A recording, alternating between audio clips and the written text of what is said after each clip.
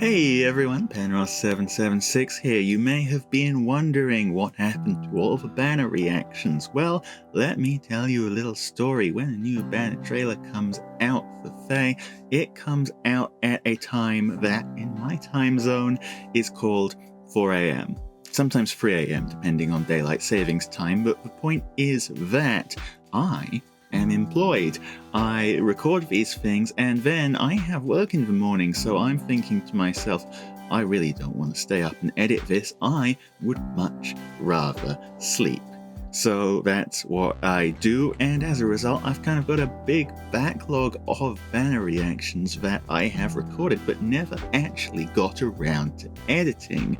Well, I figure since you people were so wonderful as to push me over that 1,000 subscriber mark, and I'm now making real money online, well, I figure the least I could do is finally slap all those banner reactions together. So, here we go, my big banner reaction marathon. Hello everyone, Penrost here, looking at the new, well, starting off with a mythic hero here. It's going to be Lumera. I wonder how the emblems are faring. Yes, I wonder how the emblems are faring. So for those of you who saw the Faye channel, and for those of you who did not see the Faye channel, it is the other unit on this banner who I'm most excited for, but we are starting off with Lumera, a light season mythic, blue dragon, armed with the Monarch's Stone. Accelerates special trigger, cooldown count -1. Start of combat, the unit's HP is greater than or equal to 25%. It grants plus X to all stats to unit, where X is 25% of foe's attack at start of combat, -4, minimum 5, max 14. It's always hard to tell exactly how much these foe's attack-based skills are going to actually give you, but it's going to be a pretty decent chunk of stats all round. Deals damage equal to 20% of unit speed, excluding area effect specials. Okay, so maybe a fast dragon. Reduces damage from foe's first attack by 40%, which includes brave attacks, and inflicts special cooldown charge -1 on foe per attack. Only highest value applied, does not stack during combat. Finally, she's a damage, so she gets adaptive. She's a damage, she's a dragon. She gets adaptive damage versus ranged units. The weapon is not really telling me too much about what she's got going on. She is pretty tanky and she hits pretty hard. She's got slaying for specials that can be offensive or defensive. She's got just all-round good stats. She's got speed, she's got damage reduction, she's got guard. So I guess kind of on the tankier side, but all in all, this is kind of just a big stick as far as weapons go. Nothing particularly game-shattering going on here. She's got a rally skill, rally defense res plus. She's got Scowl 4, attack speed Scowl 4 specifically, so I'm guessing the whole speed dragon thing is very much the case.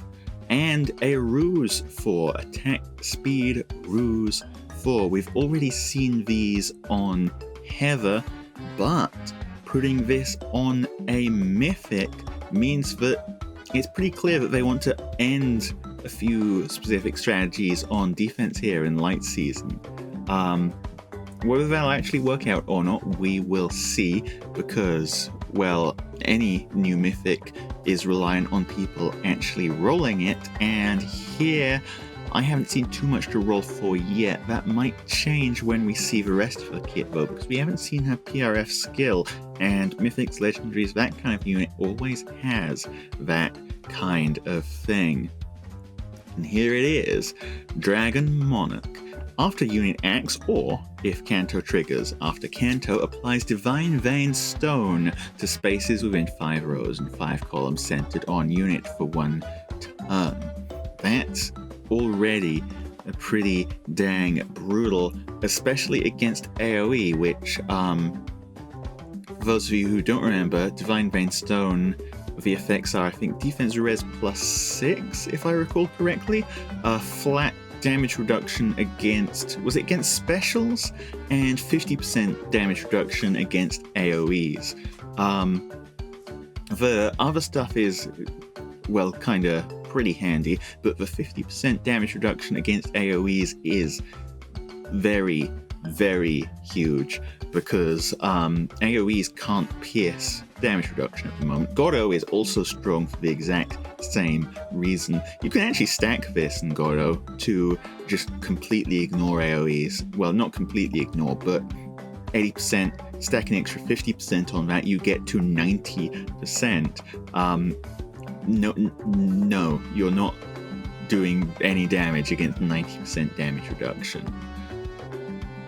Aside from that, and by the way, it's a pretty big area, but as well, 5 rows, 5 columns, so that's a 5x5 square of Divine Vein Stone, so you can position her up to 4 tiles away on the diagonal and still reach, so fairly safe positionally as well. Grants attack speed defense res +4 to allies within 5 rows and 5 columns centered on unit, and neutralizes effects that inflict special cooldown charge -X on those allies during combat. So she also grants Spectrum +4 in that area, and a half tempo, an offensive half tempo, which is a pretty useful skill to offload. I've used a female legendary Byleth for that before. It's a pretty rare skill to actually offload, so very handy putting that on Lumera here. And then if there is an ally within 5 rows and 5 columns centered on unit, grants Spectrum +4 to unit, reduces damage from attacks by 30%, excluding AoEs, and neutralizes effects that inflict special cooldown charge -X on unit during combat. Put that all together, and well, I think this is a pretty evergreen mythic by the looks of things. Offloading half tempo, very strong for supporting tanks in the modern era. A lot of those are. Someone's playing the saxophone outside. Can you hear that? Is that picking up on the mic? It's 4 a.m. Why are you doing that? Anyway, don't let me get distracted.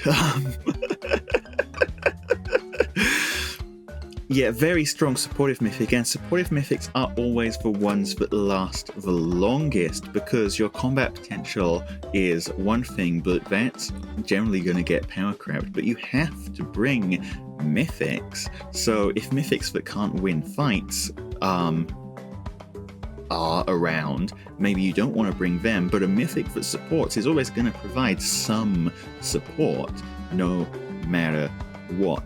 And it seems like she'll be able to fight pretty well on her own regard. Maybe not Omni-Tank, obviously, but as a bruiser, she's got a pretty high stack of damage reduction, and she's got a pretty high stack of Spectrum stats. And, well, Divine Vein Stone is just really good as well. But Lumera is not who we're really here for.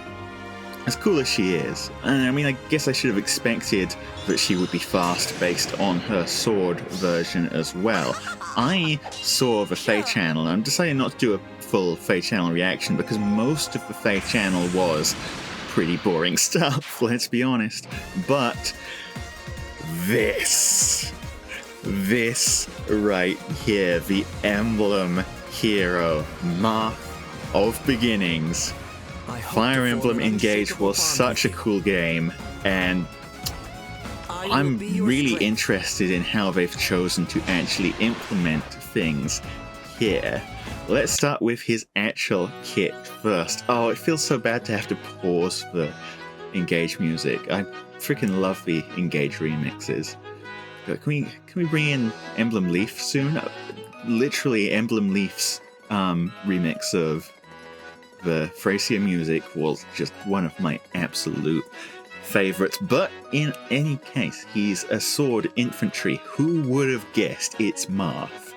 Armed with the Hero King Sword, accelerates special trigger, cooldown count -1, effective against dragon foes, naturally. At start of combat, if unit's HP is greater than or equal to 25%, grants Spectrum plus X to unit, where X is 20% of unit's speed at start of combat plus 5. Unlike Lumera, no cap on that, so if you can buff this guy's visible speed to some ridiculous amount, he's getting some wild Spectrum stats out of that.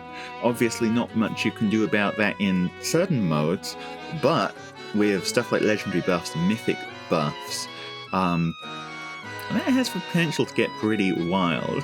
Reduces damage from foes' first attack by 40%. Alright. Reduces the percentage of foes non-special, reduce damage by X%, skills by 50%, and unit can make a follow-up attack before foe can counterattack during combat. Very, kind of hard to pick the exact direction of this unit from just this, because it's a very, bruisery kit as well. Not, built for omni-tanking, obviously, but very, wanting to slug things out with other units, and also very aggressively focused, I'd say, with that desperation built in for free there, and the DR shred as well. That being said, he's got a PRF special, Lodestar Rush. Boosts special damage by 40% of unit speed is pretty wild on a 2 cooldown, which is not a 2 cooldown because he's got a slaying weapon, it's a 1 cooldown. 1 cooldown, 40% speed. And he's already multiplying his speed by 1.2 thanks to the effect of his weapon giving him 20% of his speed as more speed. Neutralize effects will inflict special cooldown charge -X on unit during combat. I was wondering why this isn't in his weapon tempo. Apparently it's because it's in his special. Come to think of it, we haven't seen null follow-up either yet. I guess we'll see if he has that or not in a moment. If unit special is ready or has triggered during this combat, potent follow X% has triggered, and X is less than or equal to 99, then X equals 100. Huh? What's X? Aside from 100. What? Okay, so it looks like there is some value of X that can be less than 100, and it is increased to 100. What's Potent Follow X? Potent Follow X% triggers an additional follow-up attack immediately after unit standard follow-up attack. Okay, and deals damage equal to X% of unit's normal attack damage. If unit cannot make a follow-up attack, this effect triggers when the standard follow-up attack would occur. This effect is treated like a follow-up attack, so effects like reduced damage by X% still apply, but this effect is not affected by effects. Not affected by effects that prevent follow-ups or attacks twice effects. Only highest value applied, does not stack. Okay, so if he has potent follow X% and it's like, I don't know, 20% or something, or 40 or 50, or I don't know what number they're giving this thing, which by the looks of things is some kind of status that lets him make a third attack, at reduced damage, then it's no longer at reduced damage, it's at full damage. I think. Maybe. If units or foes special is ready or triggered before or during this combat, reduces damage from foes' next attack by 40%. Once per combat, excluding area of effect specials. At least that bit we've seen before. Nice that it works against both ranges. So he's got 40% pierceable DR, but then an extra 40% unpierceable. I'm still not sure if tank mode is an answer here, but it definitely seems like he's a ridiculously strong aggressive unit. who can potentially attack a bunch more, and is always going to be hitting you with a big special no matter what. In the A slot, we've got attack speed finish 4. I mean, it's only natural, right? He's got a 1 cooldown special with built-in tempo, meaning that so long as he hits you a second time, which, let me remind you, he has free desperation, he is hitting you a second time unless he literally is failing the speed check, which, good luck making him fail a speed check. He is getting that special. So yeah, finish 4 is a pretty dang good pick for him. We're still only on the A slot. Oh god. In the B slot, Potent 4, a new green B slot, a new tier 4 B slot, inflicts speed defense -4 on foe during combat and reduces damage from attacks during combat and from air effect specials, excluding Roku air effect specials, by 30%.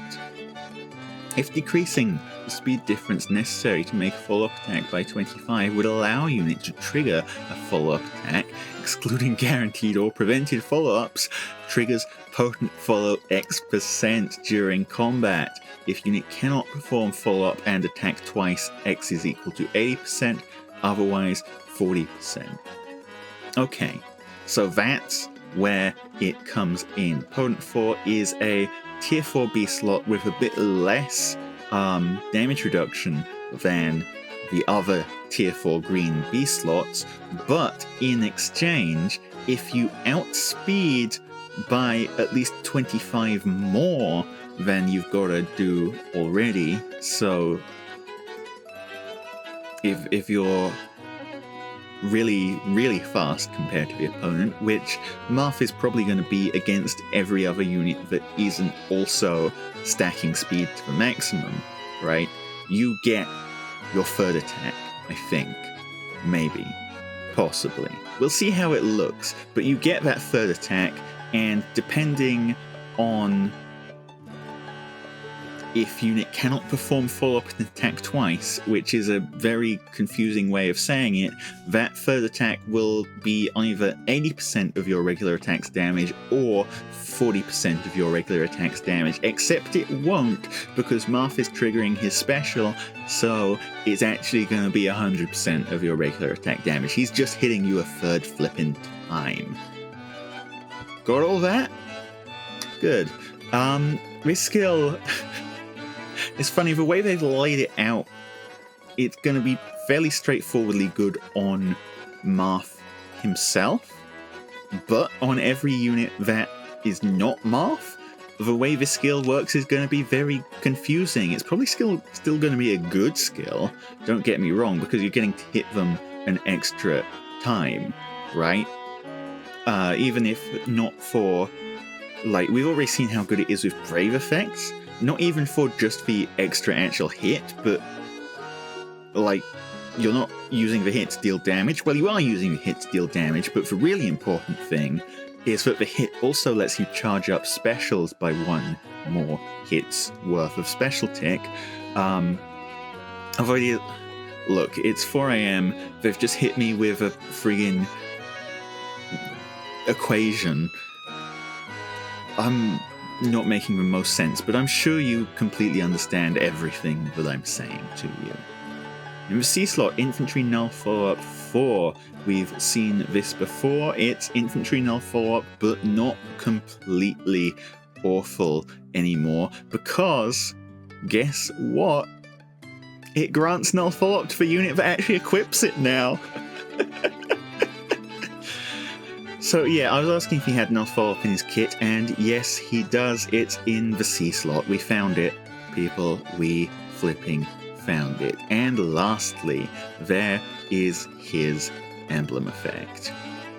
So the emblem effect, you kind of equip him to another unit as an emblem ring. You know, just like in Fire Emblem Engage, you can engage your Fire Emblem and get an extra effect. Here the effect is slaying.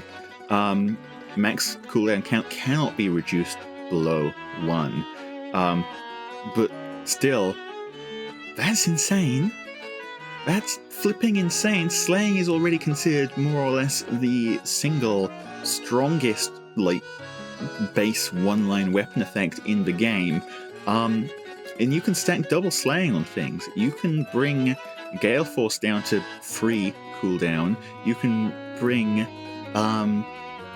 any of your like 3 cooldown specials like Deadeye down to a 1 cooldown Deadeye on a unit that already has slaying, because there's no can't stack here. This can probably stack. They've done a little bit of balancing by reducing special damage by 8 if you're on a Brave effect, which is good, because can you imagine Deadeyeing twice? But still, insane, freaking busted, cracked over here. It's slaying. You can just give people slaying. This is actually the most ridiculous thing of this entire unit, right? That right there I would call makes Marth a must-have by himself, regardless of anything else. Are they going to make the other Emblem units this strong? Because I assume they're not going to just stop at Marth, right? Are they going to... Like, what are the rest of them going to do? If Marth just gives slaying for free... Well, in any case, I'm very excited by what this means for the game. I mean, the way they did it, it kind of makes emblems, like, straight up better than not having emblems. They're pretty much must-pulls, in my opinion, which is a little bit rough when they're on Legendary and Mythic banner, and good luck pulling them when they're sharing with 3 other units, but the evil of doing it like that is kind of counteracted in my brain with all the ridiculous ideas I'm already thinking of constructing by slapping this emblem ring on people. There's still a whole bunch of video left. Let's see what the rest of it is. So yeah, he's gonna hit 3 times. An emblem strength. An emblem strength. Yeah, so that's how Potent Follow works, I guess. And yeah, they're going to show us the engage mechanic. So you use Marth, you stick him on Alear, and look. Are you actually going to show us the effect? Yeah. Draconic Aura down to 1. That's a free cooldown special. No, it's at 1. The Divine Dragon. Of course they put it on Alear, by the way. The guy is the Mr. Fire Emblem Engage himself. Who else is on the banner? Legendary Micaiah, Mythic 4, Mythic Ash, Mythic Elamine, Hinoka, Fur, Plumeria, Sed, Sonia, and Veil. Let's wait for them to pull up the color by color. I mean, it's not a horrible banner by any stretch of the imagination. A little bit rough. Putting Fur there. I mean, it's not that rough if you don't have a copy of Fur already, right? Given that she is an ascended unit, you do want 1 copy of her for that floret.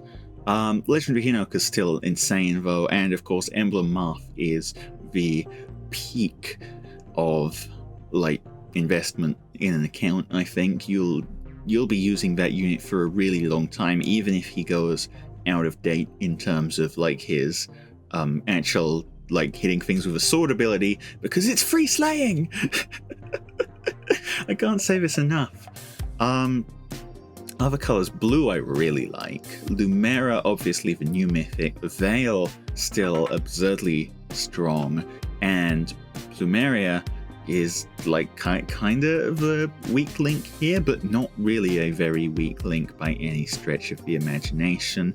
Colorless, I mean, Elamine, Ash, both of them are still super useful. Ash, I mean, has kind of been like partially replaced by Guidance 4, but she's still basically the guidance for infantry. She's the infantry that is doing what your flyer units are normally locked to being the only ones capable of. And she's a mythic, so if you want to do guidance shenanigans, you don't have to waste a non-mythic slot on her. Legendary Micaiah is the odd one out here. And then green is kind of an AoE fest, and 4. 4 has been a little bit falling off, but I mean, it's still mythic merges. The AoEs are strong, don't get me wrong, although you probably don't want to use them on Dark Season anymore, because yes, you've got to deal with Goto and Lumera now. Oof. They're both good AoEs though, in their own right. Yeah, I'm probably what? Who am I kidding? I'm definitely sparking Marth on this one. Looks like they've actually got a second spark on this banner, probably to encourage people to get Marth and Lumera. I'll see if I can pull Lumera myself. I would like a copy, but I do not have the Orbs spare to go for 2 sparks, and Marth is just so valuable. Hey everyone, Penrost here. Let's take a look at the new Special Heroes banner. Yep, here they are, Special Heroes. What we were all expecting to see.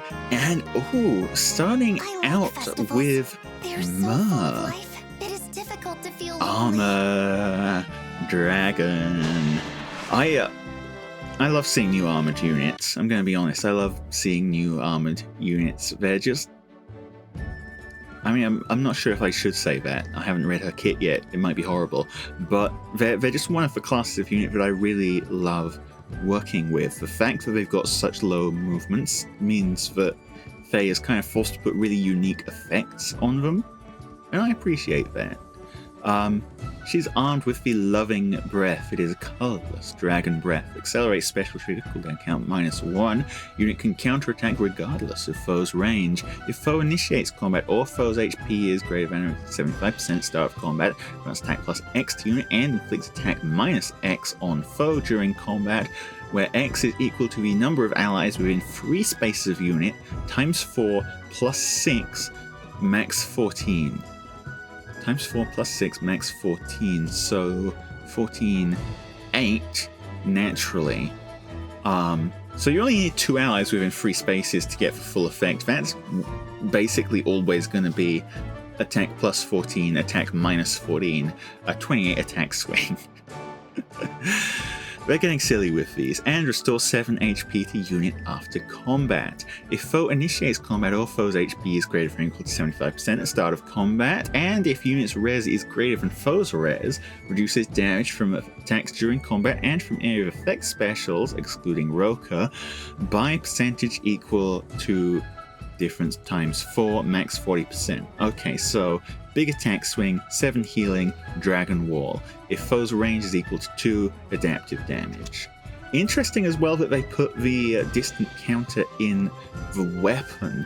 Normally they're kind of fine with dragons that are built for near and far range not necessarily having built-in DC because of the distant counter dragon seal, but I guess they want you to be able to run stat seal on her as a far saver. Or, well, actually, next up, let's take a look at the special, because that's probably going to tell us what type of save they're expecting you to be. Boosts its Armored Beacon, boosts special damage by 40% of unit's defense, and if foe's range is equal to 2, okay, so far save is the intended role. Makes sense. And it has the regular beacon effect of 40% damage reduction, which, because it's in the special, is unpierceable damage reduction. In the A slot, she has defense, res, scowl 4. Apparently this is the first time we've had this specific combination in a scowl. Interesting. makes sense, though, that she would bring this. A slot for dragons. This is really one of your best options. She has a natural high res stat. You can see that just from her weapon effect for built-in Dragon Wall. You may as well take full advantage of that. Run a scowl skill, protect yourself from specials, and we've already seen before that protecting yourself from specials the way that, for instance, Jubilith does, is one of the best things you can do to keep your save unit alive. So, very sensical choice of a slot. 2 pages really seems to have become the norm, though. In the B slot, we have Canny Fighter. Mr. Incredible becoming Canny. For those of you who aren't aware of that, I've just said something absolutely ridiculous, and you're just going to have to take my word for it. At start of combat, if unit's HP is greater than or equal to 25%, inflicts attack res -4 on foe. Unit and foe cannot make a follow-up attack. Reduce damage from foe's first attack by X%. If foe can make a follow-up attack, X is equal to 80%, otherwise 40%, and reduce damage from foe's follow-up attack by 40% during combat. Whole lot of gumph on what a first attack means, but it works with brave effects. And restores 7 HP to unit after combat. Huh. This is Jubilith's B slot, except they changed the stats on it so it affects res now, because we're putting it on dragon. Great. Little bit of skill pool inflation there that yeah, sure, if you want the 80% DR B slot that matches your stats, make sure you pull the right unit or you might get the wrong one. I don't like it when they do this, but you know what, fine, sure, Canny Fighter, why not? It does work pretty well, the Jubilith version of it, so I don't see why this one won't work either. It's a lot of damage reduction. It is completely pierceable, but the scowl protects you from it getting pierced. So, yeah, enjoy. And in the C slot, Darkling Dragon. At start of turn, if units within 2 spaces of an ally grants defense res +6 and Warp Bubble to unit for 1 turn. Scary. At start of turn, grants defense res +6 and Warp Bubble to any support partner within 2 spaces of unit, or if unit is not on a team with unit support partner, to ally with the highest defense within 2 spaces of unit for 1 turn. Well, okay, 2 things. 1, Warp Bubble, strongest status in the game. You've seen how much warping is in the game. Warp Bubble. I always joke that Gatekeeper is the strongest unit in the game, and he is, but this is also the strongest unit in the game because of this. The second thing that's really exciting here, they've printed a support partner effect that doesn't break in the AI's hands, because remember, when you put your units on the defense team, they do not benefit from supports. Your supports are not present. So a lot of support partner-based effects are only usable on offense. They completely fail in the hands of defense team. Not so this one. If you want to Warp Bubble people out, guess what? You frickin' can. And it's putting it on 2 different units is a really nice little bit of redundancy as well. Basically stopping your opponent from being able to, because obviously I assume there's a save effect in here somewhere, right? Obviously, if this unit is tanking for you, if they just break the tank, then they could warp everyone else in. No, there's a second unit who also has Warp Bubble. How are you going to deal with that theoretical enemy of mine? So yeah, I really like the redundancy. I really like that the support partner thing doesn't break if you don't have a support partner. If units within 2 spaces of an ally inflict special cooldown charge -1 on foe per attack during combat. Guard, that's nice. Reduce the percentage of foe's non-special reduced damage by X%, skills by 50% during combat. excluding AoE specials. Okay, so Guard for survivability, and DR Shred to let her kill on the counterattack, presumably with her special, which is, of course, big because Canny Fighter only has 40% on the second hit. So you've got Scowl to prevent the pre-charge special. If they manage to pre-charge anyway, you've got Beacon. Otherwise, Beacon is protecting you on the second hit, and you've got the Shred to try and let Beacon kill. Lastly, if foe uses bow, dagger, magic, or staff and initiates combat against an ally within 2 spaces of unit, triggers Savior on unit. And if unit triggers Savior, grants attack defense res +4 during combat. I knew it was gonna happen. Yeah, built-in far save effect. It does mean that you're losing a lot of this unit's utility if you want to go near saving with her.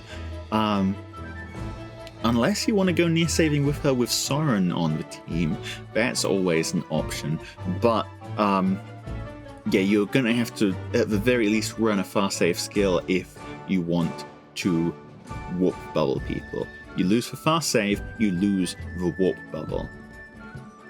Very exciting unit. I was gonna say the Gatekeeper effect is immensely important to the whole rock paper scissors of the meta right now, and the fact that it's locked to a very small handful of units, one of whom is Gatekeeper and one of whom is the other Myrrh.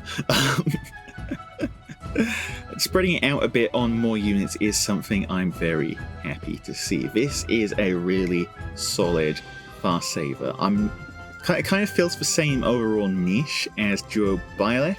Obviously not a duo unit, so you don't have the same utility there, but I think a Warp Bubble means that in a world where Winter Edelgard exists, running this as your far saver is giving a lot of protection to your near saver against Edelgards just charging their way down the map to kill you to death, and then everyone warping in after Edelgard. Good to know. Obviously, Gatekeeper is still the best, though, because the one downside of this skill is that it applies at start of turn, so again, thinking in a defense context, on turn 1 you have no Warp Bubble. You have to wait until your turn 1, which is going to then lead into the enemy's turn 2. But still, best unit in the game. Let's keep going. See some animations. Yep, hinder enemy warps across a wide area. I love hindering warps. I also love doing warps, so, you know, I want to have my cake and eat it too.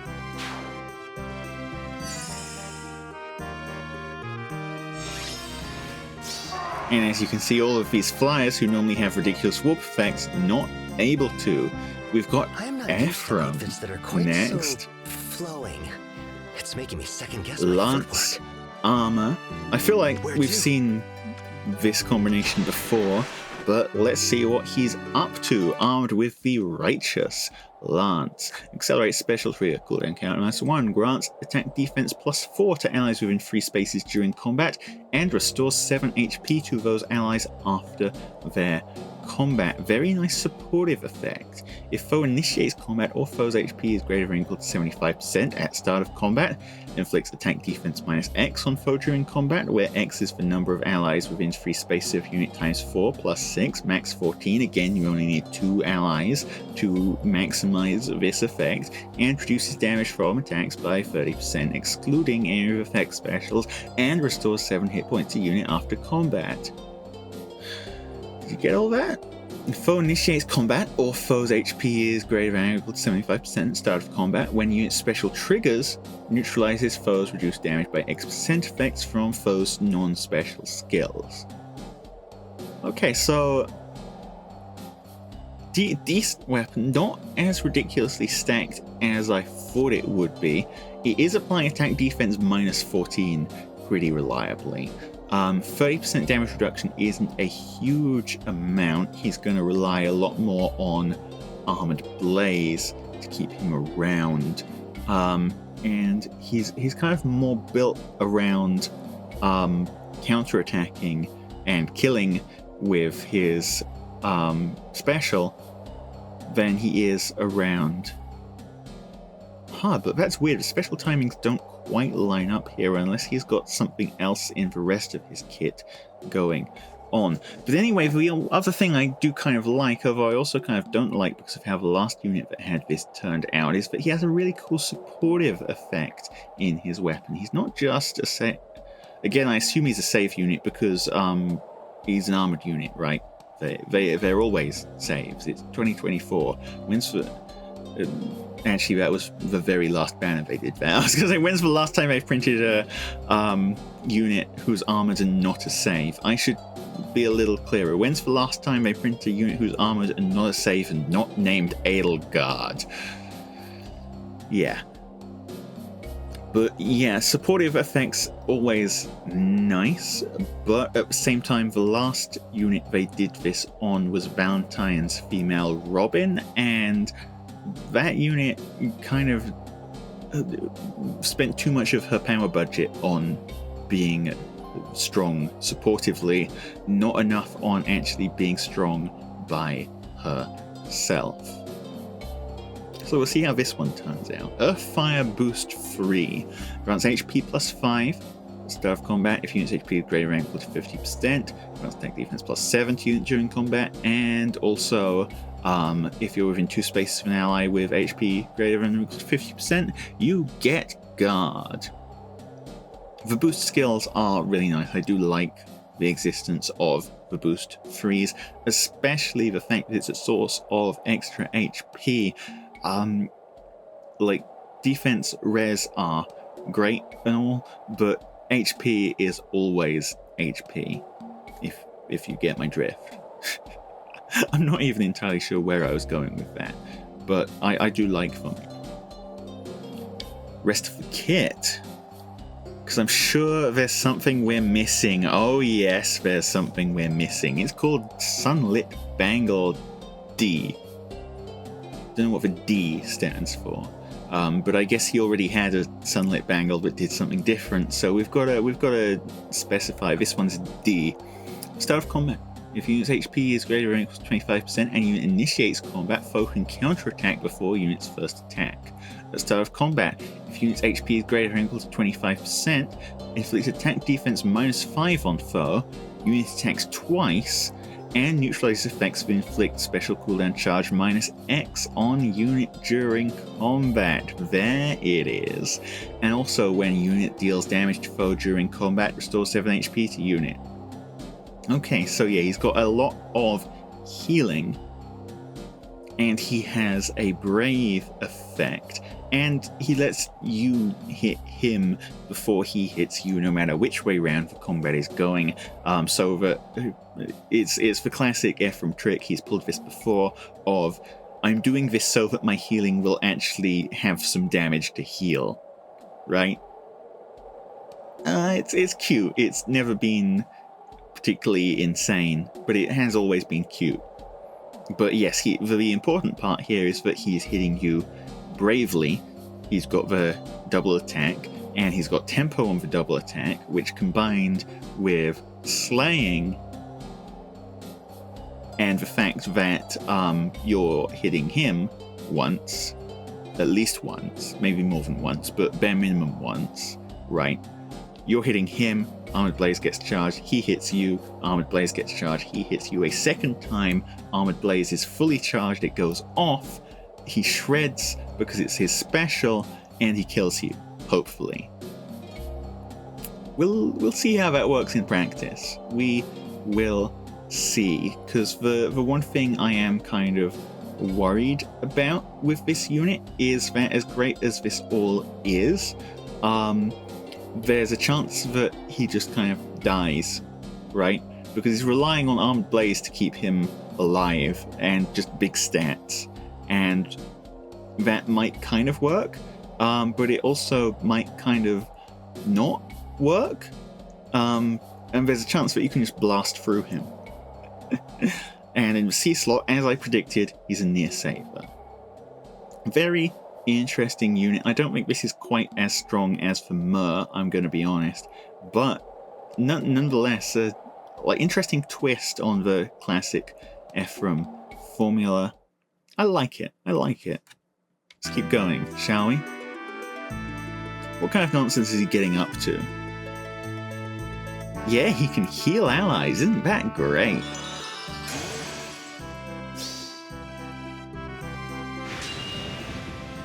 Well, he's taking 0 damage here. That's a good sign? Question. What was that special line, huh? Taking 0 damage from Violet, too. What about the special? Free damage. In any case, next up, this is... I've forgotten the name. Selena. That's right. What shall I do? Selena going to be our 4-star of the banner, the demote. She is a Red Tome cavalry unit, armed with the Devoted Basket Plus, an inheritable weapon. The start of combat unit's HP is greater than or equal to 25%, deals damage to foe equal to X% of foe's attack as combat begins. If unit has weapon triangle advantage, or if unit speed is greater than foe speed, X is equal to 30, otherwise X is equal to 15. Activates only when unit can attack in combat. Effects that reduce damage during combat do not apply. Will not reduce foe's HP below 1. Grants attack speed plus 5 to unit during combat, and grants bonus to unit's attack speed during combat equal to 15% of unit speed at start of combat. Okay, so immediately there is something very, very funny I noticed about this skill. You see it? See it? Activates only when unit can attack in combat. That's right. They saw the legendary Camilla problem of legendary Camilla removes all your hit points when you attack into her and she can't even counterattack. So they went, no, we're not doing that again. That being said, it is very interesting that they're putting this kind of effect on an inheritable weapon already. Although that being said, the numbers are a little bit lower than were on legendary Camilla. And I mean, this is a decent Red Tome, I guess. It's, as always with these things, it's plus 5 attack speed and a bunch of extra attacking speed, actually 15% of unit speed at start of combat, so pretty high attack speed buff for an inheritable, and just some pre-combat damage, you know? And we've seen how strong pre-combat damage is, right? We've seen how strong it is. There are very few things it's possible to survive at 1 hit point, and this gives you a way of effectively dealing damage against units who are otherwise too tanky, thanks to either high stats, thanks to damage reduction, thanks to ridiculous specials. Units who are too tanky to otherwise chip through. Whether it's healthy or not, can't say, but this is probably healthier than whatever the hell legendary Camilla's got going on, right? Yeah. Aside from that, rally up attack. Good to have another source of that, honestly. Always good to have more sources of rally up skills. They've got unique AI. It makes them handy to work with, but it's always tough to actually get the fodder. Attack speed catch free. Not particularly exciting, but hey, we can work with that. And AR far trace free. Okay, so yeah, the weapon's really the only super exciting thing here, but hey, that's fine. That's how 4-star demotes are. And if you want this unit, you can probably pick up a lot of copies of this. It's probably not a bad choice. Let's keep going.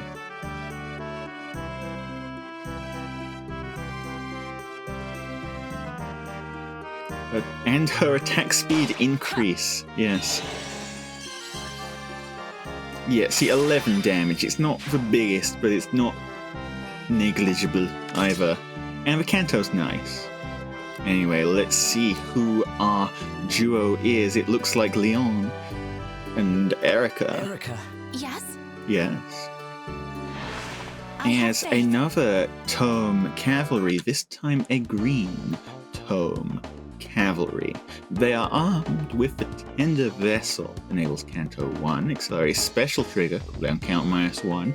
At start of combat, if unit's HP is greater than or equal to 25%, deals damage to foe equal to X% of foe's attack as combat begins. If unit has weapon triangle advantage, or if unit's res is greater than foe's res, X is equal to 40%. Otherwise, X is equal to 20%. Activates only when unit can attack in combat. They did it again. Effects that reduce damage do not apply. Will not reduce foe's HP below 1. Yada yada yada.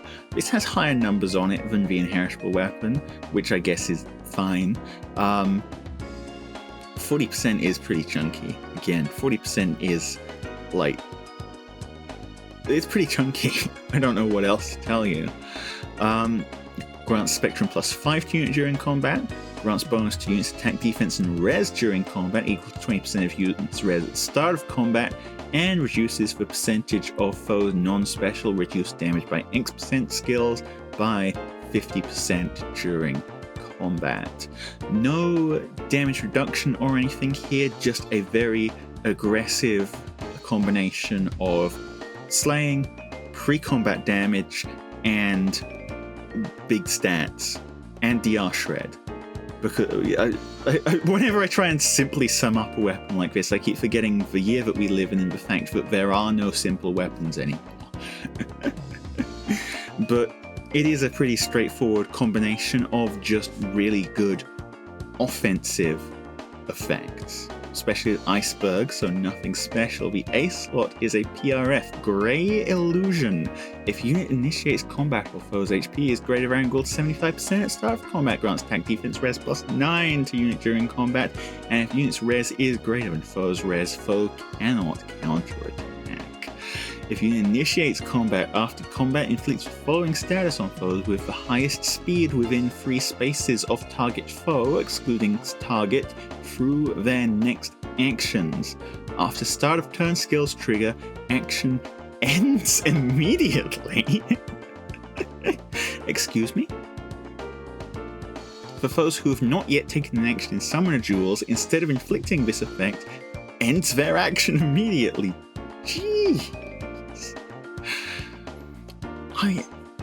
I mean, I guess they're going down the angle that, I mean, this was kind of Femordis' effect, right? Except Femordis, you actually have to attack into Femordis, and Femordis has to survive combat. This kind of flips the script. It's Lyon's turn to Femordis people, and it's Lyon who's doing the, like, active part of deciding when this skill goes off. It's an offensive choice. That being said, the conditions for who it targets have changed compared to Femordis. Femordis goes for the nearest foes. This one goes for the highest speed foes. So I think the counterplay, well, I was going to say the counterplay is a little easier. I'm not necessarily sure how true that is, but what I will say is that the counterplay against this is something that you are going to be able to do on the team building screen, as opposed to having to position right in combat. Because on the team building screen, like, to give you a random example, right? If the foe with the highest speed is a foe that can cleanse their own debuffs, for instance, like Embla, for instance. Embla, really fast, people always forget that she removes her own debuffs, right? If this hits Embla, it does nothing because it triggers after start of turn skills. That's the kind of way you can play against it. Or, obviously, if it's hitting your 7th slot unit, if for whatever reason your 7th slot unit is also the highest speed unit on your team, again, this isn't doing anything. Obviously, again, that's only if you can actually team build against it. There are still ways where this could go horribly, horribly wrong for you, and if your unit's speed stats just don't line up the way you want them to line up, then there's nothing really you can do about it.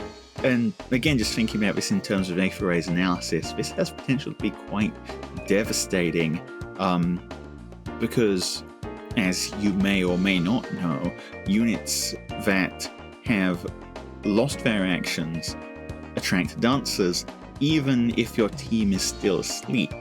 If this goes to the wrong unit, it's potentially gonna pull a dancer out of position and make your team way weaker completely by accident. That's dangerous, but in Aether Raids, I think it's going to be pretty easy to mitigate. You know what is terrifying? I think this is going to be an absolute menace in Summoner Duels, because, look, they changed the effect in Summoner Duels, right? Because it's to counteract the fact that a lot of things that are aiming to disrupt the opponent's start of turn kind of fail in Summoner Duels, because both teams' start of turns trigger at the same time, and because debuffs fall off a unit after they act. So if it was done the same way in Summoner Duels as in every other mode, this would stick a debuff on the fastest unit of the enemy team, presumably, and then if that enemy used an action before the start of the next turn, effectively, so long as you didn't move with your fastest unit first, they're gonna lose that debuff. They're gonna be absolutely fine at the start of the next turn. It's gonna do nothing. It's gonna be a useless effect. So instead, they made it end units' actions immediately. That is terrifying. Just no, I have Julian. Unless you can kill him instantly, you're running one less unit than me. Be afraid. Be very afraid. And so I've been spending all this time talking about the ridiculous effect. I haven't even mentioned the fact that foe cannot counterattack, by the way. Flash effects, I've said this for the longest time. You look back at my old Aether Raids videos, right? I was running Kemp. I have a +10 Kemp. I love that guy. I was running Kemp for Venin Sword because back in the day that was the counter to the Brave Ike meta. Right? Brave Ike was able to run Null Sea Disrupt, or he was able to run a different, more defensive B-slot. So if you forked him between Kemp, who's gonna require running Null Sea Disrupts to deal with the aftermath of Venin Sword, or you run another unit, who in my case was Picnic Flora, who can handle him when he's got a Null Sea Disrupt build, you put those two together, what you end up with is a dead Brave Ike, no matter what. I'm not entirely sure why I went off on that tangent. Alright, the reason is because basically every meta where the tank of choice does not have built-in NCD is countered by Flash. That's just how it is. So, obviously Duo Byleth has built-in NCD. Back when it was Film's turn, her Axe unit, her fast save version, that had built-in NCD, but every other armor can't inherit NCD, so armors hate this kind of effect. And actually, come to think of it, this might have kind of ruined Myrrh already. I was going to say that Myrrh seems like a pretty great fast save. I think I did say that Myrrh seems like a pretty great fast save, but if this guy's running around, can Myrrh actually do anything against this? Remains to be seen. But yeah, it's a very handy tool for bypassing like half the meta instantly. Really good thing to put on a unit. We're still on his A slot, by the way. Let's see some more skills. Probably nothing going to be too ridiculous here, but Occultist Strike. We've seen this before. If he initiates combat, deals 7 damage to foes. Combat begins, so an extra 7 pre-combat damage just to really hammer things home.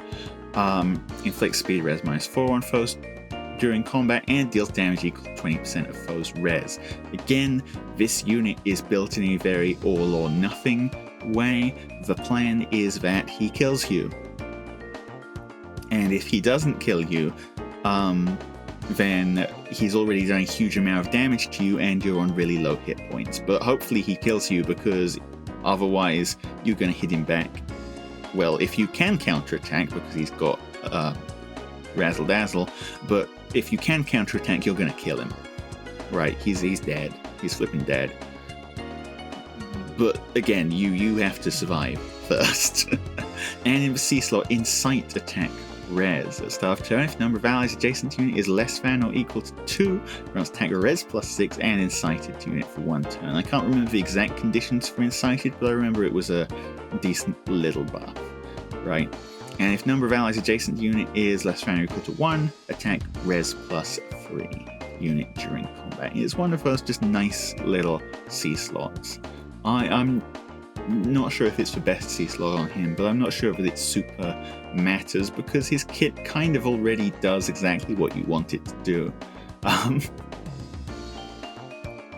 mean, the visible res buff is nice for meeting his conditions, of course, but all in all, this unit just seems ridiculous. I keep forgetting, by the way, he's going to have a Joe skill as well. What the hell is that going to do? Joe skill and A skill and foe actions. Find you. That's scary. 99. Yeah, this guy's got a lot of rares, huh? There's the just complete shutting down effect, and what does the Duo skill do? Inflicts the following status on foes in cardinal directions of units through their next actions. After start of turn skills trigger, action ends immediately. Okay, so you press a button and he turns into safer for a turn, except without even requiring a res check. He just does this. So again, reminder to no, hang on, not even safer. Just foes in cardinal directions, not closest foes in cardinal directions, everyone in cardinal directions. Gee. So yeah, build Joe's Hindrance. Most important building in the game. Do not let him use this Joe skill. And again, in Summoner Duels, this just ends people's actions immediately. This is... Summoner Duels, you bring this guy, you line him up, you press this button, you hit someone, you've removed 2 out of 5 units from the enemy team that turn. And Summoner Duels only lasts a few turns. You've ruined someone's day. They're having a horrible time now. They hate you. They hate your guts. Don't let people press this button. Don't do it. Obviously, yeah, if you've turned off... Look, we're going to do it to 4 units here. Admittedly, this is kind of a contrived layout. But, it's all cardinal directions. If you just park this guy in the middle of a team, you can turn off 3 units quite easily. Silly. Very silly. Extremely silly. I have faith.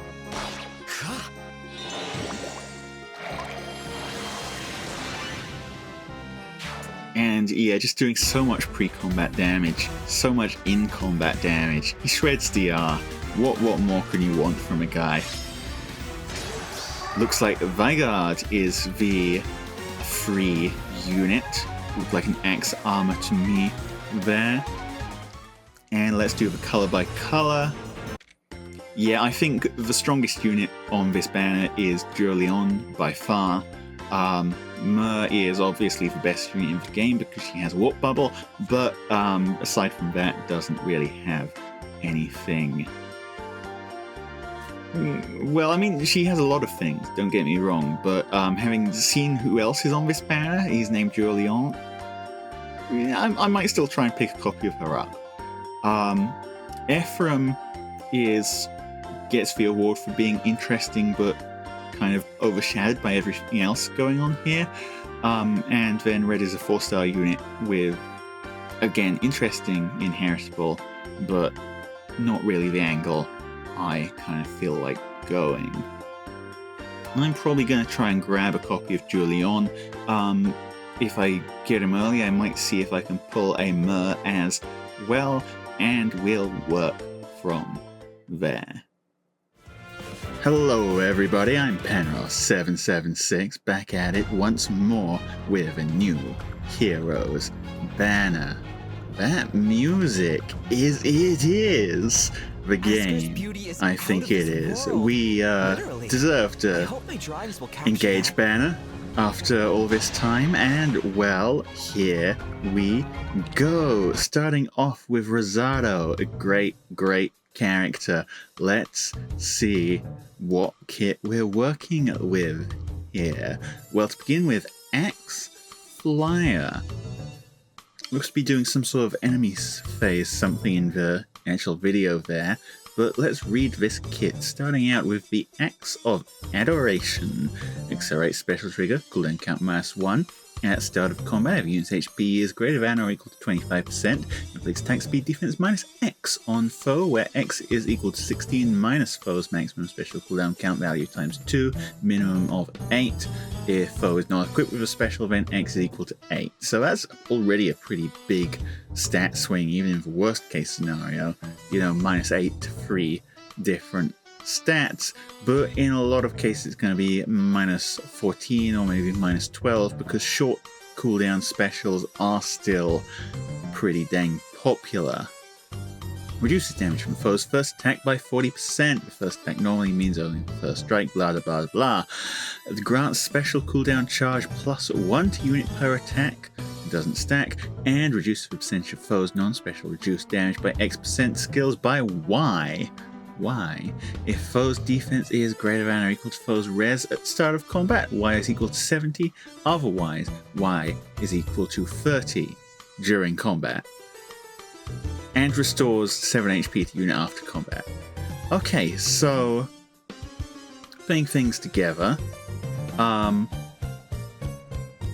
pretty big attack speed defense stat swing. Obviously doesn't hit res.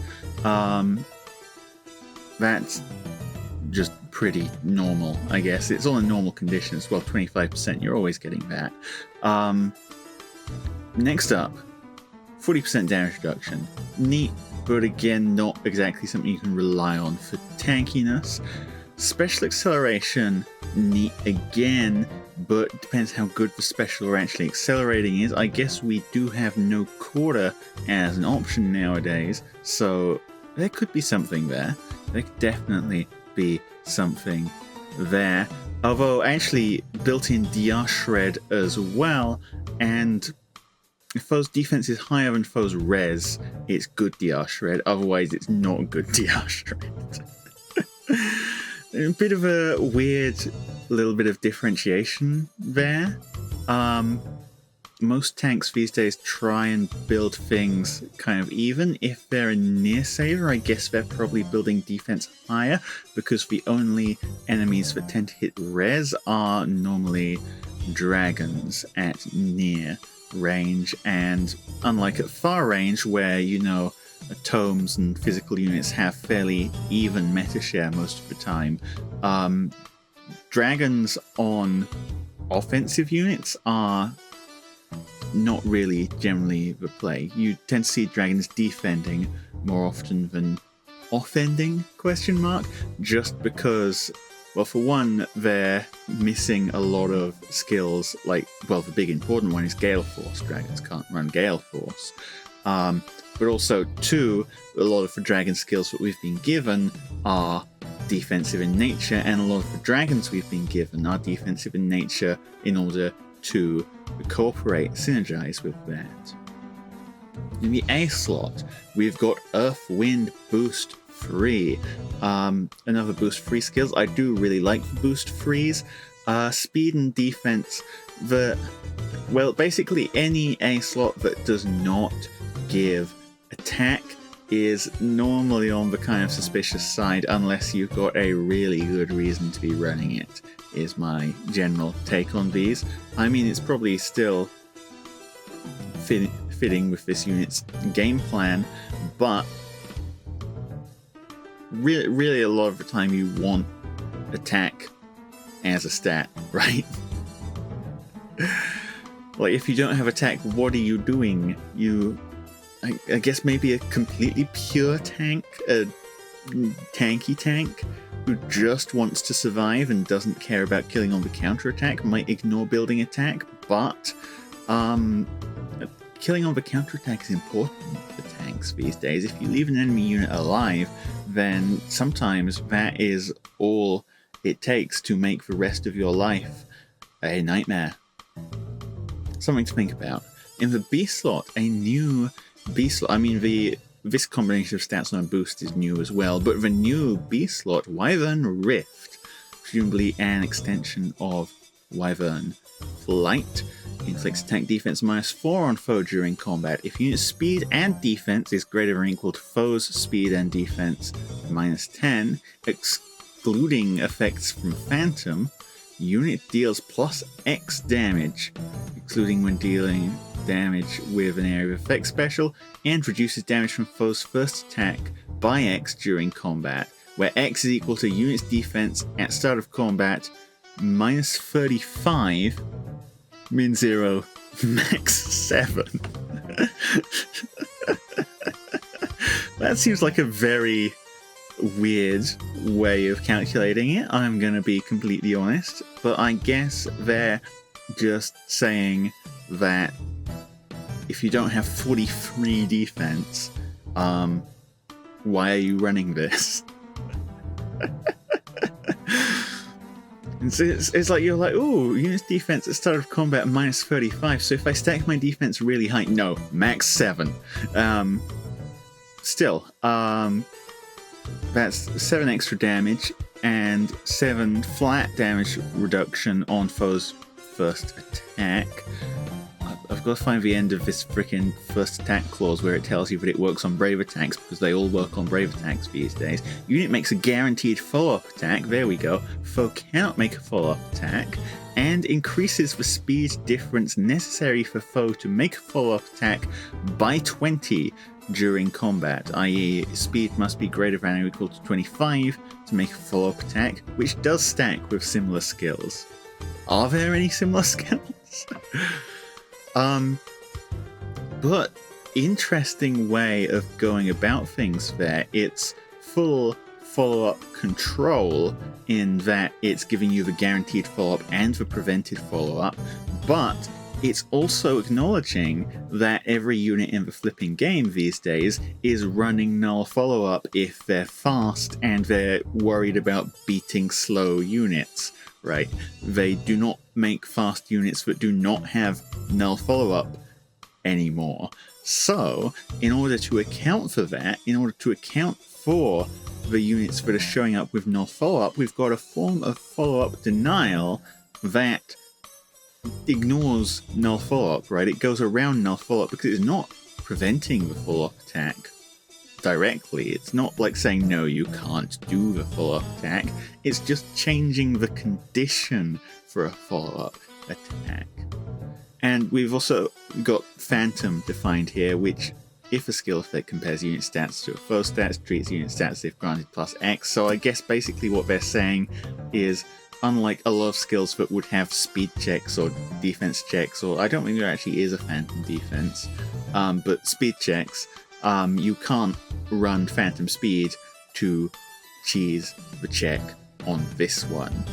No, So, that's just the B slot. Is there going to be anything else on Rosado? No, 1-page unit. So I think an interesting, like, kind of tanky bruiser axe again, but, and I mean the inheritable skills, very interesting indeed, but I don't see the Omni-Tank potential, so I don't think this is going to be a meta unit by any stretch of the imagination. Very cool, though. Next up, you and I have met. Will you Kagetsu. So we can strengthen our bonds? Like the voice actor here, by the way. Is this a 4-star? This kind of looks like a 4-star to me. It's a bit early for a 4-star normally compared to how we do these banners. Normally we do the 4-star as the 3rd unit, but I guess we're just a little different today. Either that or this is the shittiest 5-star they've printed in a long time. But as a 4-star, this doesn't look too bad, gonna be honest. The weapon first. Reversal Blade plus. If you initiates combat or within 2 spaces of an ally, Spectrum +4 to combat, and inflict penalty on foes' attack speed, defense, res during combat, equal to current bonus on foes' stats times 2. Calculates each one independently. So, yeah, it's a Spectrum +4 on a pretty easy condition, and it reverses foes' bonuses, which is a little better than neutralizing foes' bonuses. For obvious reasons, I should not have to explain this to you. Special Moonbow. Yep.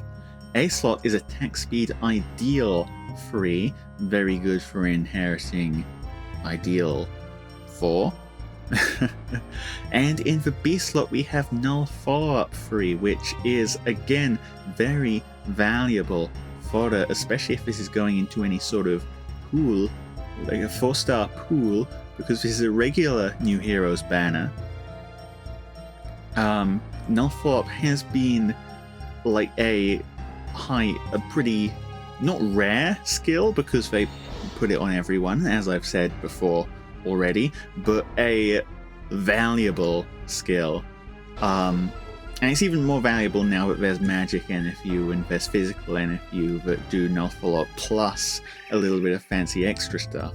But in response to that, they've given you a slightly easier way to inherit it. Ain't that neat? Thanks, Fire Emblem. Well, as it goes with 4 stars, presumably this is a 4-star, that's all I really have to say on the matter. There's not a huge amount going on here, although maybe a bit more going on than your standard 4-star. Yep. We don't even have much exciting to say about him. Who's next? Rearmed hero. Did I skip one, or Hortensia? Okay. My wisdom and refinement are outclassed. Rearmed staff. It's happening. What powerful weapon are they going to give to Reese, the bald old man? It is, my friends, the Arcane Charmer. Hortensia herself is a flying staff unit, and this weapon accelerates special trigger, cooldown count -1. Max cooldown cannot be reduced below 1, because again, staff units have 1 cooldown specials. They don't want you running around with a 0 cooldown special. Restores 7 HP to allies within 3 spaces of unit after their combat. Okay, nice support effect there. At start of combat, if unit's HP is greater than 25%, grants Spectrum +5 to unit during combat. Unit makes a guaranteed follow-up attack. Grants special cooldown charge +1 to unit per attack during combat. And deals +7 damage during combat. Okay, so yeah, they've gone a kind of generic staff route here. That's fine. That's fine. A little bit of supportive effect in the form of 7 hit points healing. 3 spaces is a good radius. 2 spaces normal, obviously, for supportive effects. 3 spaces gives you a little bit of extra leeway. I like that. But aside from that, it's just giving you very generic, good effects. Not really a huge amount to say about it, honestly. It's designed very much like the other arcane weapons have been, where rather than, or at least the first arcane weapon of each type, where rather than trying to force you into a specific niche, really, or trying to work well with a specific like category, subcategory of units, they are just trying to make a weapon that works well on every staff. And I mean, I could see you running this on basically any staff unit, so I guess they've succeeded. The assist is Rescue Plus. Do you remember when this used to... I don't actually know what I was going to say, but it is neat. It's a drawback with healing on it. I do like Rescue. Rescue and Return, both very good skills, honestly. Which one you're picking kind of depends on what kind of strategy you're going for, but I mean, I wouldn't mind having either of them. On the special, a Glitter of Light, which does appear, in fact, to be a new special. If this skill is used, special cooldown count does not go down, because that's another thing that staff units do, but no other type of unit does. When special triggers, boosts damage by 40% or 45% of foes' res. Calculates damage from staff after combat damage is added. If this special is triggered during combat, after combat, inflicts status on target and foes within 2 spaces of target, preventing counterattacks through their next actions. Okay, so going with our previous trend of staff specials, this one is a Luna that also has a flash attached to it, a flash effect. I do really like flash effects, I'm going to be honest. They've kind of been falling off slowly but surely as more and more meta tanks kind of get flash protection built into them. Like Joe Byleth at the moment is immune to flash effects. He has Null Sea Disrupt built into his base kit, but still there are a lot of units out there that cannot run Null Sea Disrupt for whatever reason, and so if you hit them with this, they are going to have a terrible, horrible, miserable time. So I like this. I like this a lot. I've always considered Flash one of the stronger effects in terms of like narrowing down what meta problems are actually a threat to you, and this is a good way of putting that on any staff unit, even one who is trying to do something else in their weapon and such can't run a flash staff. I very much expect we're going to see a second page here, since we haven't even reached the A slot yet. Yeah, there we go. A, B, and C. Attack speed catch 4. It's decent. Poetic Justice is one I do really like for just smash staffs, you know, combat staffs.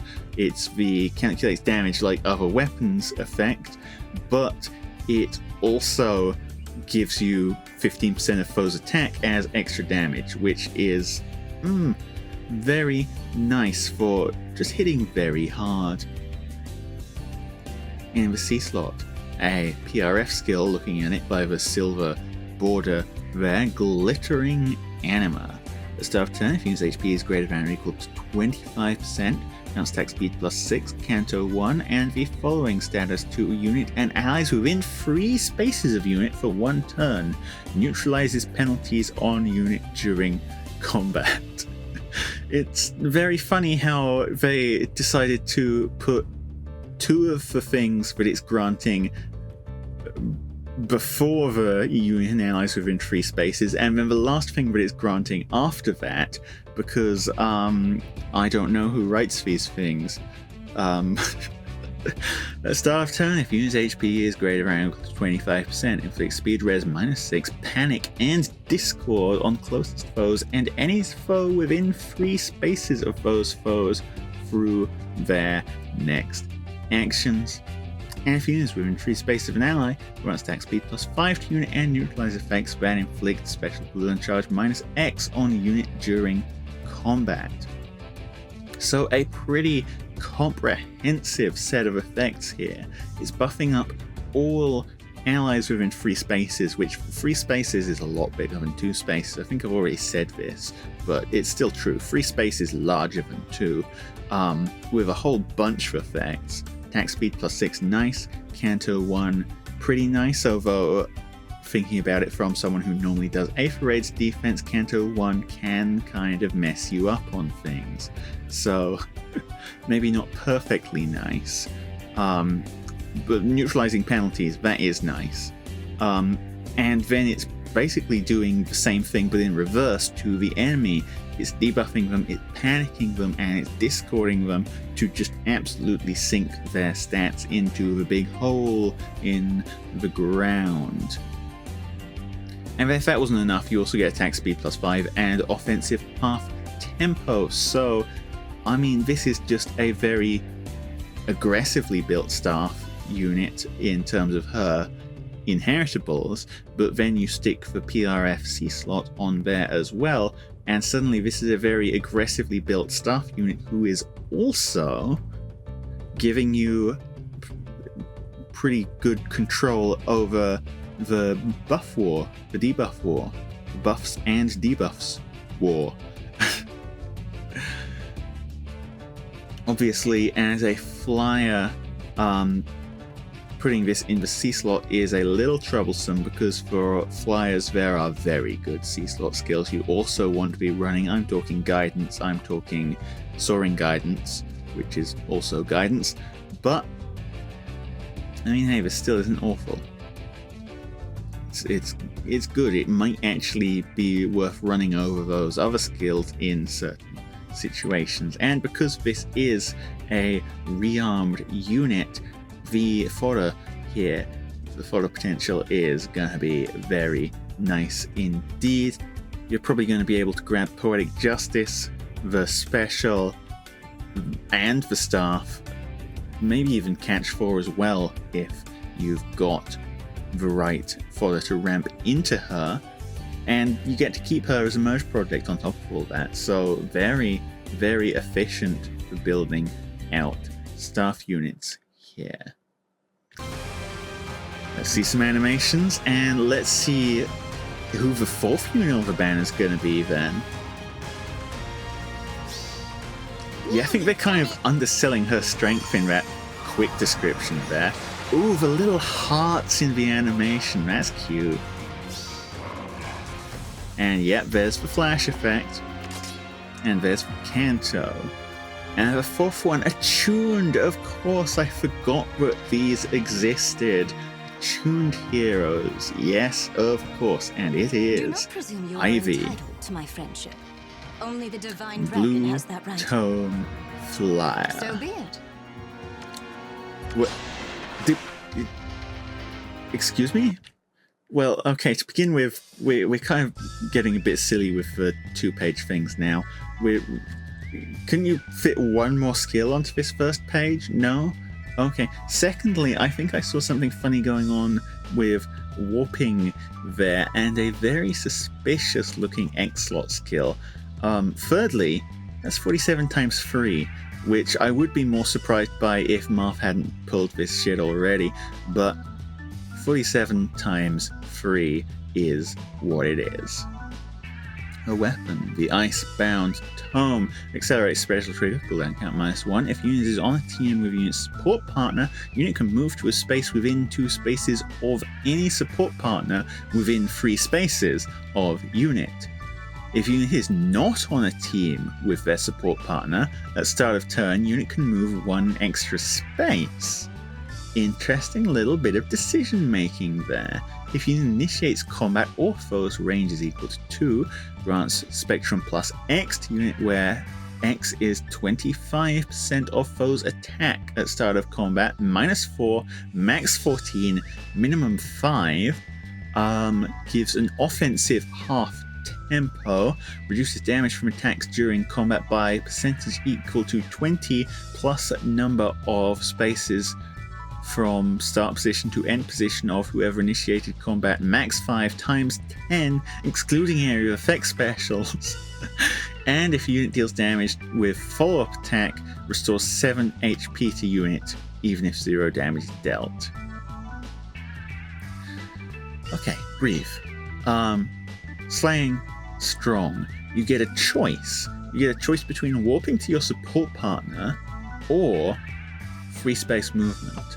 Warping to your support partner gives you potentially 5 spaces of movement if they're 3 spaces away from you and positioned where so that you want to go 5 spaces, right? And that lines up with her weapon's extra effect, because if you move 5 spaces, you get 70% damage reduction. we like 70% damage reduction. If you move 3 spaces, you still get 50% damage reduction. That's not awful either, but 70% also good. Obviously, if you're running her on defense, she's just a fly unit that moves 3 spaces, so perfect cav line unit, presumably, because obviously support partners do not work on defense. No sign of whatever's causing the ×3 here, but aside from that, it seems like the general plan is you hit them once, you get hit back, but with reduced damage, and then you hit them somehow 2 more times, and you heal up off those 2 more times because they're follow-up attacks, and you heal from follow-up attacking. As for how realistic that actually is, I'm not sure. Yet again, though, this is yet another unit playing into the trend of if you're a tank, if you're trying to tank, especially ranged units, you need to be able to pierce DR on counterattack, which is why Duobilith is so very strong. Especially as Luna, so nothing ridiculous going on there. And on the next page, we've got 4 skills. I really want to look at that thing at the bottom. I can't ignore it. But let's start with the A skill. PRF A skill, by the looks of things, Obsession.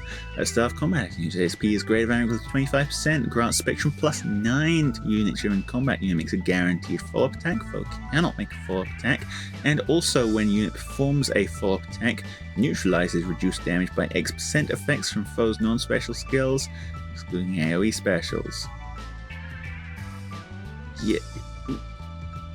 Yeah? I don't see why you need to exclude AoE specials on this one, because it's a follow-up attack. AoE specials do not trigger on your follow-up attack. They trigger before combat.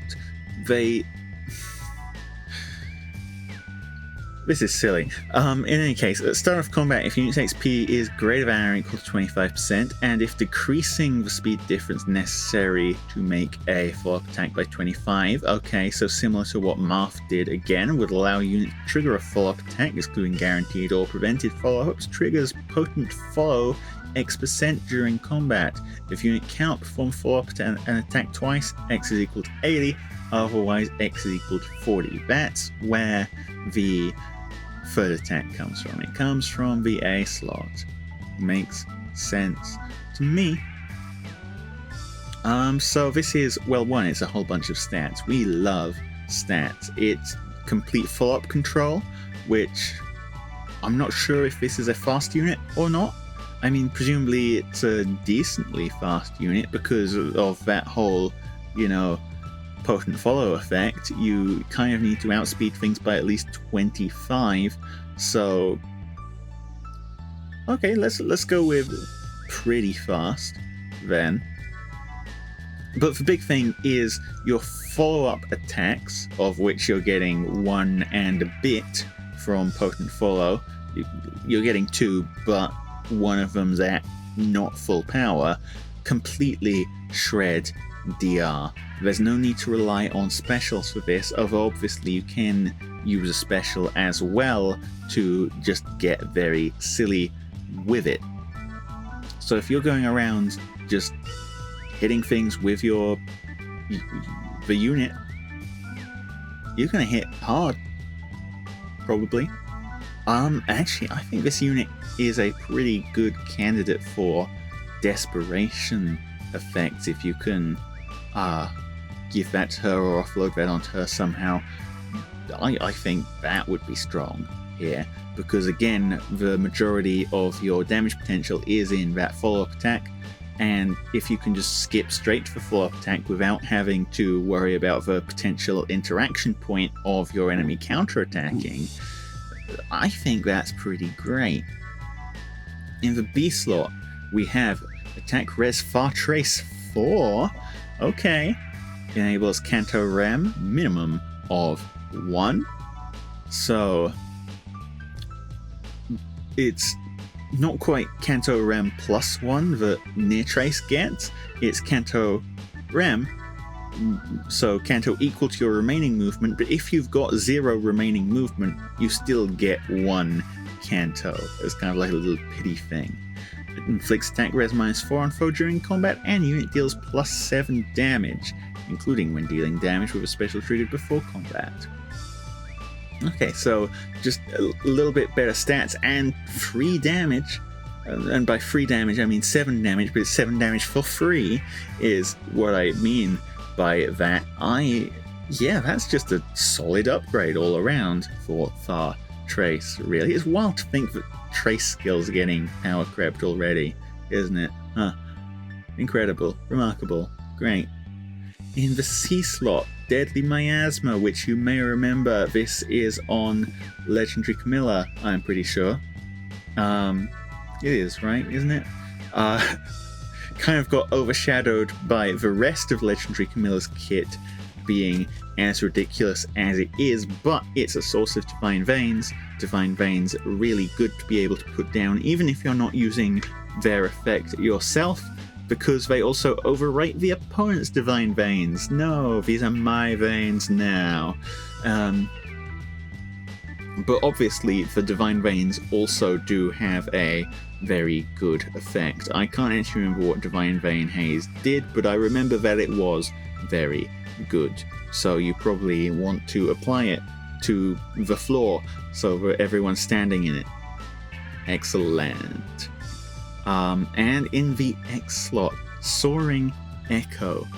Infantry and flying allies within 2 spaces can move to a space within 2 spaces of unit.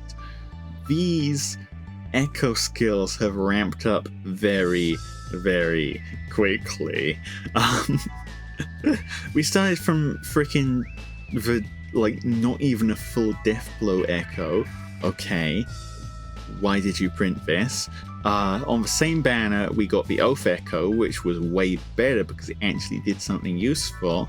And just a short while later, we're reprinting one of the strongest C slots in the game in the Echo slot. Disgusting. But also very nice. But disgusting is the key point here. Obviously, any flyer unit that can run an Echo slot, because obviously it's counteracted by PRF skills normally, but if there's not one of those getting in the way, then run your Echo slot. Any flying unit that can run this probably does want to run this. They are putting out such prime fodder on this one. It is insane.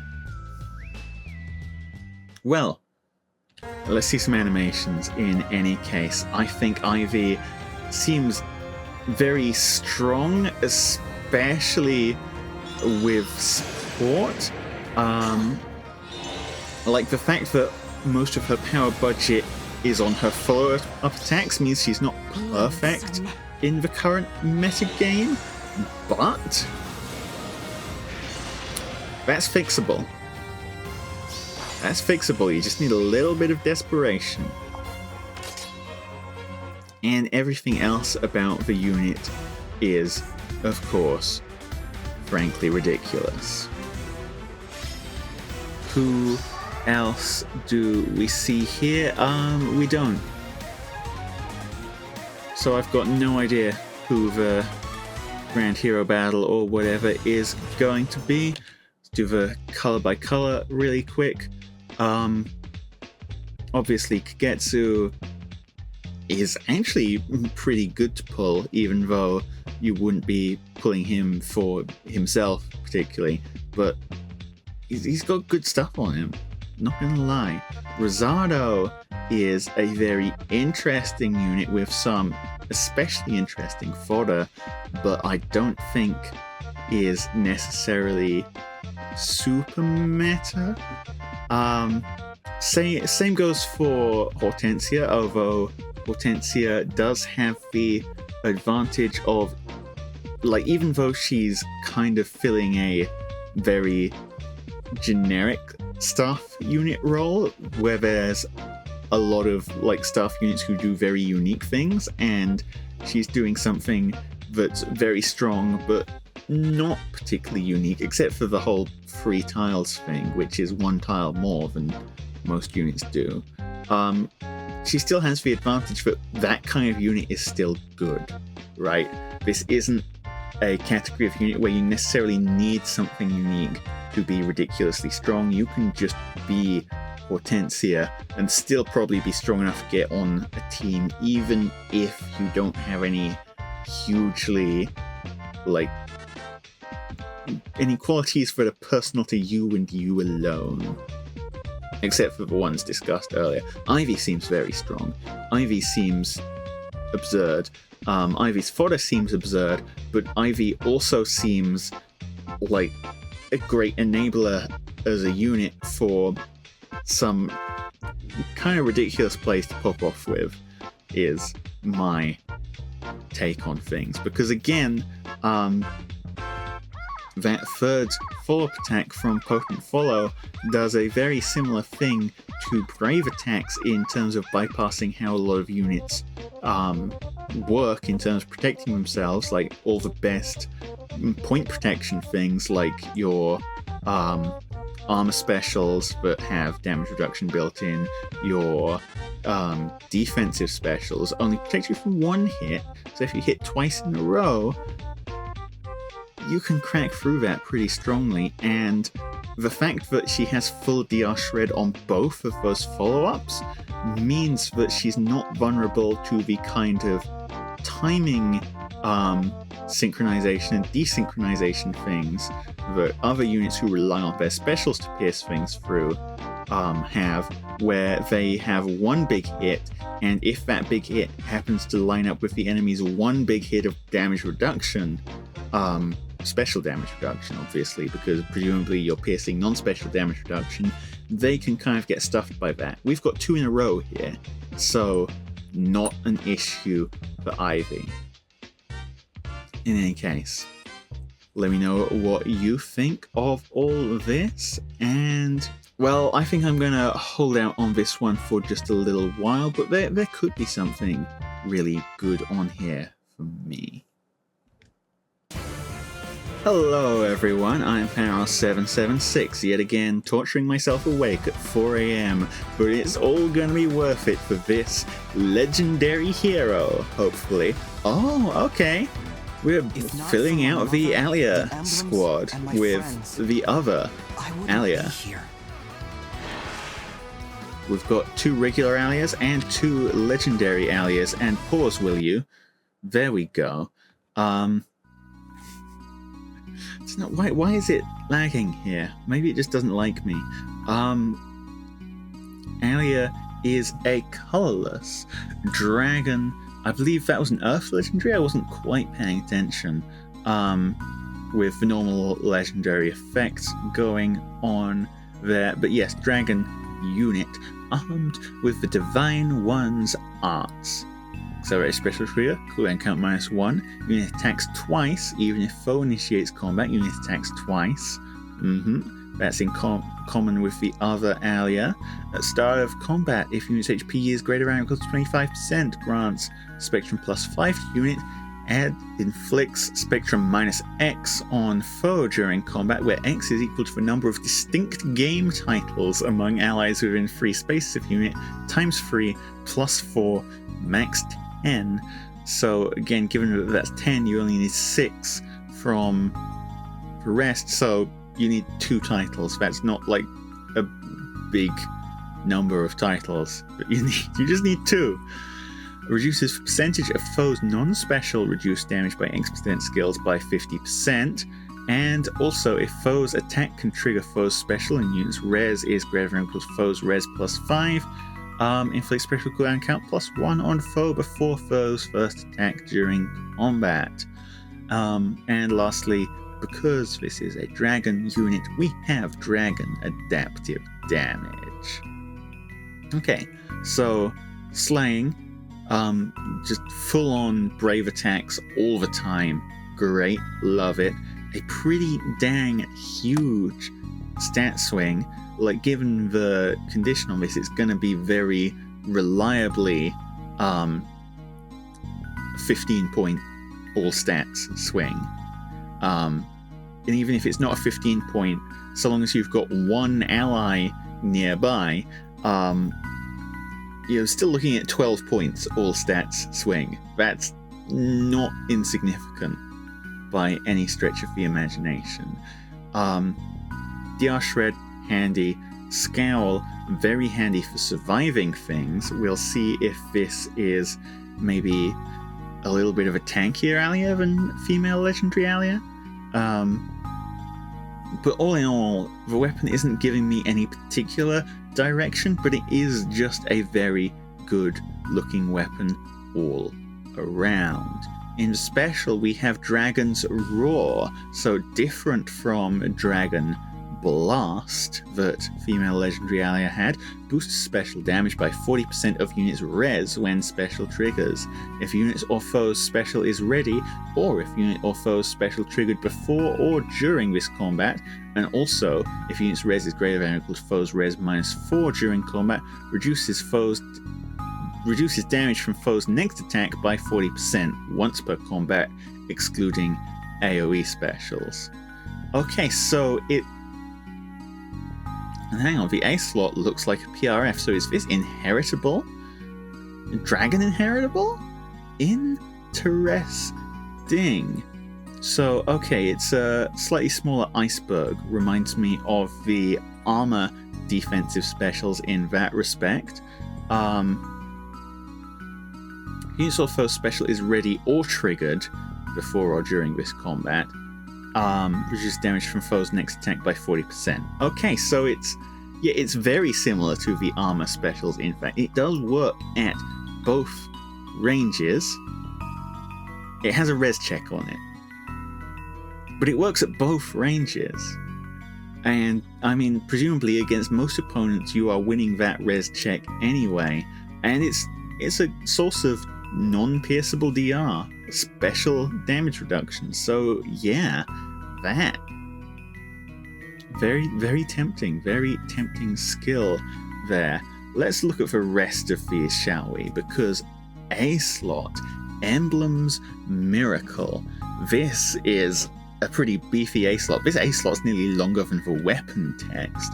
Unit can counterattack regardless of foe's range. Okay, so they're not going to make him run Distant Counter Dragon. Units within free space of an ally grants attack speed defense res +9 to unit during combat and reduces damage from foe's first attack during combat and from area of effect specials by 40%.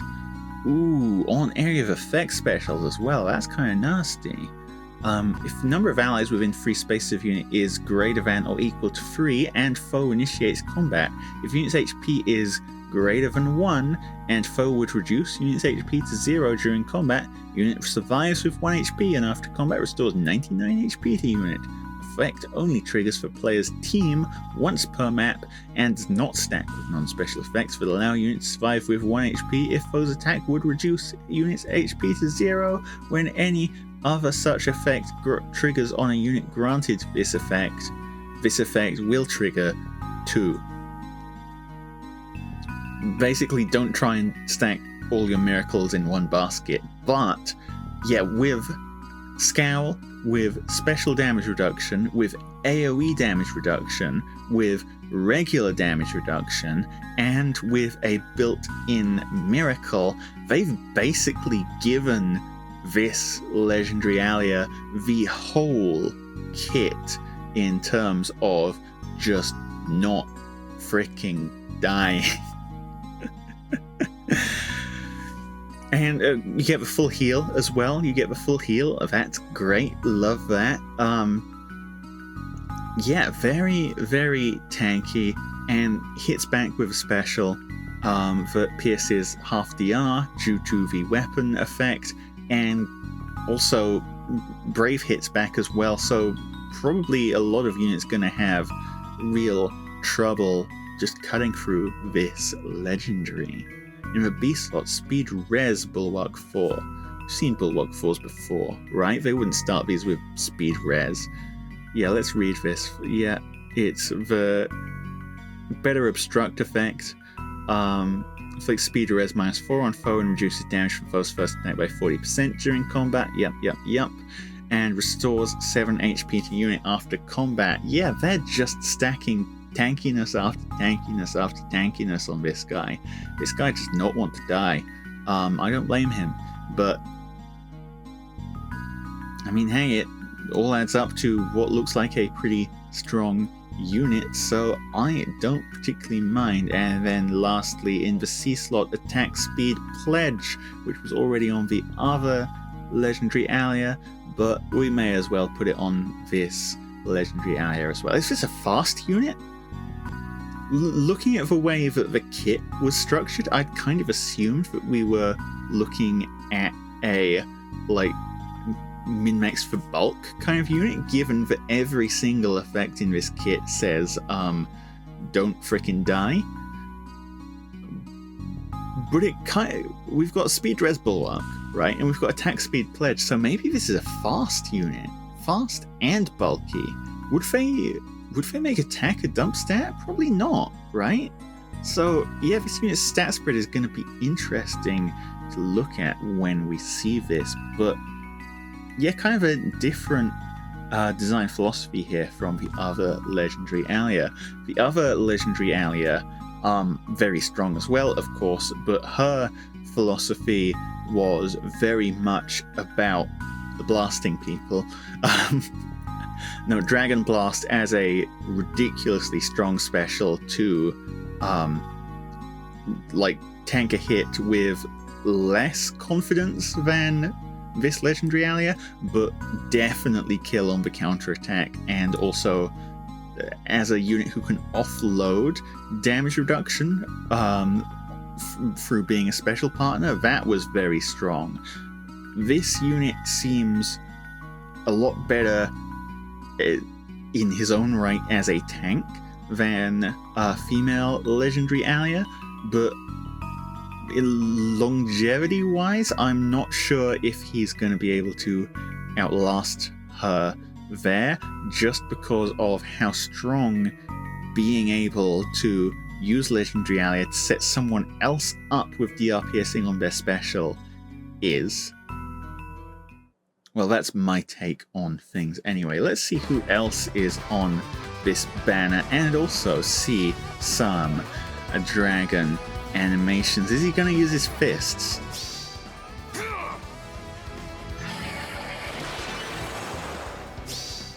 May you find rest. Oh, you bet he is. Let me guide you. Big fan. And of course, because we're living in that kind of world. Oh look, we're gonna survive something with miracle, yay! But yeah, this is a legendary unit. Pair up. All legendary units do that nowadays. And there's the full heal as well. Ain't that great? Also on the banner, legendary Myrrh, legendary Ninian, Gotto. Hey. Okay, Freya, Fabale, okay, Attuned Peony, Attuned Triandra, Harkon, and Gulveig, and Kvasir. My counting was 1 off. Color by color here, I mean, we'll get to that when we get to that, but I think there is a very real winning color here. That color is colorless. Obviously, it's got the new unit on it. The new unit seems very strong. It's got Goro, who I continue to insist is one of the strongest units in the game. Massively underappreciated unit, actually, Goro, as an offense mythic. But people who know, they know what that old man gets up to in his spare time. And Gulveig as well. Just really living in the metagame of so many extra actions. Not actually the strongest defense mythic anymore, which is kind of funny because like Brave Gulvade got more time to shine, I think, from Mythic Gulvade, just because it's the whole, you know, big non-special damage reduction era of attacking units starting to get countered by tanks who can pierce damage reduction. But in player versus the PvE modes, Gulvade can absolutely clean house with how many actions she gets. After colorless, next best color I would say is green. You've got some dang good units on there. Legendary Ninian, dang good. Haith, also one of the strongest offense mythics in my personal opinion. Haith, her support with, well, depending on what turn it is, you get a bunch of different types of support, but basically being able to rally someone up and buff herself up in the process in a way that lets them like just hit way harder than they otherwise would. That's big. And Attuned Peony, of course, is just a really good dancer, who's also good for inheriting stuff from. So, yeah. And then, blue is so close to being excellent. I mean, you've got Freya, you've got Myrrh. Freya, pretty much essential on Anima, unless you want to get debuffed to heck and back. Like, Elamine cuts down so many strategies unless you run Freya against her. Freya single-handedly removing Elamine from the metagame, and Legendary Myrrh maybe not quite as impactful as Freya necessarily, but she does have Warp Bubble, which is the strongest skill in the game. As I keep saying, I'm calling a lot of things the strongest thing in the game today. That's because they're all very strong. Fabale is also here. If you pull blue and you don't want him, he will show up. I'm just warning you. And then red. I mean, again, the units in red are not bad by any stretch of the imagination, but just kind of getting outclassed by the other colors. Yeah. Well, in any case, I'm probably going to try my luck on this banner. Let me know how you guys do. Hello everyone, I'm Penrost776, back with a new Heroes banner, or rather a special Heroes banner. It is the spring banner time after all, where I will say unhinged things, because it's early in the morning. They make me get up in the middle of the night for these things. Framme! Okay, yeah, they heard me saying we were short on engaged characters, and they replied, no, here's some engaged characters, so very happy with that. It is Spring Framme, armed with the Hippity Hop Axe. Accelerate special trigger, cooldown count -1. Grants attack speed, defense res +4, and reduces damage from foes' attacks by X%. Come on, get it together, Penrost. I know it's 4 AM, but you've got stuff to read. If unit's HP is 100% at start of combat, X is equal to unit's HP value at start of combat.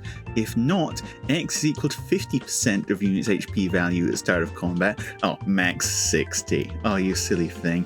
Excluding area of effect specials to allies within 2 spaces of unit during their combat. Oh, okay. And also, if the damage reduction effect of this skill is triggered, deals 1 damage to unit after combat. Deals 1 damage even if damage reduction effect is neutralized. That's a very cool status, which they have admittedly kinda preemptively shot in the foot a little bit there. I'm really sad, really sad that they do not let us use this to its full potential. Maybe I'm not sad actually, because can you imagine something like Brave Hector with like his 80-something HP when he's max mythic buffed, running around with 80-something damage reduction as well. Or I know you're thinking of who I'm thinking of as well, Ardent, who can reach the HP cap of 99 with the right support. He deserves 99% damage reduction, that's all I'm saying.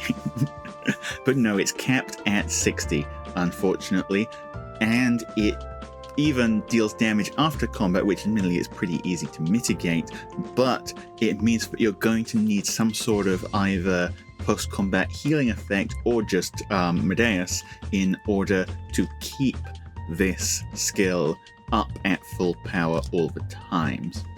At start of turn, if unit is within 2 spaces of an ally, restore 7 HP to unit and allies within 2 spaces of unit. Well, that's not after combat, but at start of turn means that as long as you're taking 1 combat a turn, you can still hopefully keep that skill up most of the time. If unit is within 3 spaces of an ally, grants attack speed defense res plus Y to unit, where Y is equal to the number of allies within 3 spaces of unit times 3 plus 5, max 14.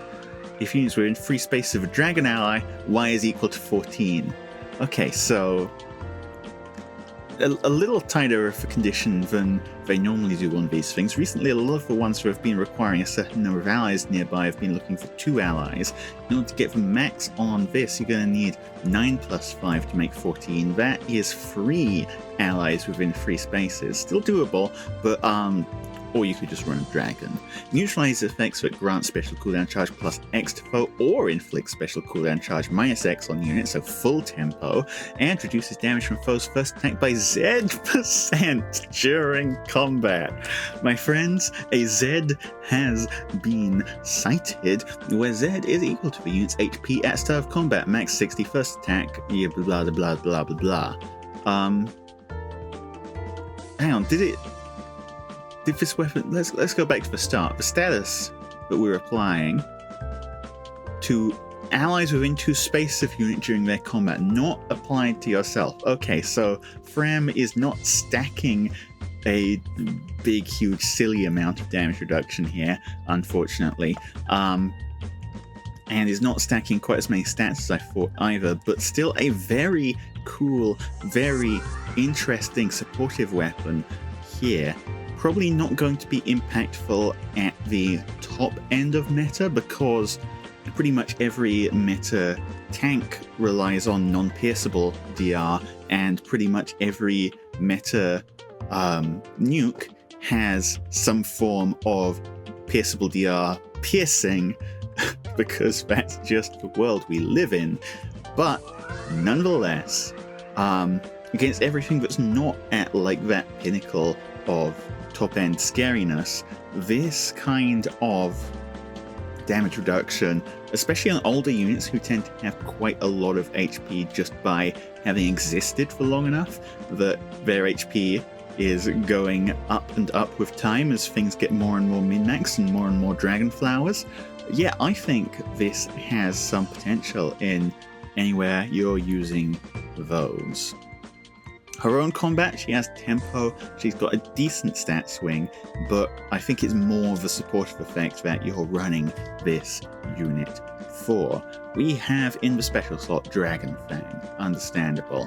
We have Firestorm Boost 3, finally an attack speed boost 3, very interesting to see. I love the boost 3 skills. You've probably heard this a few times from me by now. I love the boost 3s. Just a really good way to make a very old, very forgotten skill set relevant.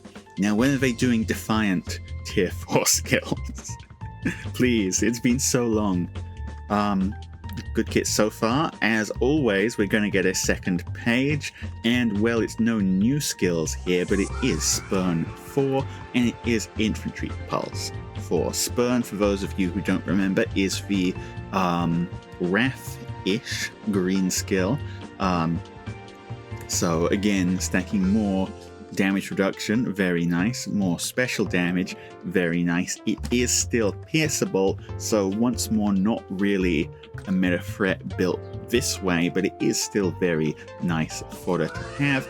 And Infantry Pulse for is actually a pretty sensible choice. I like that here.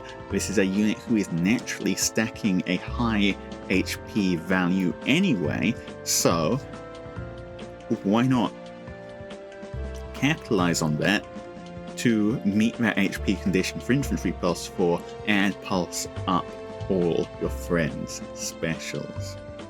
Yeah, don't think this is a meta unit, but I do think this is a very fun unit to use. Very interesting design. I like the angle they've taken. Good job. Let's see some animations, and let's keep going, shall we? Yep, you've got the whole axe with eggs on it. You know, eggs famous for cutting things with their egg shapeliness. Who's next? It's Sylvain. Well, that settles Spring it. I really do look Flingster. great in They anything. One thing I've got to say about Sylvain is that they've done a great job of naming For you, his anything. alts. First hanging with 10s, and now this. I saw something interesting there, but he's armed with the Flingster Spear. Is that like a chuckster? Don't answer that.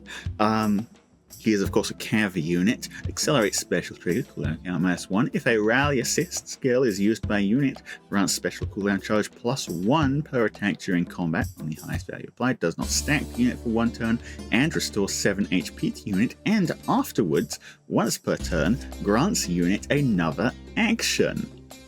Another addition to the category of units who can rally someone and then do an extra thing afterwards. I'm happy with this. Admittedly, despite how many of them are in the game, I've never really had a perfect opportunity to use any of them, but I still greatly appreciate that they exist because they allow some potential for dancerless rally traps, letting you use your dancer for something else afterwards, maybe. Who knows? At start of combat, if unit's HP is greater than 25%, grants Spectrum +5 to unit, neutralizes effects that prevent units' follow-up attacks, and reduces damage from foe's first attack by 40% during combat, and that includes brave effects. And also, if special cooldown charge +1 per attack during combat on the highest value applied does not stack is active on unit, neutralizes effects that inflict special cooldown charge -X on unit during combat, and unit attacks twice. Okay, so if you get that buff on your Sylvain, you're quadding, or well, you're at least doubling, and you're getting double charge from each of those hits because you've got special acceleration and you've got offensive half tempo. That's a very sneaky thing to include on the end of the weapon there. Obviously, the way they intend for you to use this is for you to rally someone, buff them, get your action back, buff yourself up, and then with that buff that you've applied to yourself, you being Sylvain in this case, you then activate your weapon effect. But you could also apply this effect other ways, right? All it's looking for is for status. It doesn't care how you got it. So if you've got like Nah or someone on the team, go wild, right? You don't need to rally someone anymore. You can just run on in there and enjoy whatever it is you're doing with Sylvain. Rally attack speed, obviously, because his weapon requires you to rally people. They gave him a rally skill.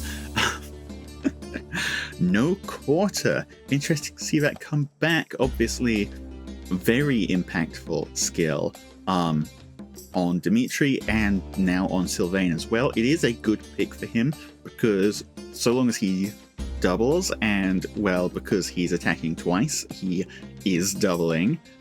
He charges up 2 on the first hit. It's a free cooldown special, so it's 2 because of his slaying, meaning he's always getting this off on the second hit. That's a very good option, and it's a very like saving him fodder option. Of course, the other thing you could always do is run Gale Force on this unit, because again, with 2 cooldown per hit and minimum 2 hits, probably 4 most of the time, this is a unit who can very easily charge. Gale Force. They love giving me 2 pages to cut through on these, by the way. They really do. Rest of the kit, we've got Clash 4, attack speed Clash 4. Well, I mean, why not, right? He's a cav unit. He's going to be moving 3 spaces. You may as well get a whole bunch of attack and speed out of it. Yay! And speed defense near trace 4. I can't remember if we had a near trace 4 before or not. We had a far trace 4 before, right? I'm not making that up. Near trace 4 enables Canto Rem +1, minimum 2. Okay, so the same buff that they did to far trace 4, they're giving to near trace 4 here, where it's your remaining movement is the same as the near trace 3, but the minimum amount is raised by 1. Previously, because it was remaining movement +1, if you used all your movement, you'd get 1 Canto. Now you get 2 Canto. Inflicts speed defense -4 on foe during combat, and unit deals +7 damage, including when dealing damage with a special triggered before combat. So yeah, pretty much the same buffs as they gave to Far Trace. They're good buffs. These is a good Canto skill to be running if you want to be Cantoing around, and it just gives you nice stat bonuses as well. Yeah, solid Sylvain, and this, well, the self-refreshing, pretty much every self-refreshing unit has the potential, at least, to be super useful. I can definitely see Sylvain being useful, especially since with that almost guaranteed no quarter, if you're choosing to run him that way, this guy has potential to hit very hard if you let him. Don't know how many people will actually use him, but I think this is a unit with a huge amount of potential. Definitely a good unit to consider running. Let's keep rolling. Yes. And unlike putting eggs on an axe, putting a carrot on the end of a spear actually kind of makes sense with how you use spears. Number 3. Ooh, I'm a big fan of Mirabilis, not gonna lie. Mainly because this is a unit who has saved my defense team so many times. One of the best anima mythics. What is she doing, Sharena? I mean, aside from the obvious thing of dancing, obviously they're trying to show something off here, but I didn't quite catch what it was. I forgot to pause. Go back. Here we go.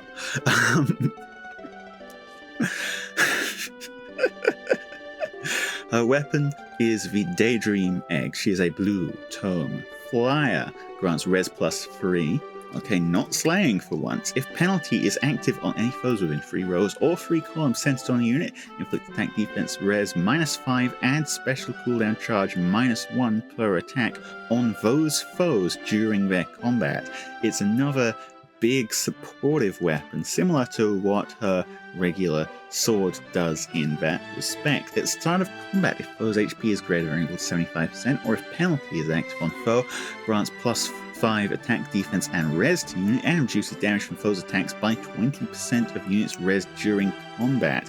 That's flat damage reduction, not percentile damage reduction. So potentially quite a tanky Mirabilis here. I mean, regular Mirabilis also quite tanky, but potentially another quite tanky Mirabilis. As well as her PRF weapon, she's also rocking a PRF dance. Spring's Dream. Grants another action to target ally, grants attack +6 and bonus doubler to target ally and allies within 2 spaces of target ally, excluding unit for 1 turn. Inflicts attack -6 and panic on nearest foes within 5 spaces of target ally and any foe within 2 spaces of those foes through their next actions. Okay, so bonus doubling up your team, panicking down the enemy team. This is another Mirabilis who is just bringing out, well, an attack swing and a big general stat swing to complement any other buffs that you, and anti-complement any buffs that your enemy are running.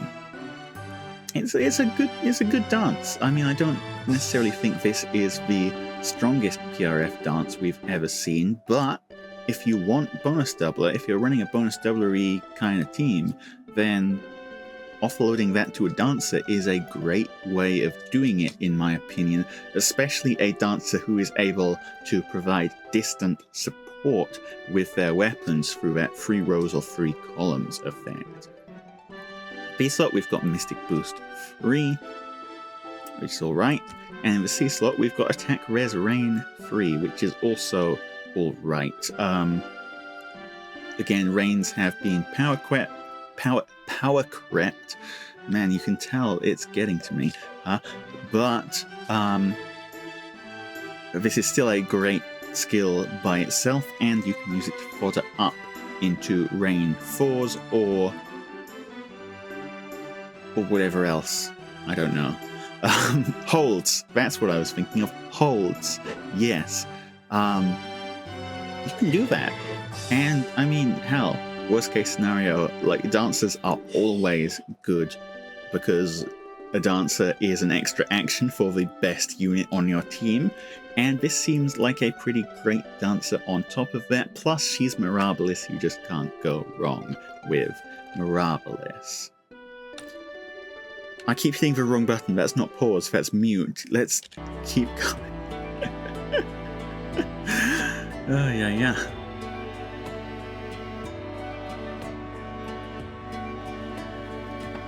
And yeah, as you can see here, despite the effective damage, not really taking much damage at all, this is a tanky Mirabilis indeed. And lastly, here we have, who's the main one? Okay, Chloe is the main one. Makes sense. Ah, sunshine. Interesting choice of allies Once upon here. a time. We have a red tome flyer, and are you gonna pause or are you not gonna pause? You're gonna pause. There we flippin' go. We've actually fit the whole kit onto one page for once. Remarkable. Armed with the Sky Hopper Egg. Enables Canto 1, accelerates special trigger, cooldown count -1. At the start of turn, if unit's HP is greater than 25%, grants attack speed +6, charge, and if unit initiates combat, reduces damage from foe's first attack during combat by 40% to unit, allies within 2 spaces of unit, and allies in a support partner pair on player's team for 1 turn. Okay, so kind of hopping on to Legendary Hinoka's main deal here. Legendary Hinoka, of course, gave charge to your flyers, enabling the flyer line as an alternative to the cav line. Obviously, Gatekeeper shuts down charge, but well, more Gatekeeper good is good, in my opinion, because I love running that unit to just stop people from walking in near me. But, well, that's what Legendary Hinoka does. Chloe does that as well here, but doesn't just apply it to flyers. Any ally within 2 spaces of unit and any ally in a support pair. And in addition to charge, we're also giving attack speed +6 and 40% damage reduction from foe's attack if you initiate combat. There's potential to do some silly stuff here, right? If you don't care about getting shut down by warp prevention, which, I mean, any of your flyer lines are already going to do that, right? You don't even have to make it a flyer line. You can theoretically, right, use this to make an armor line, which admittedly it would be better if there were actually ranged armors in this game, because they hate releasing those. I've done a short on this before, but the number of PRF ranged armors is still in the single digits, not even the high single digits, the low single digits at that. But you can make an armor line now if you really want to. That's funny. At start of combat, if unit HP is greater than or equal to 25%, grant Spectrum +5 to unit and an additional bonus to unit's attack and speed equal to number of allies granted charge times 4, max 8. So long as there's at least 2 other allies with charge, you've maxed that out. Deals damage equal to 20% of unit speed, excluding area of effect specials, and reduces the percentage of foes' non-special reduced damage by X% skills by 50% during combat. Okay, so you've got Spectrum +5, potentially an extra attack speed +8, which is going to be pretty easy because, I mean, there's no range condition on that check even, it's just if they've got charge or not, right? So as long as there's one support partner pair on your team, then you've already filled that condition no matter where those guys are, or otherwise, so long as he's starting turn next to 2 units, you've also fulfilled that condition.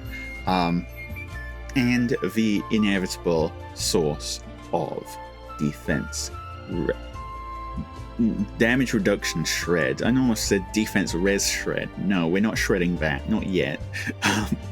Damage reduction shred to keep the unit relevant. Because obviously without any damage reduction shred, you can't hurt things if they don't let you hurt them. Aside from that, we have Draconic Aura, fairly normal special, Remote Sparrow, fairly normal A slot, Occultist's Strike, which is very nice for 7 pre-combat damage, the speed res -4 also going to help, and the 20% of foes res as damage going to all just add up to enable this unit to hit very hard. Admittedly, this unit doesn't really have much in the way of survivability to make a second hit. You're kind of just relying on Remote Sparrow for that, and Remote Sparrow is only 30%. Well, actually, you've also got the 40% damage reduction from your weapon on the first hit, but basically you're relying on killing things to actually survive combats with this unit. But that's fine, because this is great support, right? And you can still hit things pretty hard. And in the C slot, Speed Res Crux, which is new, inflicts Speed Res -4 on foes within 3 rows or 3 columns centered on unit, and those foes suffer guaranteed follow-up attacks during combat. Weird wording. I assume by suffer guaranteed follow-up attacks they mean attacks made against them are guaranteed follow-up attacks, because it's not really very clear wording, but that seems like the most sensical interpretation of it. That's interesting, actually, because again, it's a big 3 rows or 3 columns spacing that they're very commonly putting on supportive skills now, so that you don't actually have to stand near the enemy at all. You just got to stand down the other end of the map from them, and they're still in your effect area. So makes it a lot more reliable to actually land people in that debuff zone than obviously than Rhine skills, but also than hold skills. And yeah, guaranteed follow-up attacks. That's, on the one hand, that's pretty huge thing to just be handing out on a C slot like that, just so casually and with such a huge range too. On the other hand, I'm not actually sure how much it matters, because again, most units have some form of follow-up control or some form of null follow-up. Come to think of it, this unit doesn't have built-in null follow-up, do they? Wow, that's unusual. Well, it's probably fine in any case, as always, this is going to be a Harmonic unit, so before we finish judging them, let's see what the Harmonic skill does. And yeah, you can see that's a very hard attack there into that thief.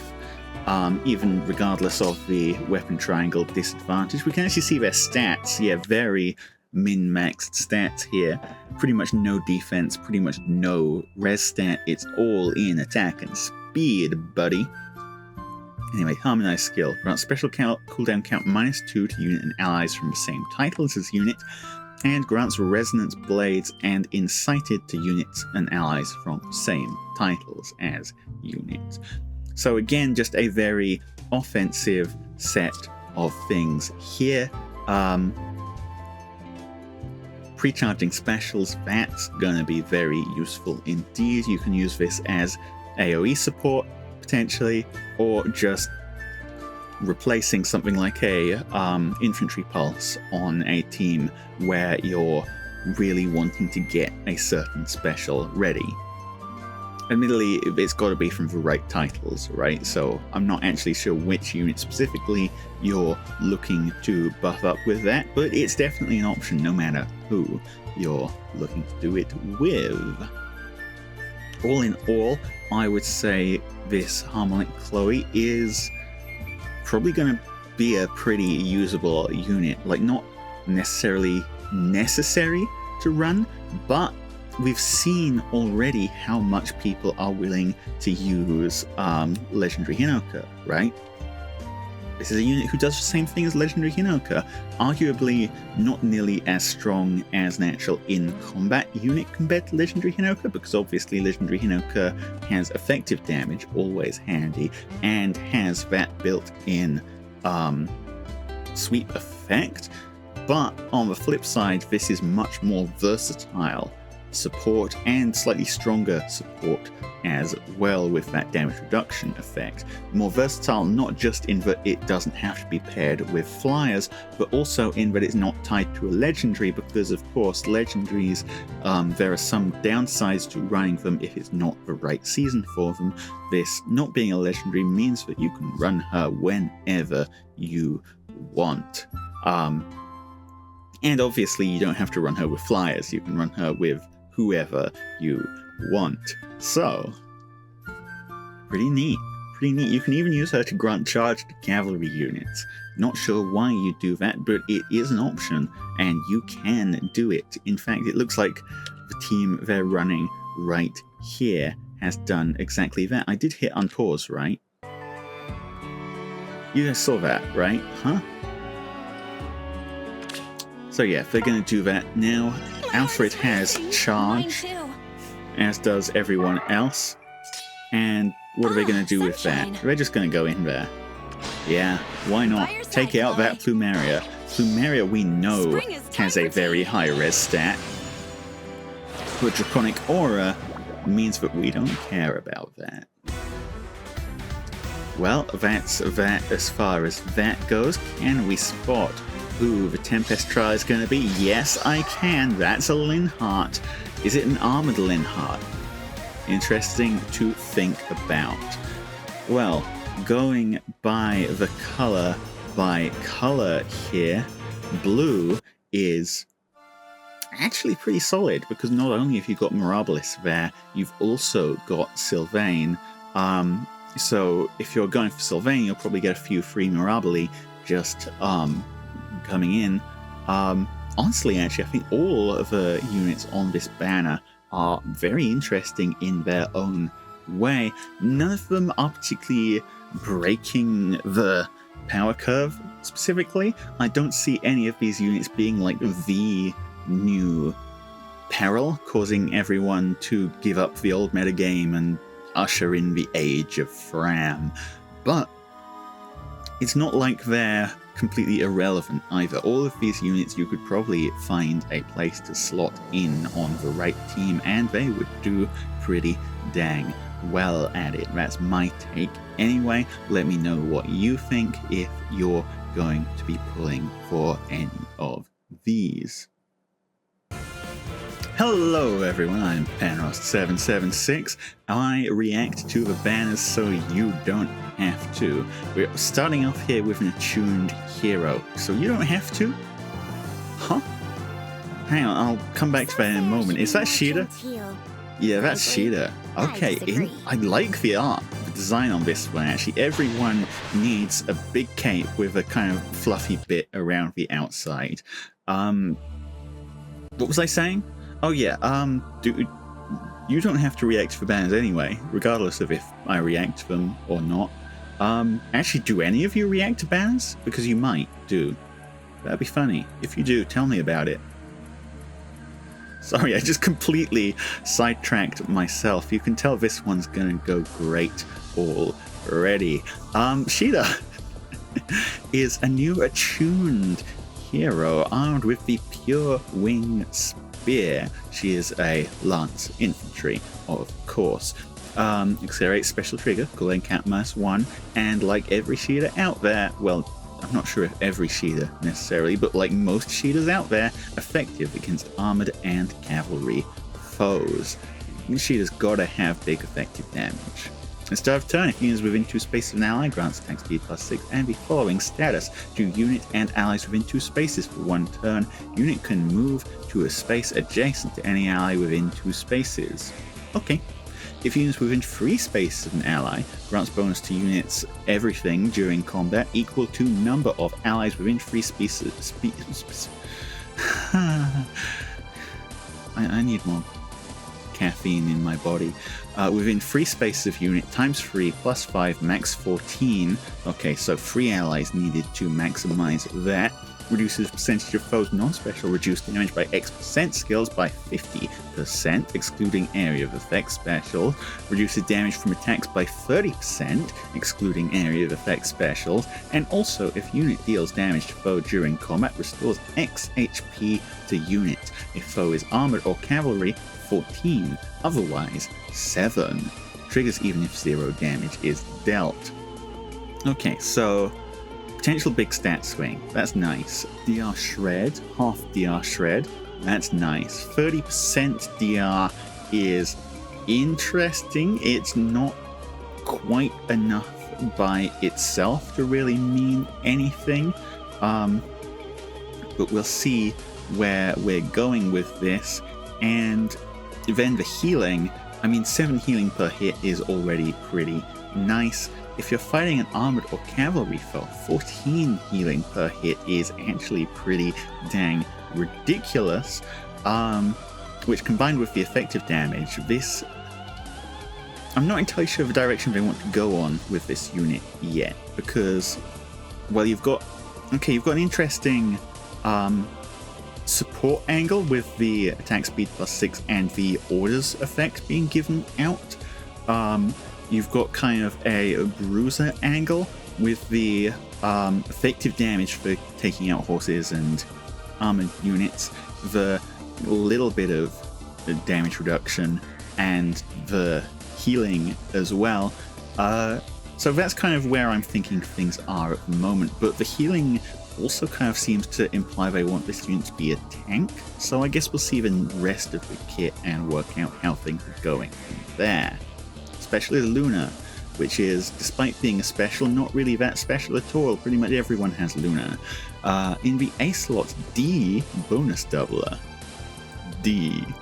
Unit can counterattack regardless of foe's range. Grants +X to all stats to unit during combat, where X is equal to the highest bonus on each stat between unit and allies within 2 spaces of unit. Calculates each stat bonus independently. I see they're starting to do this now. They're starting to give bonus doubler skills just in general the ability to work even if your bonuses are cancelled by just stealing the bonuses from a nearby ally. But yeah, that is just strictly better than bonus doubler free, which admittedly bonus doubler free hasn't really been used for a long time. And it's... not only is it strictly better than bonus doubler free, they also slapped a whole distant counter on it just for giggles. So now you've got a distant counter with bonus double of 3 and a bit on it. Hey, that's not awful at all, not gonna lie. Admittedly, like, bonus double skills are kind of still not the absolute favorite to run, because at most you're getting normally 6, occasionally 7 stats out of them, but for a distant counter skill, those usually have way less stats than that anyway, so pretty dang valuable. There's gonna be a second page, you know it. Yep, here we are. In her B slot we have Believe in Love? The question mark. Why is there a question mark? Caeda, are you not confident in this? Oh, very silly. If a skill compares unit speed to a foe's or ally's speed, treats unit speed as if granted +7. Okay, so built-in phantom speed effect. Inflicts attack speed defense -5 on foe during combat and grants bonus to units attack speed defense res during combat equal to current penalty on each of unit stats ×2. Okay, so not only do we have bonus double in the base kit, we've got unity in the base kit. And also, if unit speed is greater than foe speed, reduces damage from attacks during combat and from area of effect specials by a percentage equal to difference between stats ×5. Max 50%. It's a green skill on top of that. Ain't that great? So yeah, we've got Phantom Unity green skill in the B slot, and there's still more text on it. If foe is armored or cavalry, reduces damage dealt to unit by X, where X is equal to the highest total bonuses among units or among unit and allies within 2 spaces of unit, including from area of effect specials. Okay. And if foe is not armored or cavalry, reduces damage from foe's first attack by 40% of X during combat. Flat damage reduction and percentage damage reduction and unity. This is one heck of a tank right here. I'm sorry for doubting you. I'm sorry for calling you a bruiser. No, this can be an Omni tank. It definitely can. Oh. Especially since that's even protection from AoE specials as well. You've basically got the whole kit and caboodle there. The only weaknesses are, well, 1, if she gets stranded without buffs nearby, or 2, if you hit her with something like Flash or the old Razzle Dazzle, that kind of thing, she's weak to that as well. 3, also, I guess she dies to being outsped still, but she has the Phantom effect built in, and with that Unity effect as well, I bet that you can speed stack pretty dang high if you want to. Obviously, there are ways of dealing with Unity stacking now, because they added that whole entire unit just to deal with Legendary Robin, but you know, we can still run that kind of nonsense if we want to. No one's stopping us aside from that. And yeah, did I say flat damage reduction? Because against armored or cavalry foe, highest total bonuses among unit and allies within 2 spaces of unit. Let me remind you, bonuses tend to be 6 or 7 to 4 different stats. That's like, a lot of times we've had like 10, 12-ish flat damage reduction. That's pretty good. We can pretty easily hit 24 to 28 flat damage reduction against those enemies, which add in potential, like, just from this skill as well, potential 50% damage reduction. If they don't have DR Shred in any form, you're talking about 48, right? From 24, 48 flat damage reduction effective on hit.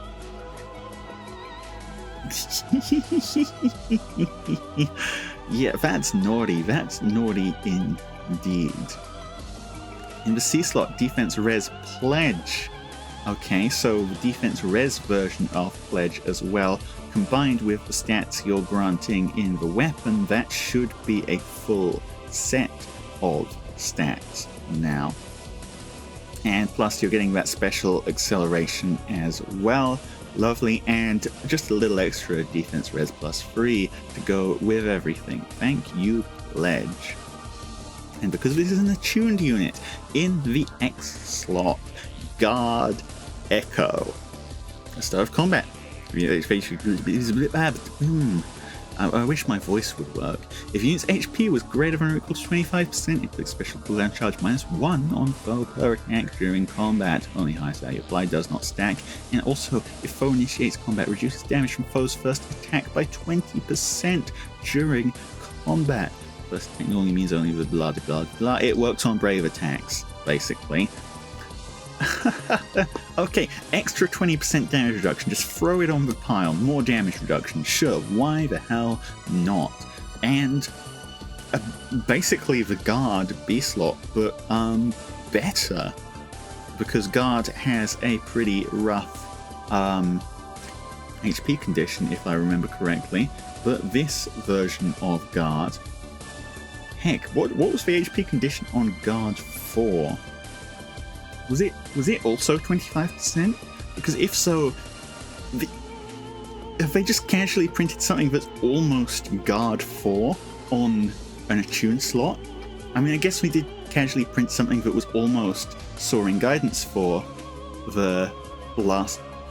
No, I don't think there was a 4 in the name of that skill, actually. But you know what I mean. They did that in the last attuned slot, so I guess the X-slot skills have already gone up from where they started to just basically being a whole tier 4 skill. This is a very good X-slot to have. Giving her some protection against specials is obviously going to be very handy. Still not the perfect tank alone, because even though she has guard, she doesn't have any sort of scowl effect. She has no decharge, so she is kind of vulnerable to pre-charged specials. Admittedly, she should still have big stats thanks to her bonus doubler, thanks to her unity, but you're still gonna have to be a little bit worried about big pre-charged specials, especially because a lot of the big pre-charged specials are coming from infantry. Infantry she does not get her whole flat damage reduction against. She only gets 40% of it. Still, if you're relying on something like a Cavline, for instance, this is gonna be an absolute monster of a unit to deal with, because how are you getting through all that flat damage reduction, buddy? How are you doing it? Do you have any plans? I don't have any plans. I don't know how you do that. I guess maybe run like... I don't know.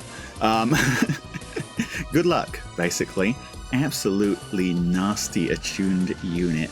I think this is going to be one of the new faces of tanking for sure. Tanking's been having a bit of a tough time recently. This could potentially turn that around. Let's see some animations, I guess. It becomes a wall of defense, no kidding. And yeah, what they're going to show off here, 30 damage reduced to 9. And because that is a cavalry unit, we're just going to casually heal most of that back up. Hey Zelgius, how are you doing? With all my heart. I feel like her damage reduction isn't doing as much as it should do here. Did they forget to put enough buffs on her or something? Well, in any case, let's look at the rest of the banner. Yuliya? What are you doing here? I am Yuliya, princess I know of you the are. Kingdom of Grust.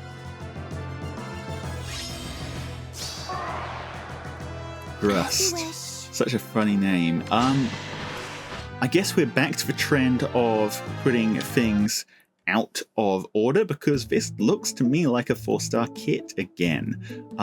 She is a staff infantry. Why are we making Yuliya fight people? I don't know, because it's funny. Armed with the Sunlight Plus, a new inheritable staff. At start of turn, inflicts guard on nearest foes within 5 spaces of unit and foes within 2 spaces of those foes equipped with a skill that can trigger the Savior effect. At start of combat, if unit's HP is greater than 25%, grants attack speed +5 to unit and inflicts res -X on foe during combat, where X is equal to the number of bonus and penalty effects active on foe, times 4, max 16, excludes stat bonuses and stat penalties. Okay, have we had this before? I'm feeling like some kind of deja vu on this, but I'm not sure if that's genuine or if I'm just gaslighting myself because it's 4 AM and 4 AM is the best time to gaslight yourself. Don't ask me how I know. Either way, hitting people with guard is nice. It's not necessarily the most impactful status anymore. For a long time, it was a really nice status to apply, but tempo's becoming more common, and both scowl and anti-scowl are also becoming more common. But I mean, hey, I'm not going to turn down free guard, right? And then attack speed +5 and potentially res -16 is just a nice thing to be doing. Is a nice thing to be doing. I mean, again, not necessarily going to compete with actual PRF weapons in terms of stat swings by any stretch of the imagination, but at the very least, this at least gives units relying on inheritables a chance to hit very hard. Aside from that, we've got Physic Plus, nobody really cares. Deluge Balm, nobody really cares. I don't think I've seen anyone run either of these skills in a long, long time. Speed Res Finish Free, kind of not the best finish. Speed Res versions of skills are normally considered the worst stat combo of the skills anyway, because well, I mean, far-ranged units use defense and res kind of equally, because there's threats in tomes and threats in things that aren't tomes. Near-ranged units generally rely on defense a lot more than res, because the only near-ranged threat you're getting hit on res by is Patrine and dragons. That's 2 threats, actually. And other units as well. I think Hell does it, doesn't she? But even then, a lot of the time with those, if you kind of want defense as well, because, I mean, come on, right?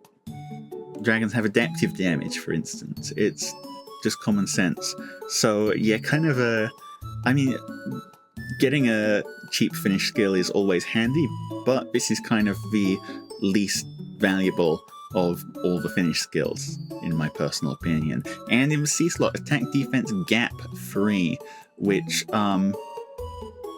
is again one of those skill categories that I thought was kind of interesting, but has kind of fallen off, because it's giving you like stats on a unit that are kind of less than the stats it's easy to put on a unit anyway these days, and it does nothing else. So we're going to have to wait for Gap 4 to bring that specific C slot out of the hole. Congratulations, Yuliya. You're, well, you've got an interesting weapon, but the rest of your kit is relatively useless. Have a good one, Yuliya fans, I guess. At least this gives you a bit of a project to work towards in terms of putting better skills on her. Let's keep going. Maybe Sunlight has a cool animation at least, seeing as it does have a cool name.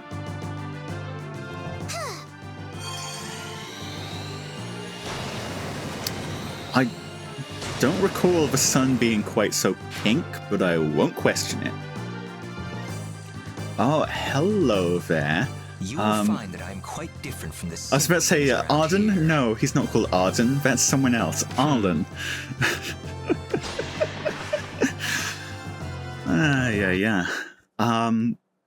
But one thing to note, that's a colorless tome right there. We haven't had one of them in a little while.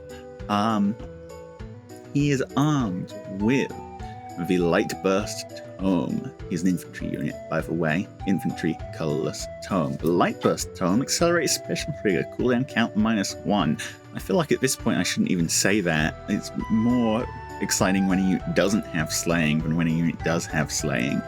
At start of turn, if the unit's HP is greater than or equal to 25%, grants attack speed defense +6, and a unit cannot be slowed by terrain to unit and allies within 2 spaces of unit for 1 turn. I do like that status on infantry. Forests do kind of get in the way sometimes. So that's nice.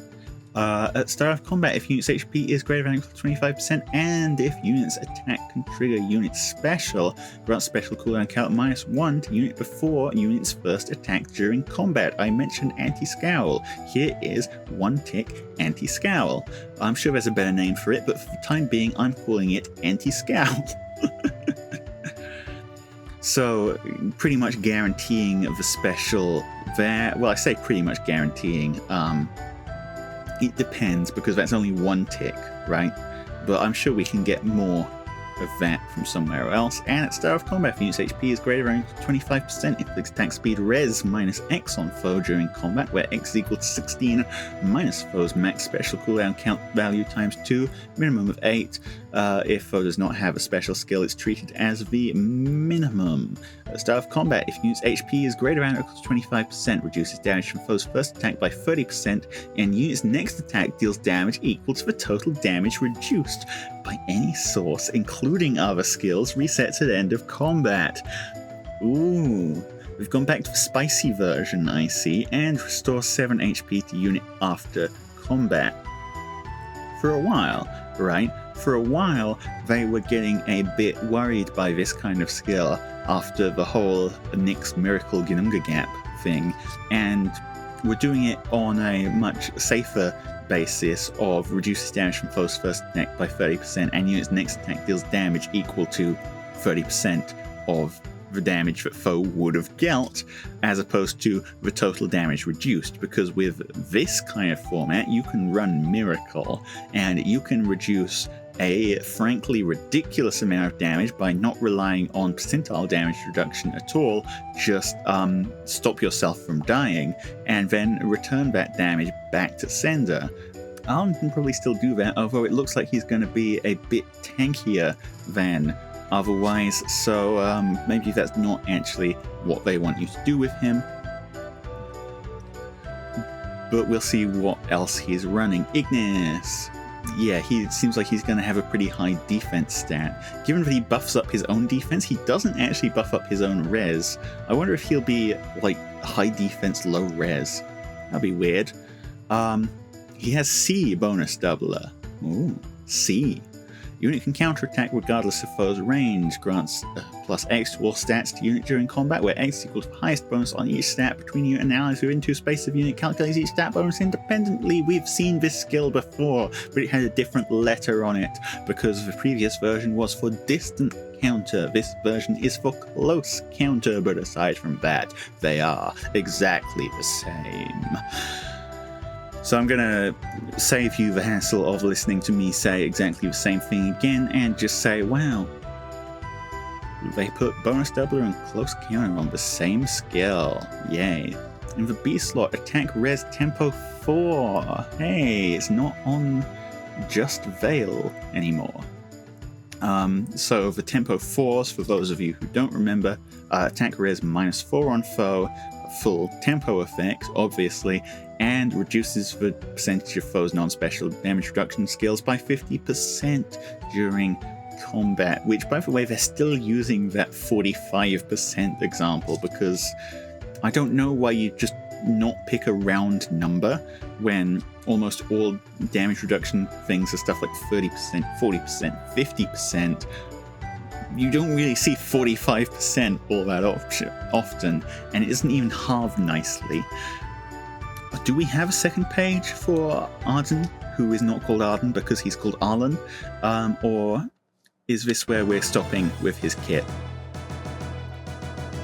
This is where we are stopping. Okay. Yeah, it's an interesting kit. It's definitely an interesting kit.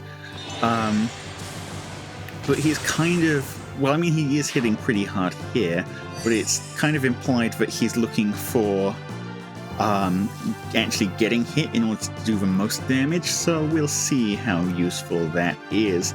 And the Ascended hero is Myrrh, who is a Pontifex, and he's got the silly hat back. Love this guy. Also, they put him on a horse. That's new. His weapon, the Tender Excalibur. Ooh, Tender. Accelerates special trigger, cooldown count -1, effective against flying foes, because that's what Excalibur does, people. At the start of combat, if unit's HP is greater than or equal to 25%, grants attack speed defense res +5 to unit, grants attack speed +X to unit, where X is equal to 9, -3, times number of allies with HP less than or equal to 40%, minimum of 0. Okay, so long as all of your allies are fully healed up, you're getting attack speed +14, defense res +5, but if your allies start to fall below 40%, then you're losing attack and speed, and that's bad.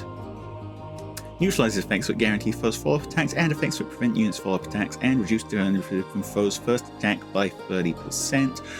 That works on brave attacks, and also if unit's attack can trigger unit special, grants special cooldown count -1 to unit before unit's first attack, and special cooldown count -1 to unit before unit's first follow-up attack during combat. The whole anti-scowling thing was so cool, we decided to do it twice. How do you feel about that, buddy? Of course, how useful that actually is going to depend on his special, which is Sacred Wind. When special triggers, boost damage by 40% of unit speed, and neutralizes foes, reduce damage by X% effects from non-special skills.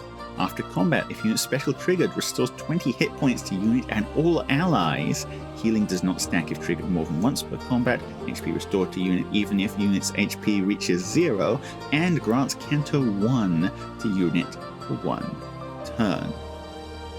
Okay, so it's kind of, you go in, you hit him once, you get your special, bam, shred DR, you take the hit back.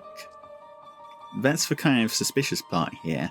But then you hit him again, and because it's slaying, and because you've got that anti-scowl, you don't have to worry. That special is going off unless something really terrible is happening to you.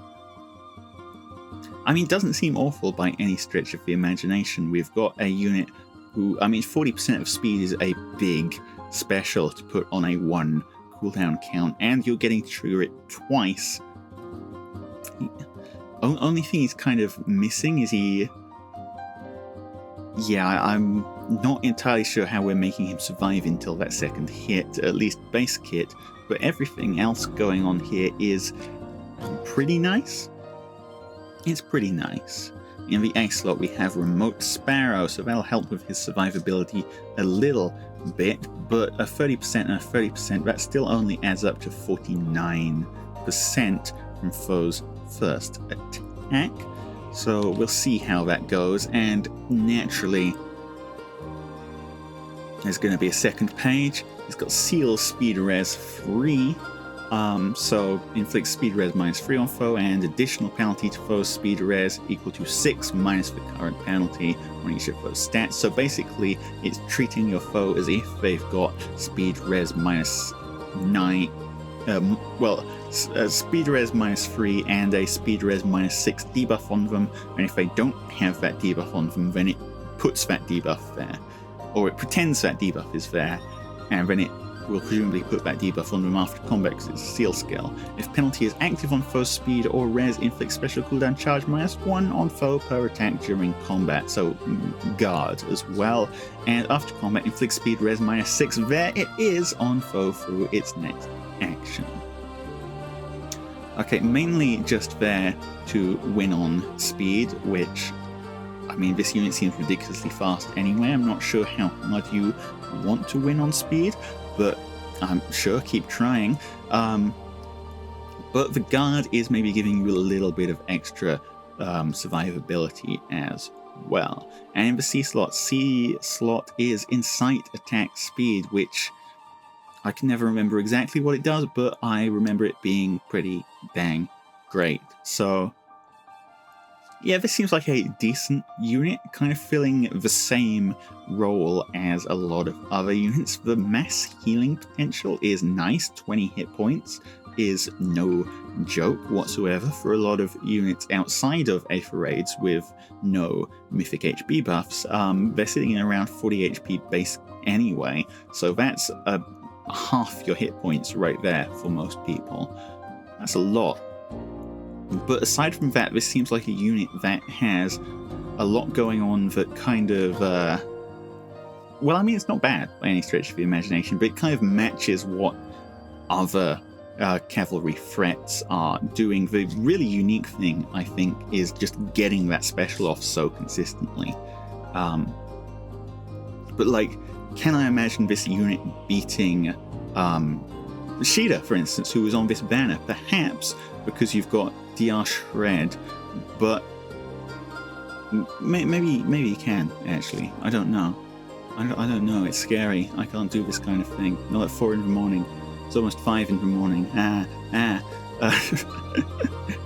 do think Caeda is going to be the more impactful of the two, though. Aside from that, he is an Ascended unit, so if you have the luck of seeing him, hey, that's a floret. And of course you can floret him for free as well. You're probably going to want attack and speed as his stats, because it seems like those are the only stats he's really designed to care about. Maybe HP to help his survivability. HP probably stronger than defense or res for that. Yeah. Yeah.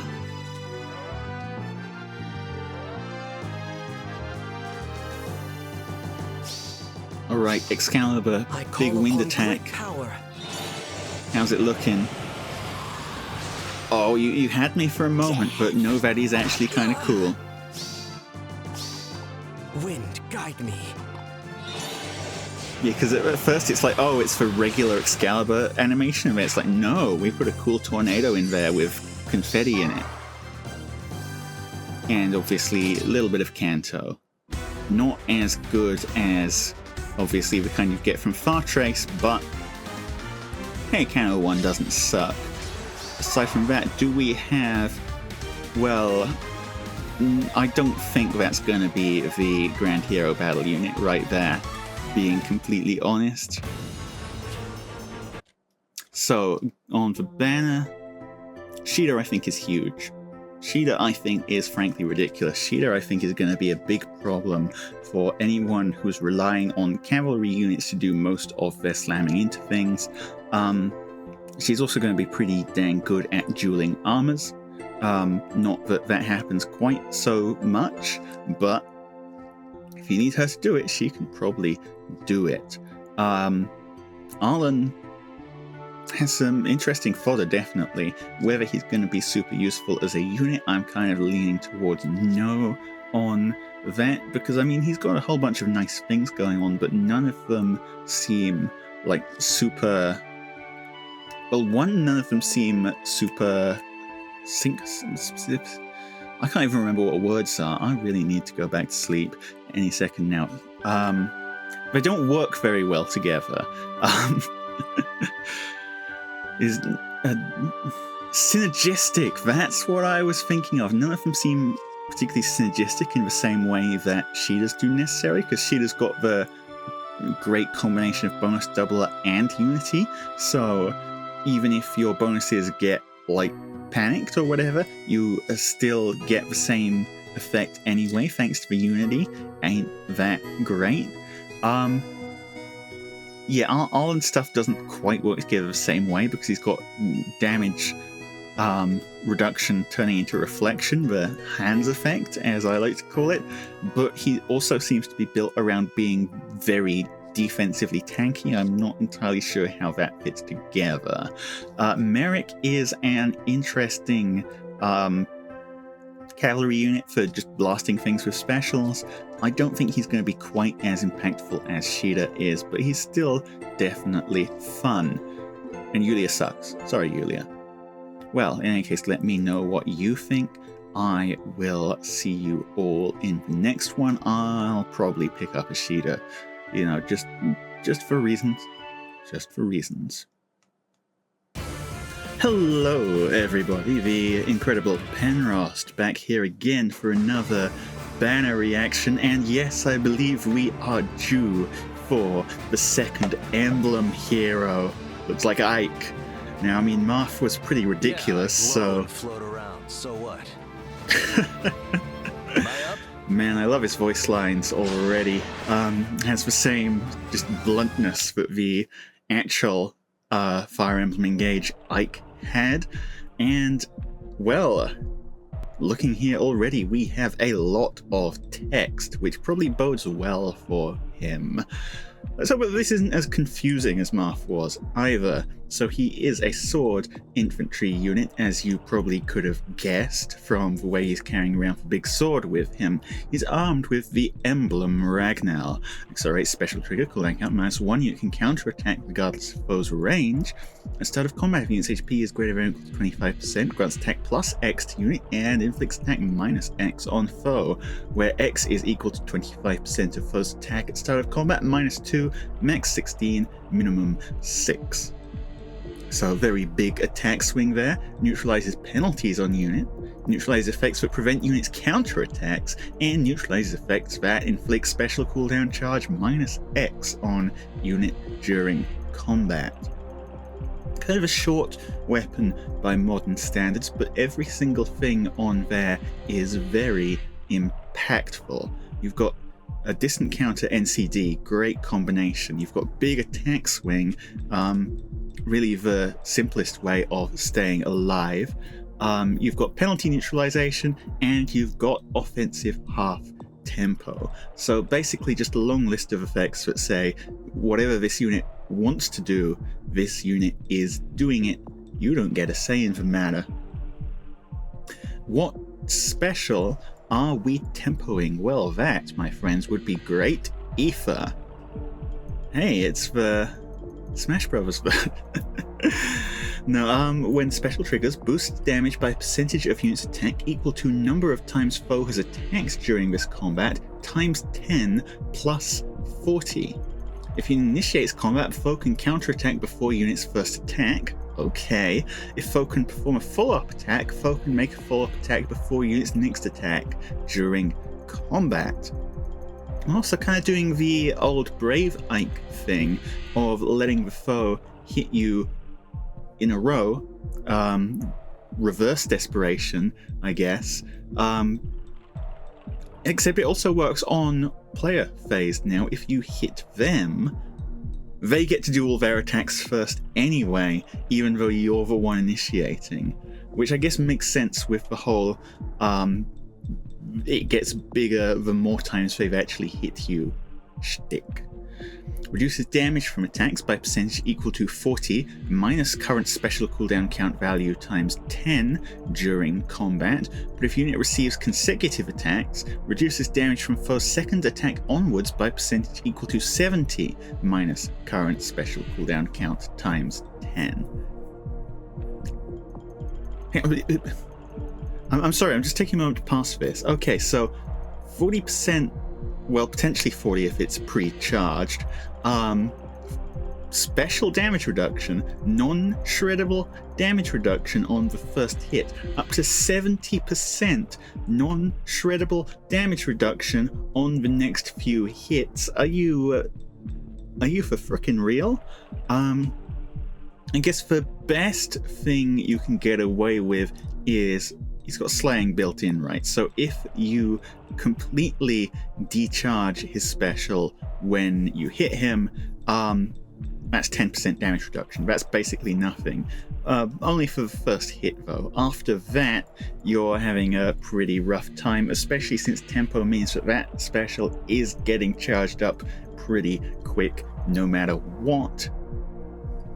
So kind of harkening back to the old pre-charge special thing here. A lot of the times recently, pre-charge specials have been going kind of south because the first hit is where a lot of modern units have the most non-pierceable damage reduction. Like a lot of things like the armor specials, for instance, protect you from one big hit, and then after that they're used up. You can't use them anymore. This is kind of the opposite. The first hit is the one you want to get in all your damage on. And if special is triggered during combat, deals 5 damage to foes within 3 rows or 3 columns centered on unit, inflicts special cooldown count +1 on those foes, and restores X HP to unit after combat, where X is equal to the number of foes within 3 rows or 3 columns centered on unit times 5 plus 10, max 50% of unit's max HP. So on top of all of that, the ridiculous damage reduction, you're also dealing a bit of splash damage. Not a huge amount, but in a pretty big area, so that's going to hit most enemies, potentially bring them out of range for specific HP thresholds. You're doing a big pulse in the same area, scary, and you're healing a frankly absurd amount. Like minimum, you're healing 10% of units. No, you're healing 10 HP. But if there are any other enemies there, each one in that area is providing you an extra 5 HP. So often you're going to be looking at like 20 HP healing off of this quite easy, especially considering, again, 3 rows, 3 columns, massive area. In the A slot, we've got Defense Res Finish 4. If units within 3 spaces of an ally, Defense Res +7, and then it's got the whole, if specials ready or triggered before or during this combat, you deal extra damage, and you heal when you deal damage, so even more sustain built in there. Makes sense because it doesn't look like he's entirely about preventing damage completely, he's about reducing it by a very large percent, so he's always going to be getting chipped down a little bit. May as well completely counteract that by putting him all the way back up to full after each combat if you do things right. Now, things being as they are, we're gonna get a second page. Yep, there we go. And Legoo's Friend 4 inflicts attack -5 on foe during combat. If unit's max special cooldown count is greater than or equal to 3, and guess what? His max special cooldown count is greater than or equal to 3. And unit's attack can trigger unit special, or if foe's attack can trigger unit special. Huh? I'm... Okay, so I guess it's offensive specials that are greater than or equal to 3 cooldown, or defensive specials regardless of cooldown. Reduces the percentage of units non-special reduced damage by X% skills by 50%. Of units, not enemies. Reduces damage from foes' attacks by 20% of the greater of units' defense or res. Flat?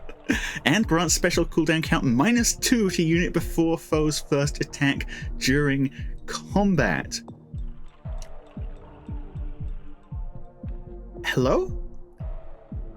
Okay, so what I was saying about having him like decharged before, no, he pre-charges himself before your first attack. So like if he's completely decharged before you go into combat, you on your very first hit, you're still hitting into 30% damage reduction, and that's special damage reduction. This skill, it's obvious, it gives 20% of the better stat flat damage reduction, so that's also going to be a ridiculous amount of flat damage reduction, especially on the second, third, fourth hits where you're definitely hitting into 70% damage reduction plus the flat amount, right?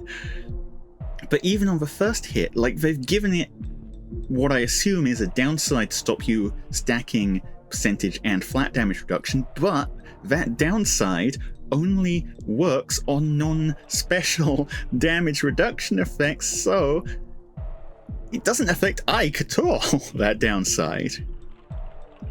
there's more. During combat, if units' max special cooldown count value is greater than or equal to 3, and units' attack can trigger unit special, when special triggers, deals damage equal to 20% of the greater of unit's defense or res, and neutralizes reduced damage by X% effects from foes' non-special skills. Okay, so we're just casually throwing in the whole Spiral 4 deal as well. Great. Just what we needed. Even stronger B slot for what, like, if we'd cut it off after that first section, I'd have already considered this a pretty dang strong B slot for tanky units, but no, we're also completely shredding damage reduction, non-special damage reduction, and we're getting a whole bunch of free damage as well. And there's a third one. During combat, if foes attack can trigger unit special, unit's next attack deals 20% off the greater of unit's defense or res, and it does the same thing basically, but if you've got a defensive special, it goes off not when the special triggers, but on your next hit after the special triggers. Makes sense, because obviously you're not using the defensive special when you're attacking, but still, this is one of the beefiest, most absurd skills they've printed on a long time, and it synergizes perfectly with this guy's kit. Like, let's just... Basically, your options are, right, option 1, kill him on the very first hit. You're going to have to cut through 30% unpierceable damage reduction, and you're going to have to cut through a lot of flat damage reduction, but that's your single best shot, because after all your other attacks go through, which are getting massively reduced, he's hitting you back with potentially anywhere from like 50% of his attack if you've hit him once. 50? Is that right? 50? Yeah, because it's 40 plus the number of times you... Yeah. 50% of his attack minimum, which is huge, by the way. Like, effective damage deals 50% of your attack. And that kills pretty much everything. And that's the minimum. Again, he could be hitting you a lot harder than that if you're doubling, tripling, because tripling is a thing now, quadding. If you quintuple him, which is possible now with potent follow-up and a brave effect combined, he's hitting you back for a casual 90% of his attack and 20% of his defense or res. And you can't use damage reduction against that, so you'd better hope for a flippin' miracle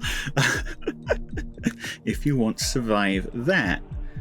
AoE, I guess he doesn't have any protection against AoE, except for the fact that his special does have a built-in pulse effect in it. So if your AoE unit is not the very first unit to slap against him, there's a very high chance that they're not going to have that AoE pre-charged. You can't dazzle him because he's got built-in NCD. I guess you could chip him down with like Legendary Camilla or something, but even then, you better hope it frickin' works, because if he survives a combat, he's got so much healing in this kit. So much.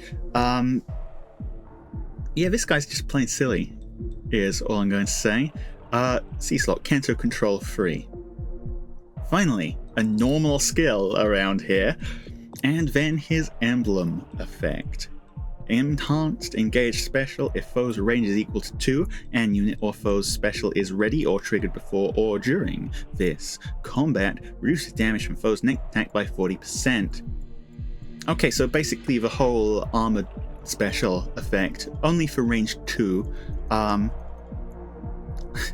of funny when, honestly, Marth had his ridiculous emblem effect, and that was the really insane thing that he did. This Ike, the emblem effect is kind of like the least exciting part of the entire kit, and by exciting I mean bloody terrifying.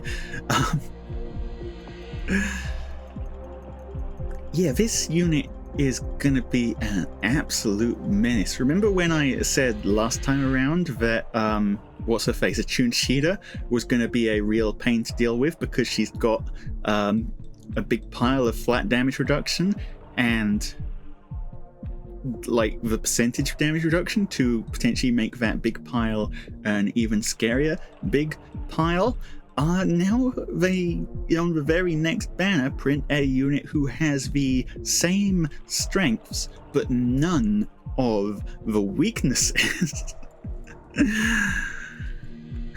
So yeah, Attuned Caeda meta didn't last particularly long, I guess. Oh goodness. Well, in any case, let's see what kind of havoc this guy is gonna be wreaking.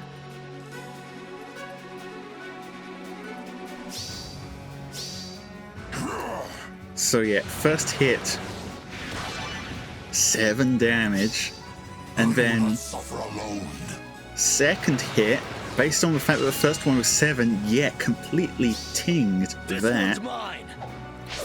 And then look how much damage that did. Went up from 18 to 69.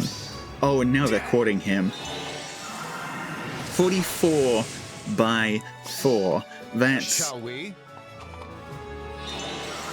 what, 176 damage more because of the Moonbow procs, and you can see how much that was reduced. And Great Ether for 103. If you quad him, this guy is going to produce like 80 plus damage out of nowhere to just absolutely slap you with. 80 plus. Ooh, the relationship. Yep. As we all know, Soren and Ike Settle this. married. They just exchanged rings. So yeah, there's the engage effect. And Soren's special is ready. So he's going to take less damage. Great. Yeah, again, least exciting part of the kit, but it is better than not having an engaged special. So, you know, not going to complain too much. Also on the banner, female legendary Byleth, Arvel, Embla, Safe, legendary Alincia, Myson, Attuned Nino, Isadora, legendary Camilla, Tina, oh hell yes, Safi, oh hell yes. And that's it. That's all of them. Okay, so let's do the color by color here as soon as... I thought I'd forgotten that Safi's animation looked like that. That's such a funny animation of just sucking in all the swords and then sending them back out again. Red is an absolutely murderous color here. Obviously Ike's on red. Alincia, very good unit to have on red. Embla, still frankly ridiculous. The whole preventing save skills and feuding people makes Embla very scary. Plus she cleanses her own debuffs. Nobody ever remembers that she cleanses her own debuffs. Gets them every time. Red is an absolute monster of a color here.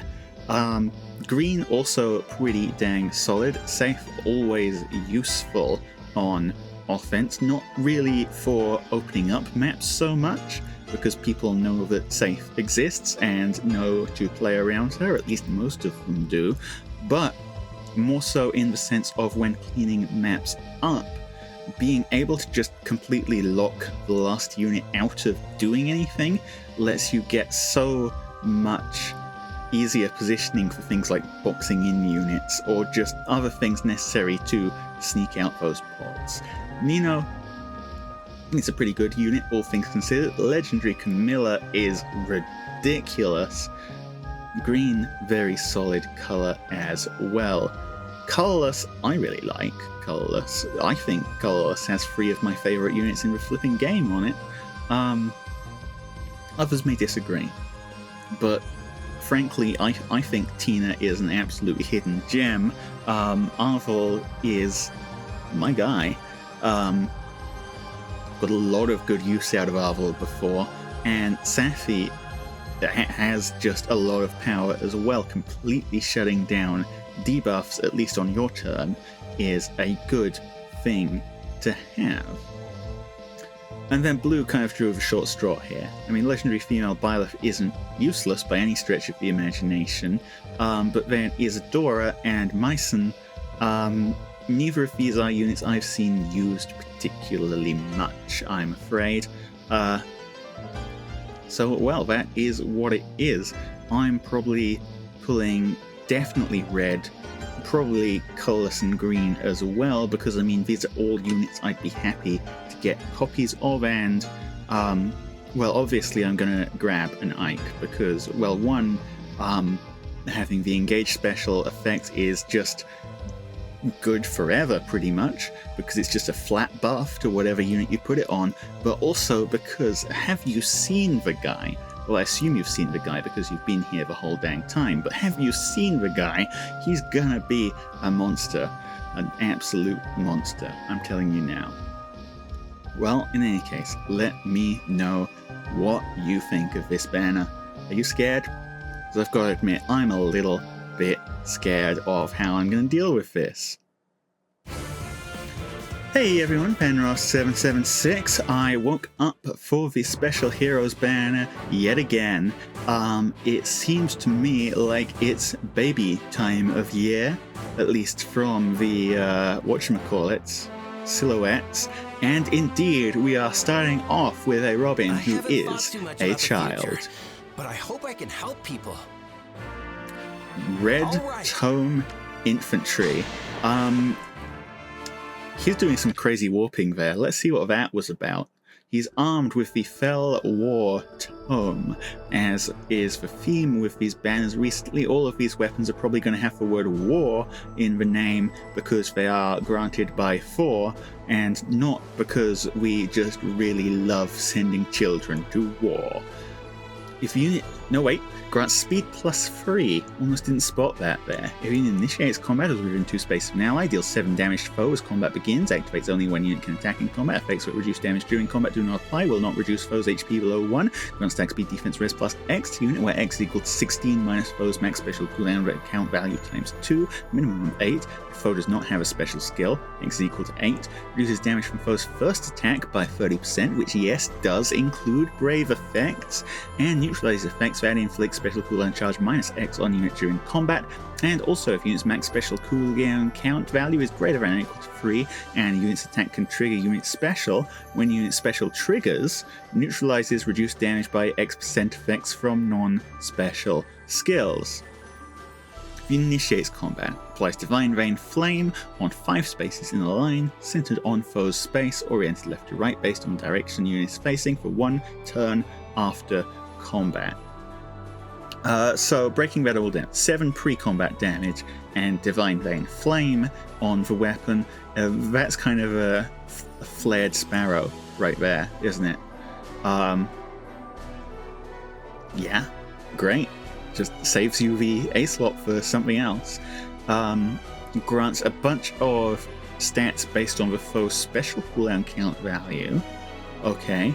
30% damage reduction is kind of a small amount these days, but you've got offensive half tempo and you shred non-special damage reduction so long as your special has more than 3 cooldown, which he doesn't have slaying, so that is you've got a decent choice there. Bonfire, Ignis, that kind of thing.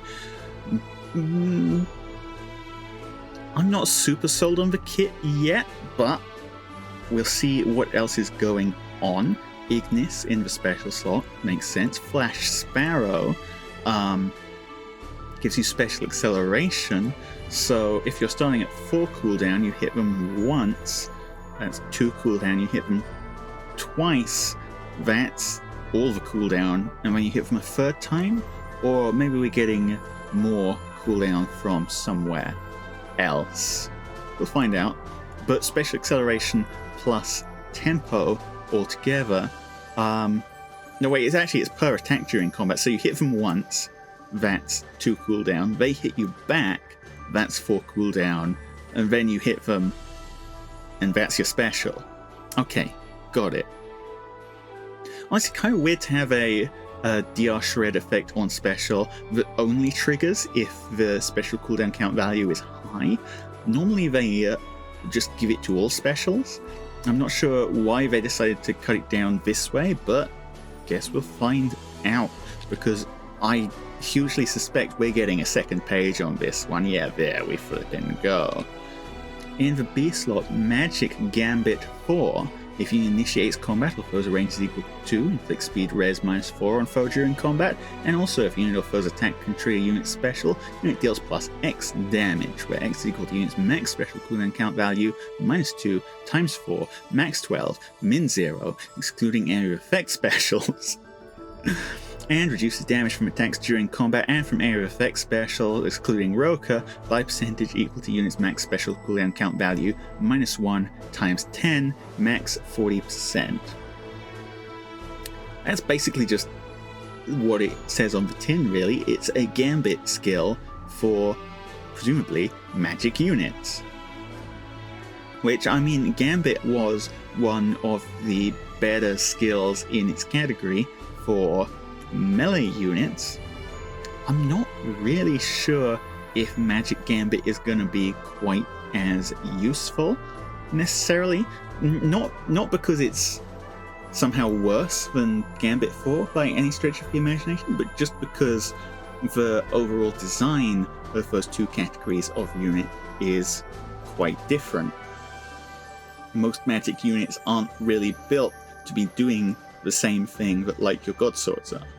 Well, in any case, we'll see how it works out. And then the C slot, Tip the Scales. Start of turn, if units within 2 spaces of an ally, grants Rally Spectrum to unit and allies within 2 spaces of unit. Unit can move to a space adjacent to an ally with Rally Spectrum that is within 5 spaces of unit. And if units within 2 spaces of an ally, grants Spectrum +3 to the unit during combat. Rally Spectrum we already saw. In fact, this entire skill we already saw, because looking at it closely, this is the exact same skill as Brave Robin. So really kind of what they've done here is they've just printed Brave Robin as a tome unit, haven't they? Because Brave Robin also was the guy who brought along Gambit in the first place, so that's funny. Not quite exactly the same as Brave Robin. I remember Brave Robin's sword had some somewhat different effects on it. Like, didn't it have adaptive damage, or am I just making that up? I don't know. But, well, Brave Robin wasn't super impactful by himself. This unit could potentially be a little bit better. I mean, you've got the whole Rally Spectrum thing giving you very aggressive warping, and it's also very good support, and presumably it's another way of getting that two ticks of cooldown that you need after your first hit from your weapon to charge that special. In case the opponent doesn't counterattack you for whatever reason, it's still going to work. But mainly I just like Rally Spectrum as a support skill, and in that respect, if you're running him as a support unit, then yeah, he probably is better than Brave Robin in that respect, because being 2 range just gives you a little leeway in terms of positioning when it comes to picking up kills that a melee range unit wouldn't necessarily have. So basically he'll be better as a support that can actually like whoop in and finish off something that needs finishing off. Don't really see him as the main anchor of your team, but definitely not a unit without a place in this world. Let's see some animations. What kind of magic are the kids actually using?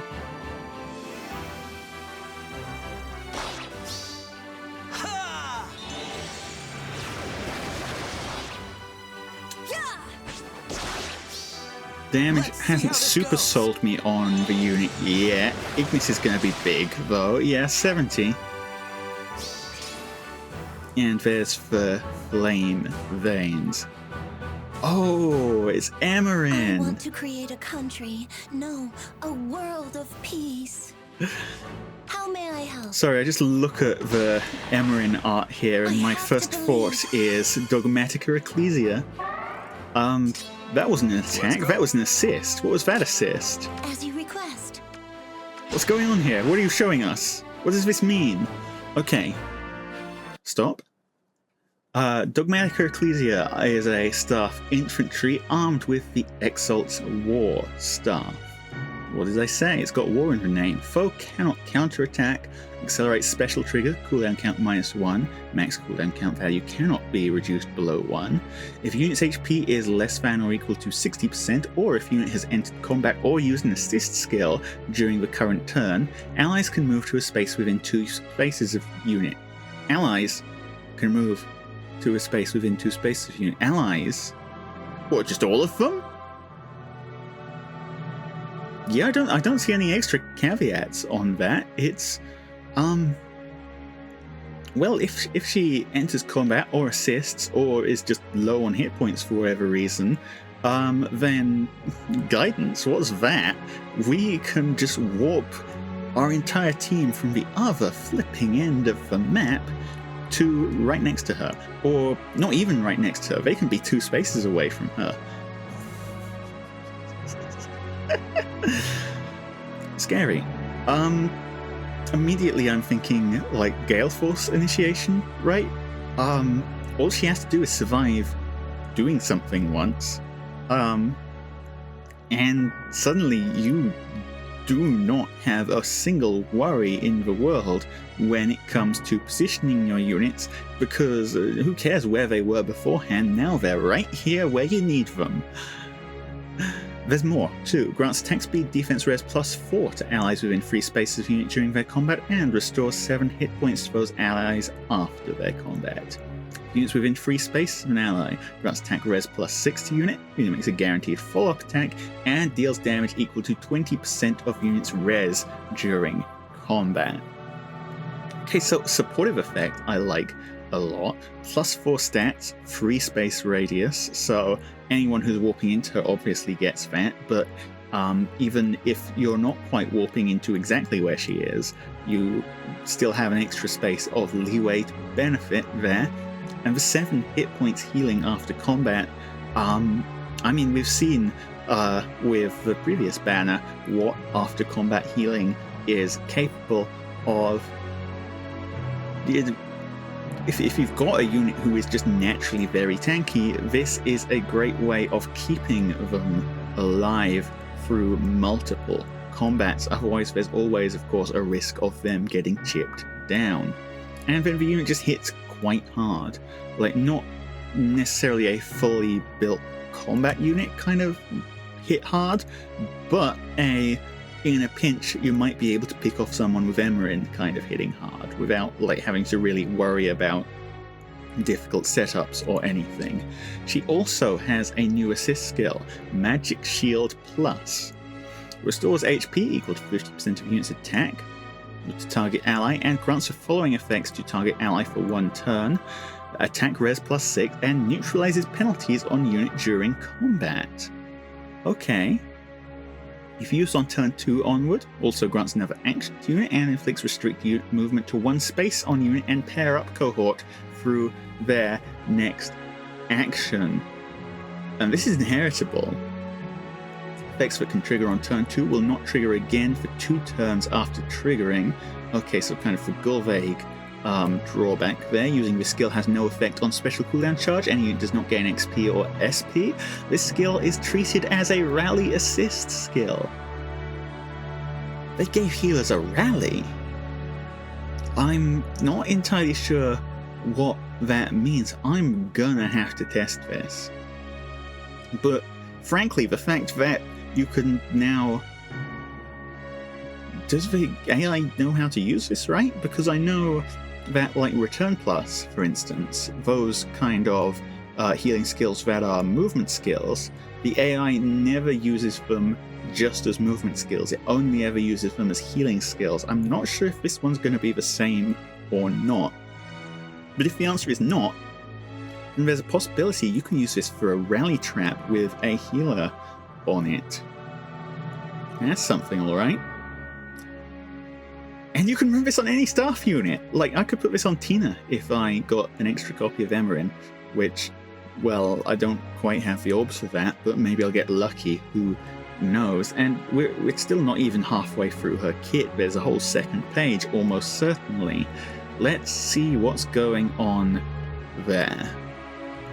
Okay, nothing actually new here. I tried to pause, it's weirdly laggy. There we go. Light's Restraint is the 2 cooldown one, so it's almost a moonbow, and it applies guard and a pulse effect if it triggers. Very handy. Poetic Justice is the big damage version of Wrathful, 15% of foes attack, and Attack Res Oath 4 is just going to be nice to have, honestly, giving her a little extra mobility herself so that she can warp in to wherever she wants to warp everyone else into. Yeah, I'm a big fan.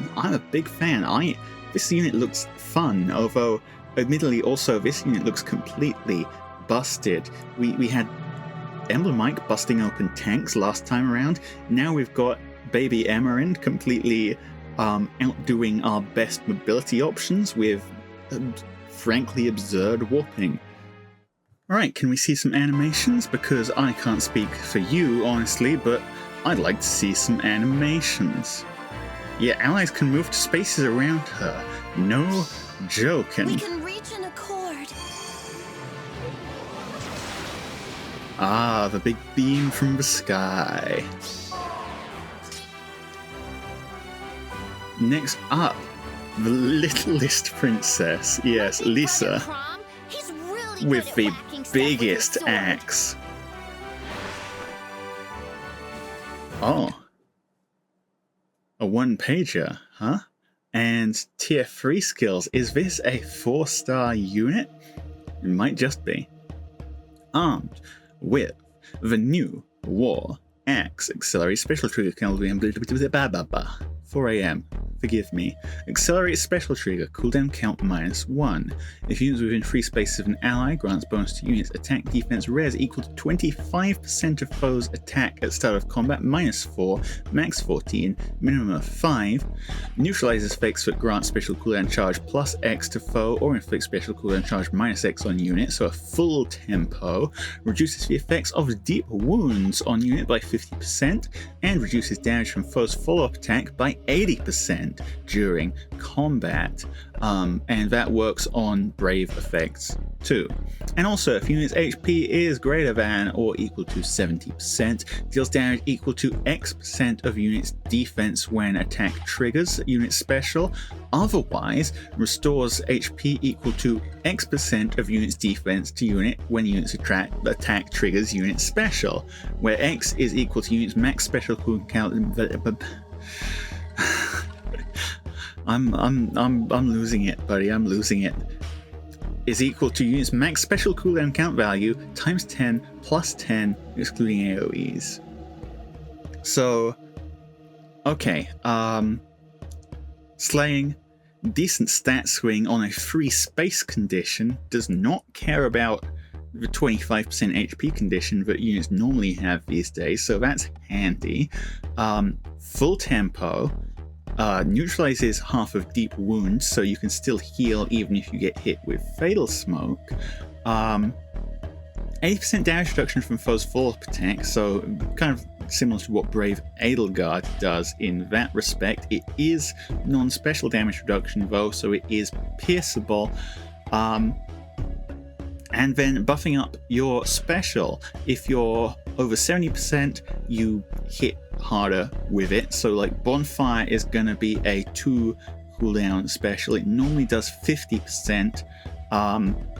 It's 2 cooldown because of slaying, right? It's normally 3 cooldown. It normally does 50% of units defense, but 2 cooldown times 10 plus 10, we're taking that all the way up to 80% of units defense, meaning that Bonfire on Lisa is basically an Ignis for any other unit. Or if you're low on HP, it heals you by that amount instead. I do kind of like the putting the damage where it's needed, either towards killing the enemy or towards restoring your own hit points.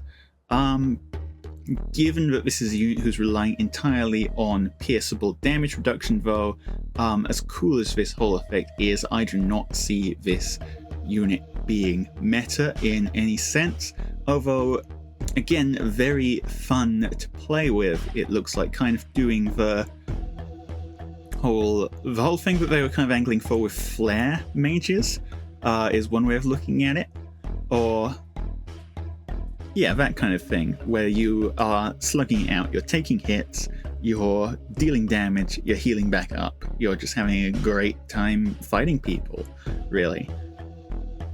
We've got Bonfire, of course, we've got Defense Res Finish free, and we've got Times Pulse free. Again, both of these are tier 3s of skills that have tier 4s, although depending on the unit, you don't really need Times Pulse 4 by any stretch of the imagination. Times Pulse 3 is generally good enough for what you need Times Pulse 4. That's 4 as in FOR, not the number 4. But also means that this is going to be good fodder for whoever you're choosing to ramp into. With if you've got a unit who wants Times Pulse 4 and wants Finish 4, well, now you can inherit both of those and still have slots left over to inherit other things. That's pretty much all I've got to say about Lisa. Yeah, definitely an interesting unit. I like the design on this one, even if it's probably not going to go particularly far, especially compared to what we just saw out of Emerin, right? Anyway, let's watch a small child hit things with a very big axe. Wow, this child is tiny, huh? You need a time out. Look how much smaller than that Pegasus she is. And lastly, we've got Crom and Robin. We work well. Looks like together. Robin is the lead, and this is a tome unit, despite the fact that in the art the sword is like really obvious. Leave it to No. us. Tome it You've got is.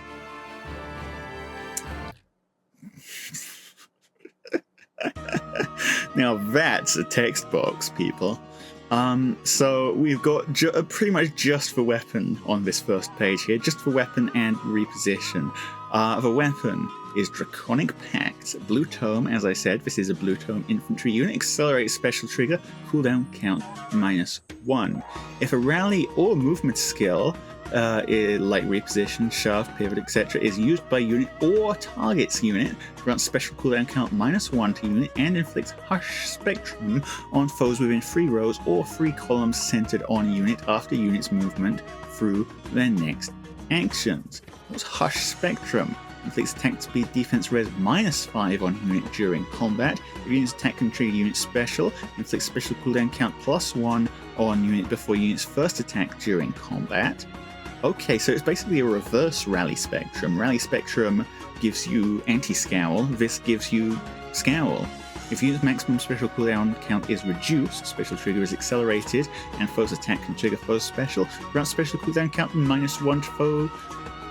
Okay, so if they've got slaying built into their weapon, which basically every unit has slaying built into their weapon, with a very few exceptions these days, because it's just that good, right? Why would you print a unit and your IS and you not put slaying on it? Well, maybe it's because it's Baby Robin. Not this Baby Robin, the other Baby Robin. That's why. But pretty much everyone has slaying, as you've probably noticed. So yeah, basically this is a complete reverse of Rally Spectrum.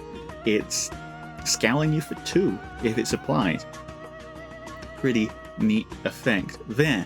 If a rally or movement assist skill like reposition, shove, pivot, etc. is used by unit or target's unit after unit has already performed an action, grants another action to unit once per turn to change fate. Except actually it's even better than to change fate, because to change fate requires you to be the unit actually doing it. This works both ways. Well, to change fate, you've got to use your movement assist or rally assist. Well, it is just a movement assist on to change fate, being honest. You use it and then you get to do something else. Here, this lets you use any unit that has a rally or a movement assist as a dancer on this unit once per turn, so long as you don't use their assist. That's got some potential as well. I'm thinking like 7th slot rally up trap kind of potential, maybe. You know, use the rally up assist normally goes for the 7th unit.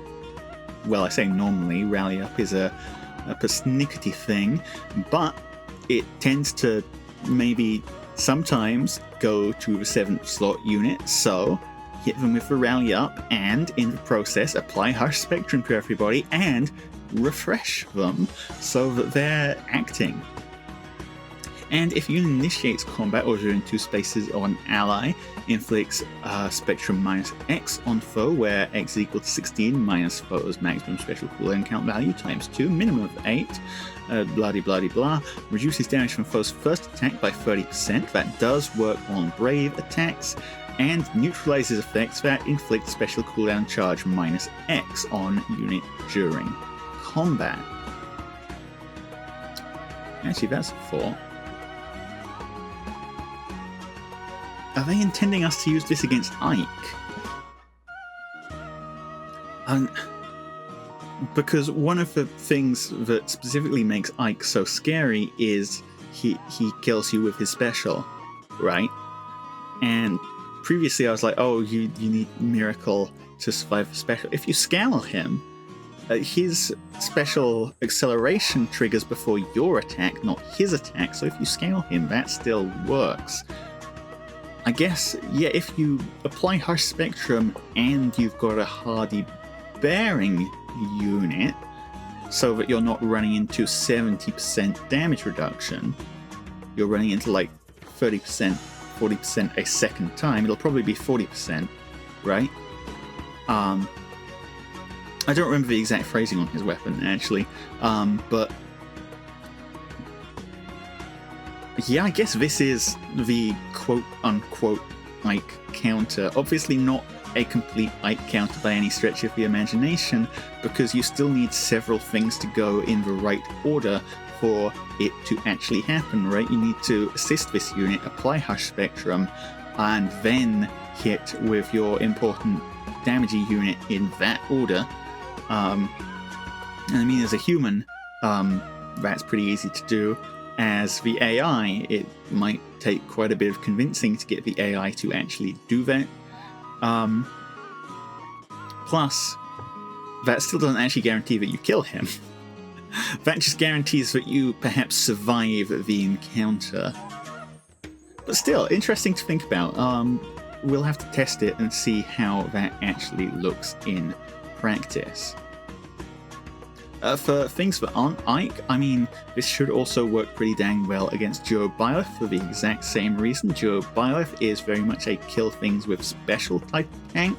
Her Spectrum will prevent you from kill things with special. And honestly, this is gonna work for pretty much any slow unit who's just kind of wanting special once. You know, the entire category of units that are normally countered by Veil. This is a Veil with no res check, but instead you've got a kind of situational assist condition on it. Interesting. I still think that the whole thing of just you can refresh this unit with an assist that isn't a dance assist, that's the most exciting part of the kit to me. But the other things going on here, I think this is a pretty funny little unit. Let's see a second page, because you're not going to tell me there's no second page. Yeah, that's what I flipping thought. Flare as the special. I mean, it's kind of looks to me like they're just dumping the high value special on this one, not gonna lie, but I don't particularly care. Flare's a good special, and any other special you're running on tome units at the moment is pretty easy to inherit, so you may as well give them Flare, right? In the A slot, Fell Worm Scale, a PRF, a skill. At start of combat, unit HP is greater than or equal to 25%. Grants Spectrum plus 8 to unit, neutralizes foes' bonuses, and unit deals damage equal to 15% of unit's attack during combat, excluding area of effect specials. Also, when special triggers, neutralizes foes' reduced damage by X% effects from foes' non-special skills. Okay, so the kind of Spiral 4-ish effect there. Start of combat. If unit's HP is greater than 25%, restores 7 HP to unit after combat. Alright. I mean, it's not doing anything particularly ridiculous necessarily, but it's giving you a lot of stats, a lot of damage, and DR Shred. Put all of that together, and well, you've put all of that together. I don't know where I'm going, but yeah, this is a skill that's probably better to run than any actual A skill. It's just a bag of good stuff, basically. It's good stuff, the skill.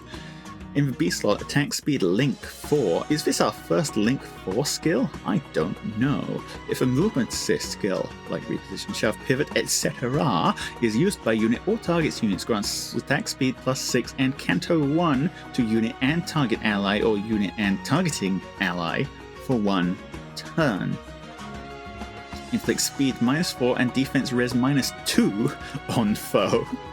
Interesting. And unit deals plus X damage during combat, where X is equal to the highest total attack and speed bonuses among units and allies with Canto 1 active, excluding area effect specials. That's a funny way of doing the condition, but I guess it works.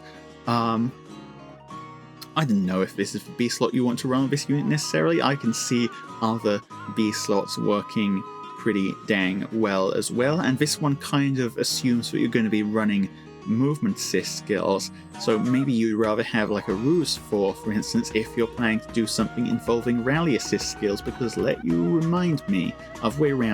remind you that this unit works with both. And in the C slot, infantry null follow-up 4. Finally, they made an infantry null follow-up skill that doesn't completely suck. At start of turn, if units within 2 spaces of an ally, grants null follow-up and the following status to a unit for 1 turn. It's the orders status. And at start of turn, it grants null follow-up to infantry allies within 2 spaces of unit. Yeah, infantry null follow-up 3 was a very silly skill. Infantry null follow-up 4, at the very least, self-buffs with null follow-up. So it's basically freeing up your B slot to run something that isn't null follow-up. I mean, you could still run the null follow-up seal as well, and run a different C slot, like an Oath or something, but worst case scenario, you're still getting null follow-up here, and orders, which are 2 very good buffs to have.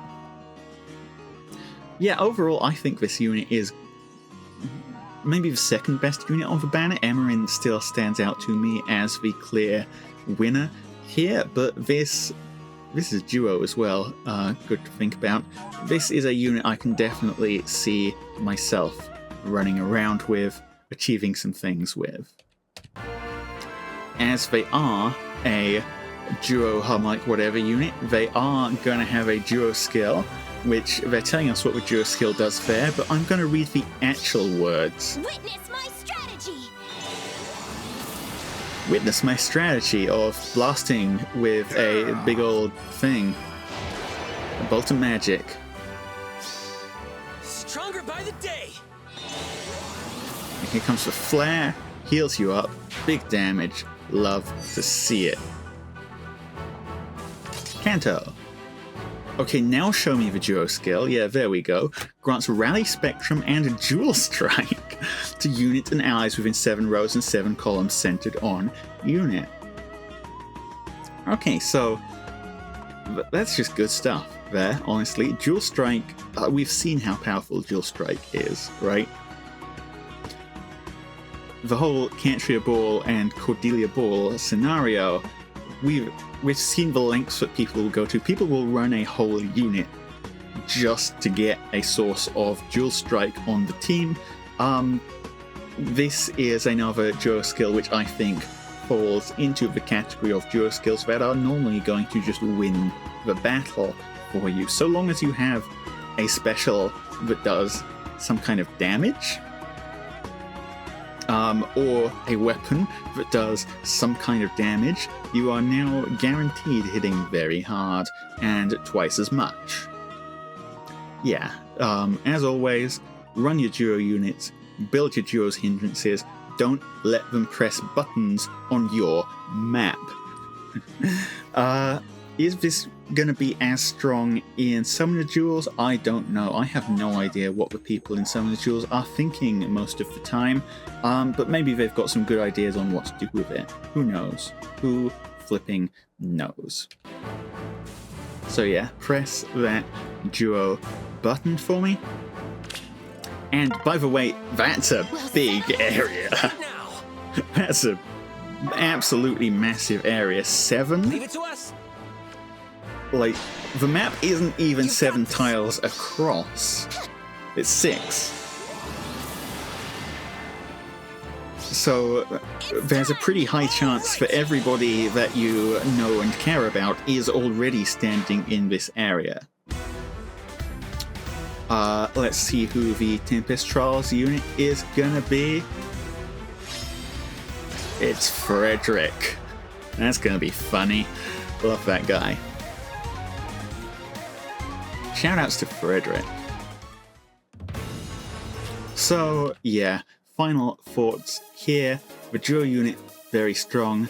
The Emmeryn, insanely strong. That Emmeryn has so much potential, even though she's not really doing much by herself. The fact that you can just teleport your entire team across the entire map. Have you heard of a guy named Engineer TF2? Yeah, pretty much the same sort of strength going on there, in my personal opinion. The other two units I'm not quite as enthralled by. Baby Robin is basically Brave Robin 2.0, but now as a range 2 unit. And I mean, Brave Robin was kind of niche, but not super useful. So I assume that Baby Robin's going to be much the same way. And Lisa is Lisa. Like, you can't hate her, even though she doesn't seem like she's going to be particularly meta. So yeah, I have to grab an Emmeryn. It is decreed. It must happen. Let me know if you feel the same way as me, and I'll see you all in the next one. Hello everyone, we're back on that thing where banners come out and I look at them. I'm Penrost776 and these are new heroes. And would you look at that, we're starting out with Mozu. I'm not afraid. I might even save you or your friends. Honestly, I'm kind of surprised it's been this long to see Mozu, seeing as how far we've gotten into the Fates cast, but, well, here she is. She is a Lance infantry unit. I assume that means this is a Fates banner, by the way, armed with the Forager Najinata. Accelerate special trigger, cooldown count -1. Start of turn, if unit's HP is greater than or equal to 25%, grants defense res +6 and special cooldown charge +1 per attack during combat. Only highest value applied does not stack to unit and allies within free spaces of unit for 1 turn. At the start of combat, if unit's HP is greater than or equal to 25%, grants Spectrum +5 to unit, grants an additional Spectrum +X to unit, where X is number of allies within free space of unit times 3 +1, max 10. If any space within 2 spaces of unit has a Divine Vein effect applied or counts as difficult terrain, excluding impassable terrain, value is treated as 10 and reduces damage from foes' first attacks by X during combat. Is that the same X? Yeah, I think that's the same X. That works against Brave effects. And hang on. Oh yeah, there we go. I was looking for the end of the brackets. Took me a moment. And also, when unit deals damage to foe during combat, restores X HP to unit. Triggers even if 0 damage is dealt. So simply put, well, to begin with, big handing out of buffs there. It's the special acceleration buff and defense res +6. All allies within 3 spaces plus Mozu herself. The skill requirement's a little tough.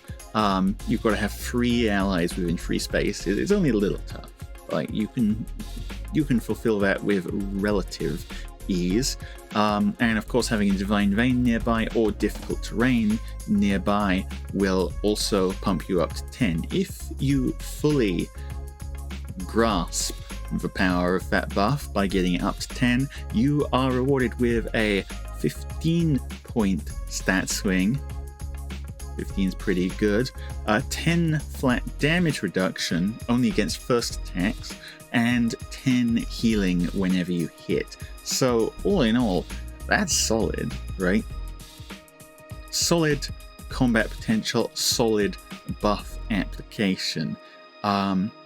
We have Bonfire as the special, nothing particularly huge there, although since it is a free cooldown special, Mozu has Slaying. Mozu is of course applying special acceleration. There's a decent chance that you're going to be triggering this every combat. In the A slot, bonus double of 4 we've seen before. It's the version that does more than double. It does 4 and then doubles. Well, no, it doubles and then adds 4, would be a better way of putting it, because order of operations matters when you do this kind of thing. And also it can borrow from allies, so even if your buffs get shut down, as long as there's an ally nearby who is buffed, you can still work things out. It seems like it's become very common to put a page 2 on these things, by the way, and here is said page 2. Come on, pause already. Pause. I hit pause. Where's the pause? There's the pause. This thing's been playing up recently. I don't know what the deal with that is, but in any case, here is what we were looking for. Attack and Speed Bulwark 4 is the B slot of choice here. That is new. I think we've had Bulwark 4 before, right? I'm not sure if I'm confusing myself, but I think Bulwark 4 is something that we have seen before. In any case, just like previous Bulwarks, it is a bit of a super obstruct. You know, foes with range 1 can't move through spaces next to you. Foes with range 2 can't move through spaces within 2 spaces of you. Attack speed -4. Yeah, we've definitely had a Bulwark 4 before. This is so familiar to me. But this is the first attack speed variant of that. And the Bulwark 4s are not just a great obstruct effect, which, by the way, obstruct effects are just very handy all around. If you're trying to, like, frontline, there's a lot of units these days that can just go around that. So bringing Bulwark, or, I mean, honestly, recently I've just been running obstruct in the seal slot. That works pretty dang well as well, but Bulwark is a great way of doing that too, because it also has, well, the version 4 has 40% damage reduction on it, combos well with Mozu's flat damage reduction, and 7 HP healing after combat, can never turn that down, and in the C slot attack speed of 4, which is just one of the best C slots out there. Mozu looks to me like a solid unit.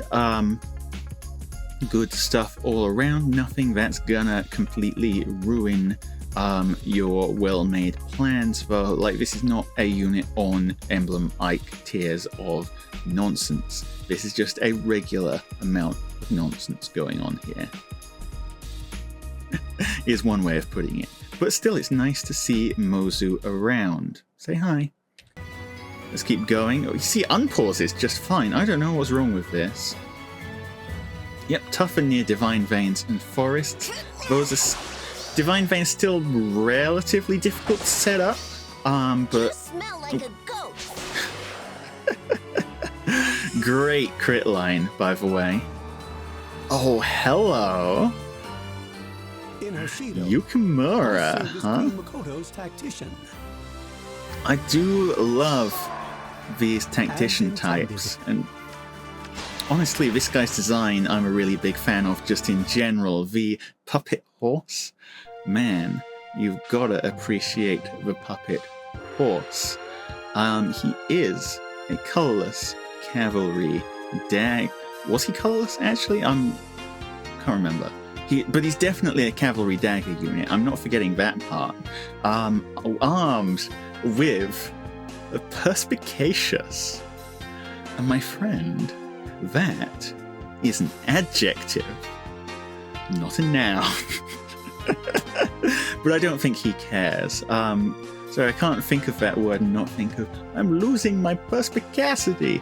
But in any case, that's what he's named his dagger. Apparently, it accelerates special trigger, cooldown count -1, grants attack defense res +4, and reduces the percentage of foes non-special, reduced damage by X% skills by 30%, excluding area effect specials to allies within 7 rows and 7 columns centered on unit during combat. Now, normally I'd think this is very cool. We do, however, live in an era where legendary Camilla exists, and she hands out 50%. So Yukimura, you're kind of falling behind a little bit there, buddy. On the other hand, something potentially to keep in mind given how they're doing things recently, legendary Camilla, her 50% is applied as a status. This is not a status. This is applied within 7 rows and 7 columns as a just, I guess, drive type buff. So that's going to depend on what works and what doesn't work against it. Right? Something like Embla is going to be able to block this out where she couldn't block out legendary Camilla, but on the other hand, something like Tina can steal legendary Camilla's buffs. Can't steal this.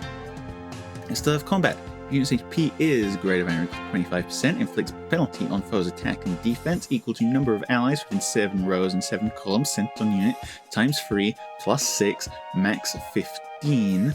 So 15 minus 6, you're still going to want 3 allies in that area, although it is a pretty big area. Reduces the percentage of foes non-special reduced damage by X% skills by 50%.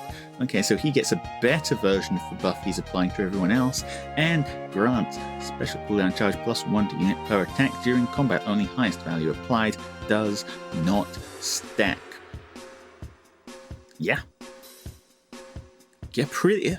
I mean, it's pretty decent combat, don't get me wrong, but still, compared to the amount of... I mean, it's a 15-point stat swing, 50% DR shred, and special acceleration. And slaying. Don't forget the slaying. Can't forget the slaying. Again, that's pretty solid, but it's not quite the same level of combat power as a lot of the actual units that are built for pure combat have, so it's more kind of like a bonus for his support abilities, and his support abilities are, I mean, they're not awful by any stretch of the imagination, but again, you're looking at something that is less powerful than the kind of buffs that are being handed out by Legendary Camilla, and Legendary Camilla is also a stronger unit when it comes to actually fighting, so this one's going to be a tough sell. Especially as Iceberg, this is probably going to be a high res unit, especially looking at the other skills here. A slot Fire Flood boost 3, always nice, don't get me wrong. And in the B slot, Sabotage attack defense 3. That's the first time we've had a Sabotage with this specific combination at this tier. So yeah, a bit more support potential here is running that Sabotage skill with the high res stat, just using that to apply a little bit of extra debuffs than otherwise.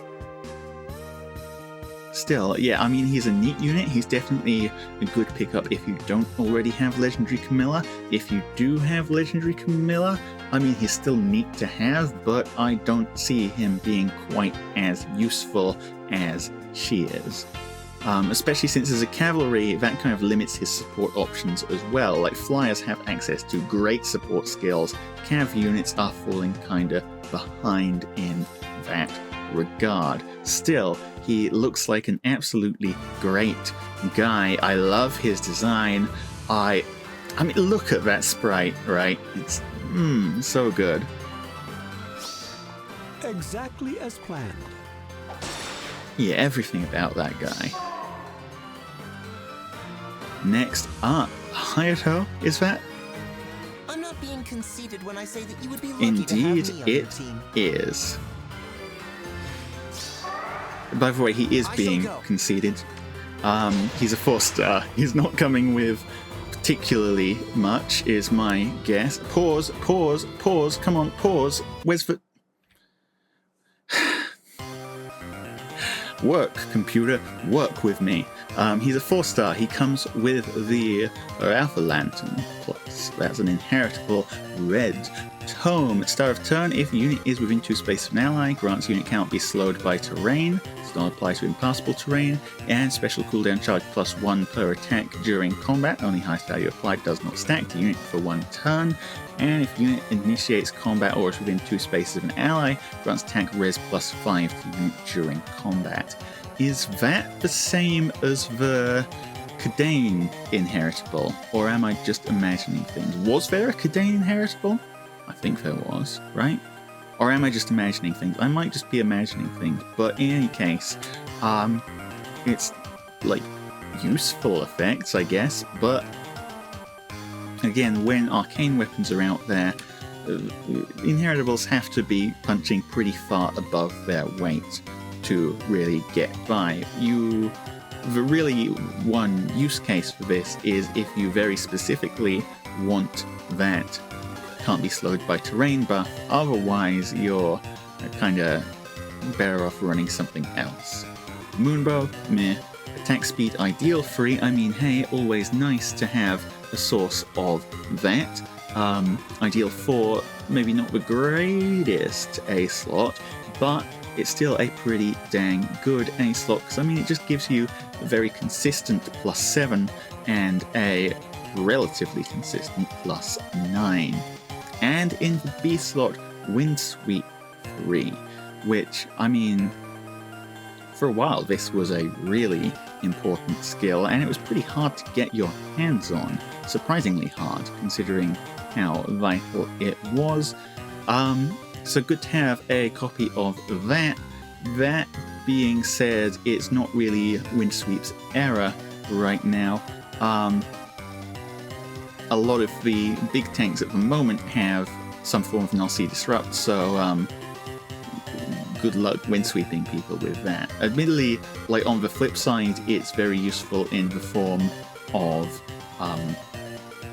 NFU is also very easy to get your hands on these days, so the downside of Windsweep is pretty much non-existent, but it's still it's waiting for a Windsweep 4 is my general angle on that. So yes, some neat additions to the fodder pool, but not a particularly impressive unit in his own right, although I'm sure fans of Hayato will be glad at the very least he's going to be easy to +10. And last on the banner, a new Attuned hero joins the battle. Who's it gonna be? That's an Azura. And I are reflections of one another, as are the paths our destinies Oh, and she's have gone followed. back to axes We as are aligned. well. Axes and teleporting. What's going on here? Pretty simple looking weapon by the look of it. The Tri-Path Splitter enables Canto distance +1, max 4. So for reference, that's the one that lets you Canto the distance you moved, as opposed to remaining, which lets you Canto the distance you didn't move. So if you move 3 spaces, you're going to be able to Canto 4 spaces back out. That's some serious Canto right there. Grants speed +3 at start of turn. If units within 2 spaces of an ally, grants attack speed +6, null follow-up, and null panic to unit and all allies within 2 spaces of unit for 1 turn. If units within 3 spaces of an ally, grants +5 to all stats to unit during combat.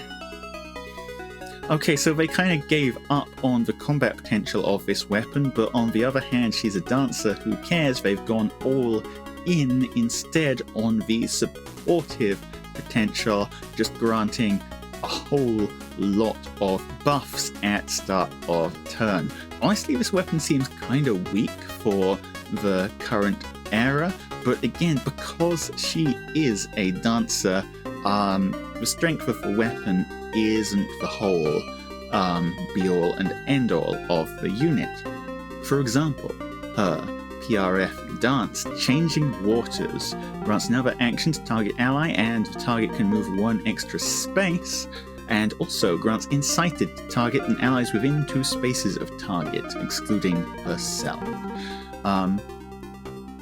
Yeah, that's an Azura dance, alright. Giving 1 extra movement has always been a pretty scary little trick that Azura can pull on people, and now she's applying Incited as well for just a little bit of extra stats.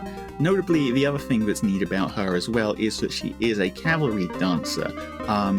Obviously not the only cavalry dancer, hasn't been the only cavalry dancer for quite a while, because they've printed a few of those, but it's still a relatively rare category of dancer to see, so any additions to that category are relatively unique in their own right, regardless of anything else built into their kit. In the A slot, we have Firestorm Boost Free. Interesting that they're going attack speed here, given that, again, I'm really not sure what she's hoping to kill with that weapon, but I mean, HP plus 5 will help with the survivability a little bit. In the B slot, attack defense cantrip free, a new tier of cantrip skill. If Sing or Dance is used, inflicts attack defense -7 and sabotage on foes in cardinal directions of unit and target through their next actions. Don't know how I feel about that. I mean, attack defense -7 and sabotage is very good to apply, don't get me wrong.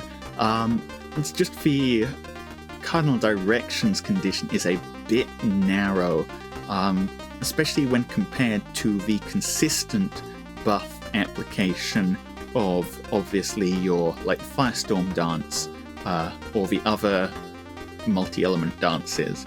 This kind of feels a bit lacking in regards there. Like the Firestorm dance, that is consistent value. So long as you dance someone, you are getting maximal value from that. But this, I'm just not quite feeling it the same amount. Let's keep going. There we go. Because yes, we have an X slot and a C slot as well. The C slot is cross spur attack. I mean, it's not nothing. It's not my favorite C slot by any stretch of the imagination, but it is a usable C slot. Can make you do some funny positioning to actually get allies with your buffs, but hey, what's Fae without a little bit of funny positioning? And in the X slot, we have Mercy Wing Echo. That's Wings of Mercy in the Echo slot. Pretty good. Pretty dang good, honestly. Like, basically every single support unit you can think of is considering this, especially the ones that kind of have competition for their B slots. Like dancers, for instance, it's been a question for a while. Do you want to run Wings of Mercy 3, even Wings of Mercy 4, which is a very strong skill, or do you want to run some kind of skill that benefits actually dancing people, like your... I've mentioned them already, you know what I'm talking about. This lets you offload that to the X slot, frees up your B slot to do both things. In terms of strength, it is interesting to see that they've kind of dialed it back on the paradigm. Recently, a lot of the X slots they've been printing have been on the same level as a tier 4 B or C slot. This one's definitely a tier 3 skill. This is tier 3 Wings of Mercy. They have not chosen to go up to tier 4 Wings of Mercy, which I think is sensible. I think it shows a level of awareness of the balancing of their own game that perhaps IS don't always show, but it is funny that things have turned out that way. That's a very strong inheritable. I think it justifies the cantrip skill a little bit more given that it's on her. I still don't think she's like the dancer, uncontested. There's a lot of dancers who I think generally I would want to run over her just in general, like Hatari Azura, for instance. Hatari Azura may not have the whole Wings of Mercy and freeing up a B-slot thing, but Hatari Azura is a harmonic dancer and gets more action economy than her, right? And they're both cavalry dancers, so she doesn't even have the cav dancer advantage. The one thing I think she really has in her favor is that as a cav dancer with a melee weapon, she can potentially be used for Gale Force activities. It's not the perfect Gale Force weapon by any stretch of the imagination. Maybe the best thing it has going for it in terms of Gale Forcing is the fact that since it doesn't actually hit very hard, you're at less risk of accidentally killing the enemy before you trigger Gale Force. But aside from that, yeah, not particularly impressed by the unit, but not particularly impressed by the fodder either. I mean, Firestorm boost is pretty good. Everything else is not the ideal thing I'd want to be inheriting, but that X-Slot is something exciting right there. All in all, then, well, let's see her animations. Yep. She can sing to allies and then move up to 4 spaces. The Canto is maybe the best part of this unit. Just quite ridiculous, get the heck out of there ability. Our next goal? And yep, as you can see, able to teleport very far, and even after this is going to be able to Canto all the way across the map again. That's good. Hand reveal, I'm not doing one of those. You're not seeing them. Do we have an obvious GHB there? No, we do not. So, yeah. Looking at the units here, I think this one's a skip for me, honestly. I mean, these units aren't awful by any stretch of the imagination. They're just not world-breaking. And honestly, I kind of needed a banner to skip because I've really been running kind of low on the old orb front recently. So thanks, IS, for that. You know stuff's dire when you're thanking the developers for making a banner that isn't ridiculous. Well, let me know if you agree with me on that one.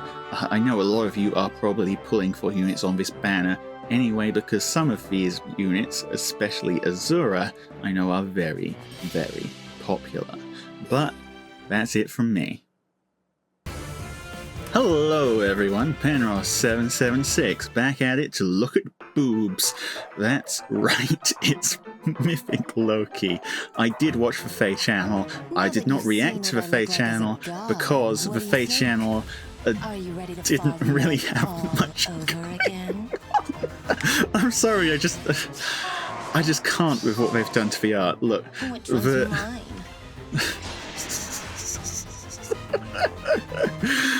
give me a moment to compose myself. Yes, we're normal here.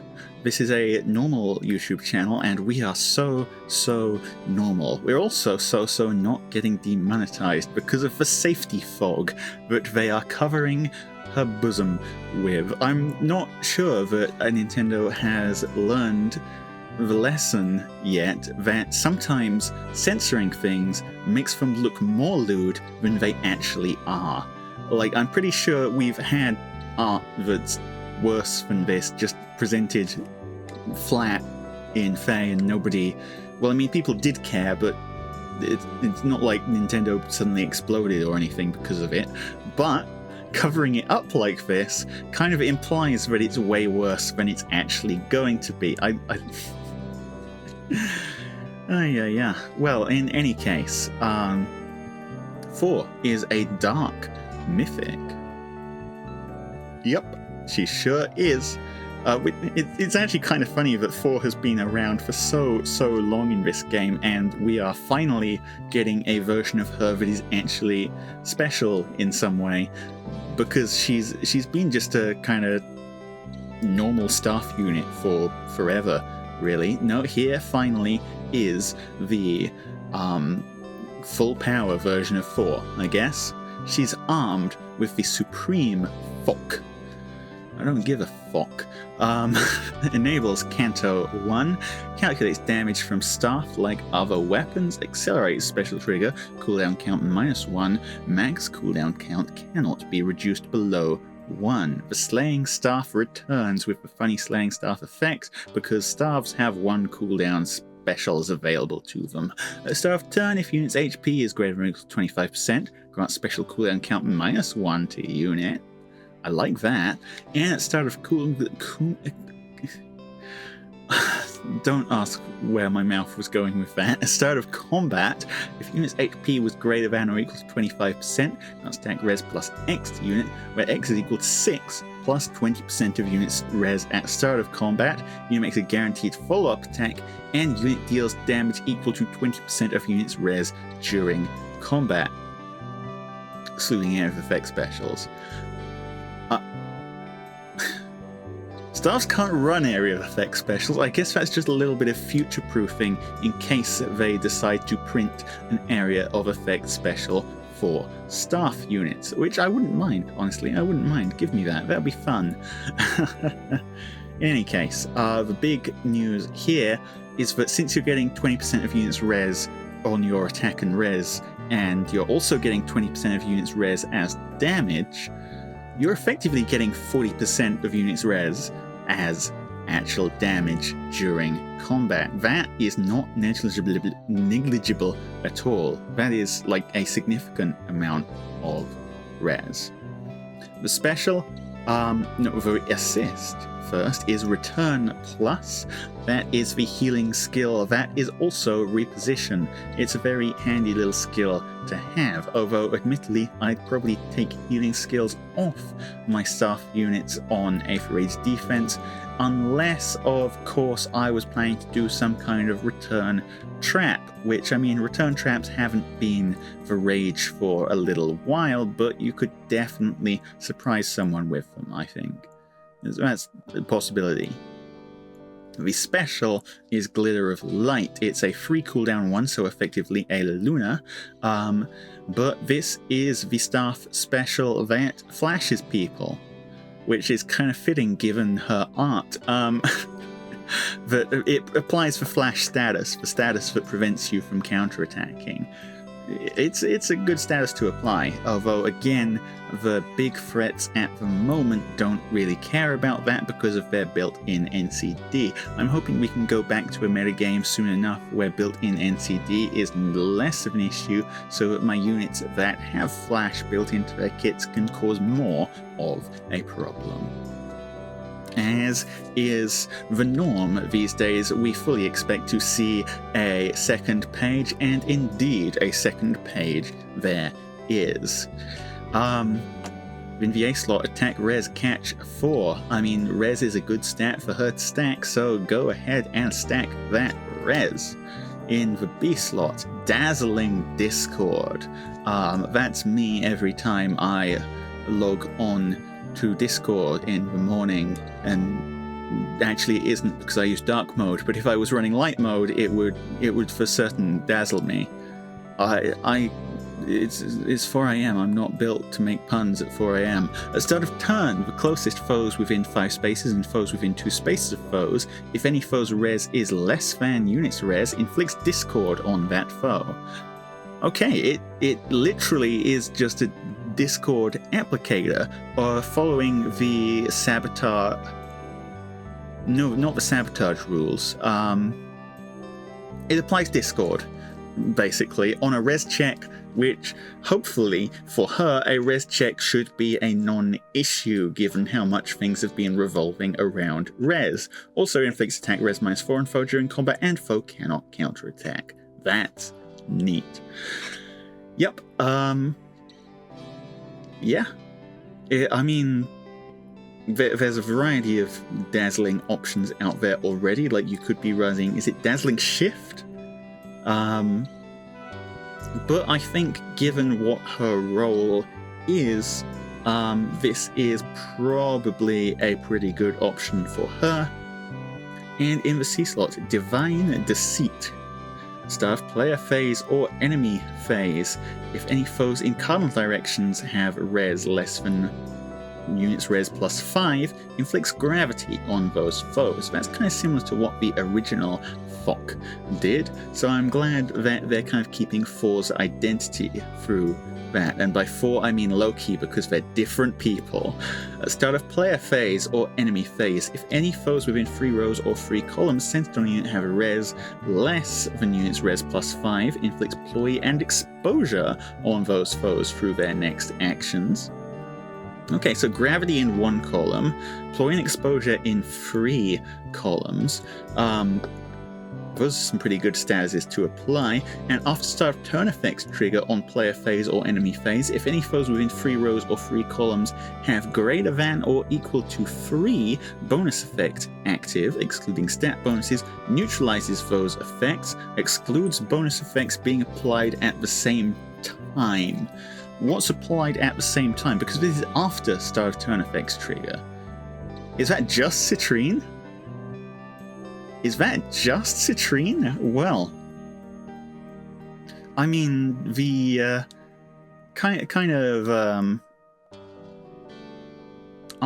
downside of this is that this is a defense mythic, and since that is only a 3 column effect, well, I mean, the good news is that it's applicable on both phases, so you can't just get around it by applying the buffs outside of her columns and then moving into her columns.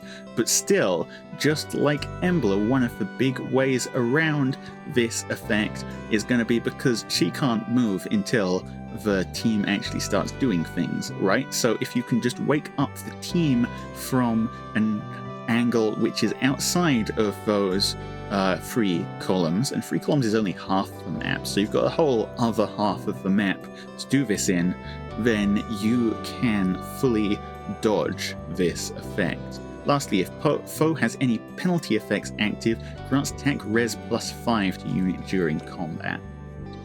Yeah, I think this is pretty dang neat, don't get me wrong. Kind of an interesting way of countering buffs here, doing it kind of the opposite way from Tina. Tina steals buffs from 1 unit, or potentially more if multiple units have the same number of buffs. 4 kind of puts a ceiling on the number of buffs you can run. You can get around her just by running 2 buffs. No more.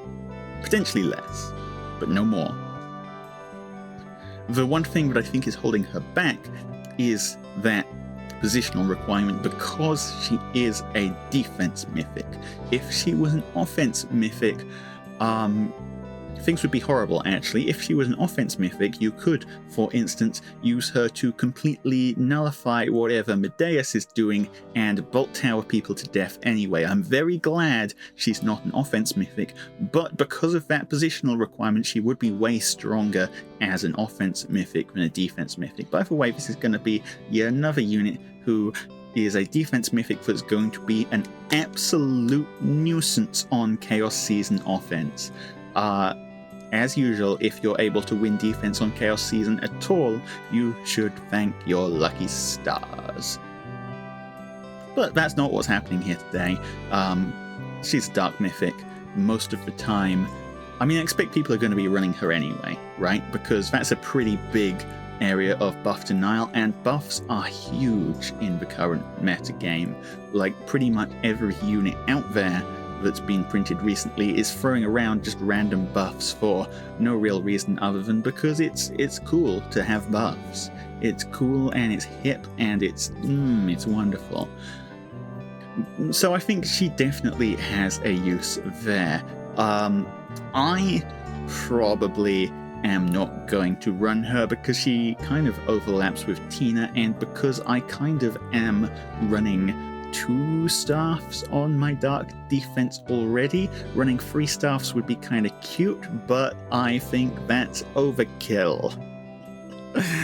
Just a little bit. Just a little. But I do think she's going to be a very popular unit to run, and not just because of her huge boobs. Let's see some animations, and let's see who she's sharing a banner with. Yep. Gonna chop down Freya there. Freya has a lot of damage reduction, so that's one thing that's worth noting. She does not have a way to deal with that natively, but as you can see, able to flash down a large area, and those units are not allowed to have buffs. We are removing the buffs from them. We're not removing the buffs from Asker, funnily enough, because he only has the Harmonic buffs on him. But yeah, someone like Asker, for instance, or someone like Peony, is pretty much filling up your buff limit, your free buff limit right there. Also on the banner, Oda, oh god, Atri, 4, Legendary Nana, Legendary Yuri, Nafuz, Legendary Guinevere, Vale, Ginungagap, Severa, the Reinhardt. That is the whole banner. Are any of these colors actually good? I think we'll have to see. Okay, color by color. Well, going from the obvious one, green, awful. When's the last time you saw Ota anywhere? Except, of course, as the face of fallen PM1. Atri is in a similar bucket to Ota. Atri, I think, is a little bit more usable than Oda, but both of them are having an absolutely horrible, terrible time of it. Maybe they'll get remixed and then they'll have a slightly better time, but oog. 4 is the best unit on green, and I mean, always worth picking up because she's an offense mythic, but like even then she's not the most impactful offense mythic of all time. Most of the time she's just being run as a flyer who can run a C slot. Right? Red, Severa, I haven't been seeing a lot of Severa around, I'll be perfectly honest. Like, not a terrible unit by any stretch of the imagination, but just falling into an incredibly oversaturated pool where she's not necessarily the best unit in that pool, so I'm kind of struggling for survival there. Legendary Yuri kind of has the same flaws as regular Yuri. I mean, again, as a guy who can run around and foul play and Kanto things, he's not bad by any stretch of the imagination, but not the best either. I mean, we're still doing better than green here by a long stretch. Lastly, Legendary Nana. I'm so sad that she's ended up the way that she is. Legendary Nana is a unit with so much potential. They printed her and went, yes, she is the one unit in the game who can pierce all damage reduction, regular, and she can stop special damage reduction from triggering. Then, what did they do? They printed a whole bunch of special damage reduction that does not rely on the special triggering to be special damage reduction. Nana becomes sad. I'm hoping, because I love Nana as a unit, right? For really cool design, really cool that she's able to shred things like that, except she can't. I'm hoping, again, that they remix her and let her become an absolute menace like she's supposed to be. Now, in PvE, you're going to have a much better time with her, but against the actual meta game, kind of a big oof there. Colorless and blue are the ones that I think are super worth pulling on. Colorless has 4, and by 4 I mean Loki, because I keep getting them confused. It has Loki, it has Ginungagap, who might have been overlooked for a little while, but nowadays people are eyeing up that Fatal Smoke 4 juicily. And of course, as a rearmed unit, she can print a lot of copies of Fatal Smoke 4 very quickly if you want to merge her up, and provide other skills with that as well, and you get to keep your Gnunga Gap. Hey, that's great value. Guinevere kind of the odd one out here. Even then, she's not an awful unit by any stretch of the imagination.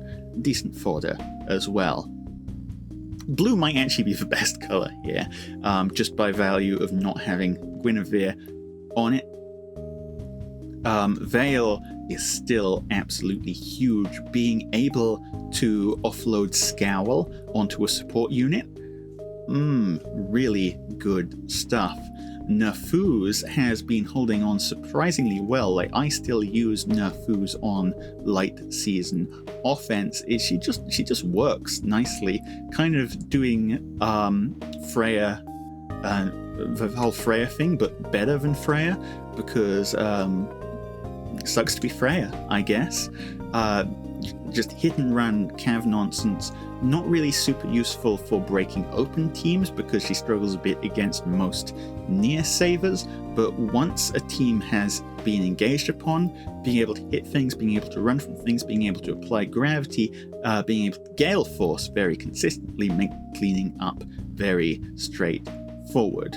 And then there's the Reinhardt. Oh, I love this guy. Pretty strong by himself. I mean, I think the thing I'm really excited for is his future potential, because this guy can naturally quad with any weapon, even weapons that were never meant to quad.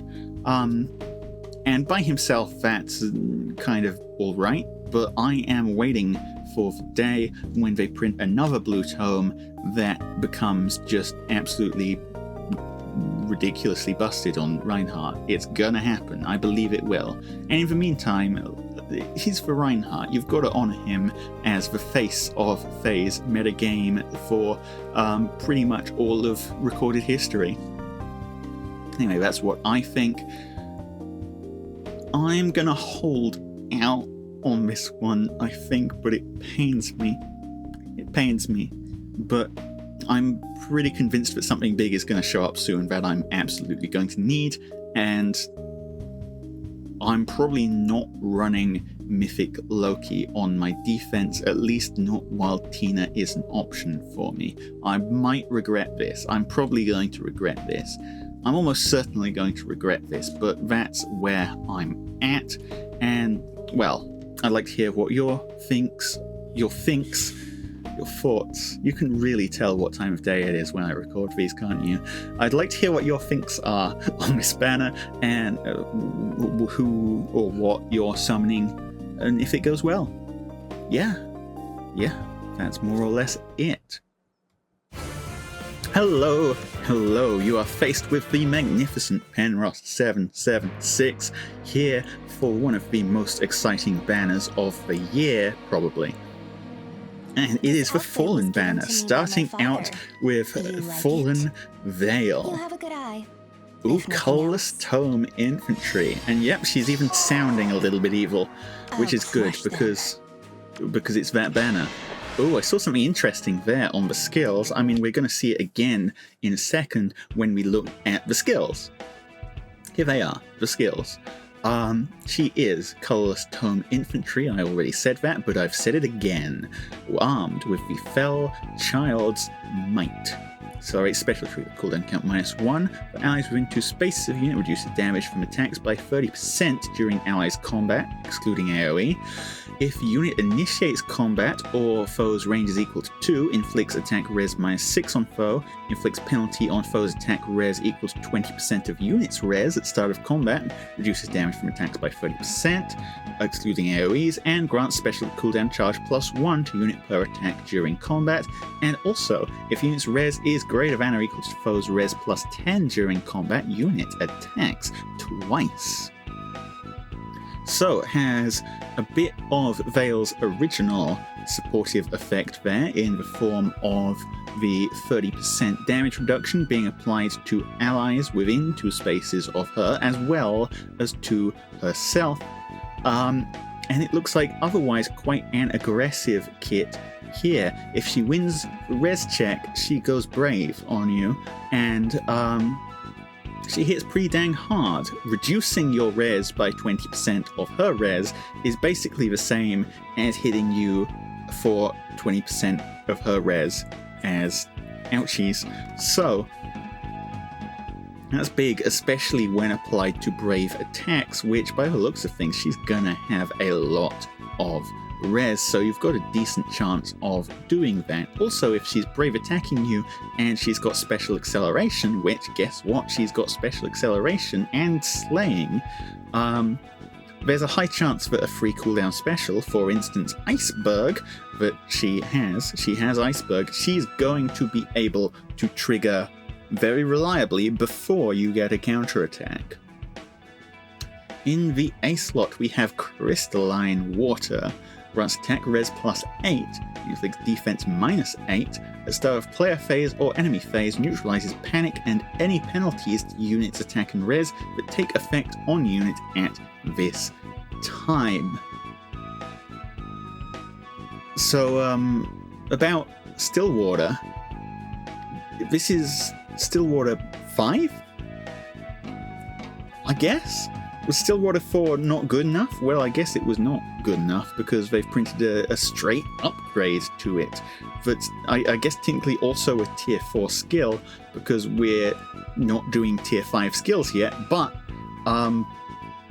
nonetheless, that's a better Stillwater. Defense minus 8 is getting into fairly ridiculous territory. This is almost catching up with the out of combat stats that Arval gives themselves, so that's a funny thing to think about. But yes, it does the classic Stillwater effect, but one better, and it also protects you from debuffs that are going to affect your attack and res stats on both phases, your visible stats as well. Very cool way of doing things. In the B slot, attack res tempo 4. For those of you who don't remember, it is a tempo skill, and as a tempo 4, it also reduces foes' reduced damage by X% skills by half. It's damage reduction shred. This was actually one of the things that made Original Veil very strong, and it looks like they're doing pretty much the same thing on Fallen Veil here as well. And lastly, a PRF C slot, Fell Successor. If he initiates combat as within 2 spaces of an ally, he inflicts attack res minus 5 on foe during combat, and also if unit's res is greater than foe's res plus 5, and if foe's attack can trigger foe's special, inflicts special cooldown count plus 1 on foe before foe's first attack, and also if foe's range is equal to 2, inflicts additional special cooldown count plus 1 on foe before foe's first follow-up attack. Okay, so Veil's Scowl, which was admittedly the thing that Original Veil was kind of most notable for. I mean, had some other great stuff going on as well, but Scowl was like the big thing. That has returned, except now it's even better. Because if they're range 2, you get it again. You get a Scowl them twice, once on their first attack and once on their first follow-up attack. In addition, grants attack defense res plus 4 to allies within 2 spaces of unit during their combat. Allies within 2 spaces of unit if this unit's res is greater than or equal to allies' foes' res plus 5. That's I love the phrasing on that. And if foe's attack can trigger foe's special, inflict special cooldown count plus 1 on foe before foe's first attack, and also if foe's range is equal to 2, it basically, if you're an ally within 2 spaces of Veil, you are also benefiting from the exact same thing. That's the key thing to bear in mind here. In many ways, this unit is very similar to Mythic Veil.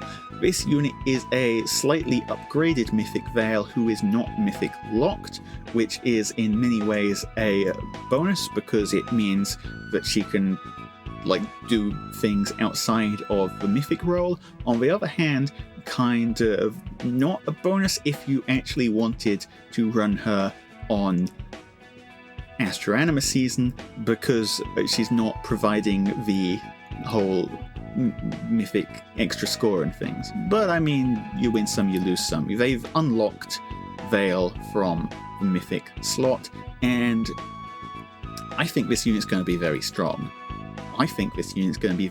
Partially because Scowl is still a pretty dang good way of dealing with the current meta game, partially because Veil has always been able to hit quite hard with the Tempo 4, and with the Brave effect, this Veil, I suspect, going to be hitting even harder than that. Yeah, and I mean, I've already seen regular Mythic Veil do some pretty ridiculous things, so I suspect a Fallen Veil only going to be even more powerful. Let's see some more animations, shall we? Yep, can crush foes by attacking twice. Goro, normally immensely tanky. Goro has been able to tank some frankly ridiculous things, but here is Veil cutting through him no issue whatsoever. That should give you an idea of her strength. Next up is Ursula. Fallen Ursula, she's gone stinky mode. Fine. I see an AoE. Kablam! Always love a good AoE unit. She is armed with the Dead Crow Tome. She is a blue tome cavalry unit. Accelerate special trigger, cooldown count -1. Start of turn, if unit's HP is greater than or equal to 25%, grants special cooldown count -1 to unit and grants attack speed +6 and desperation to unit and allies within 2 spaces of unit for 1 turn. Ooh, desperation buffer. That is immense.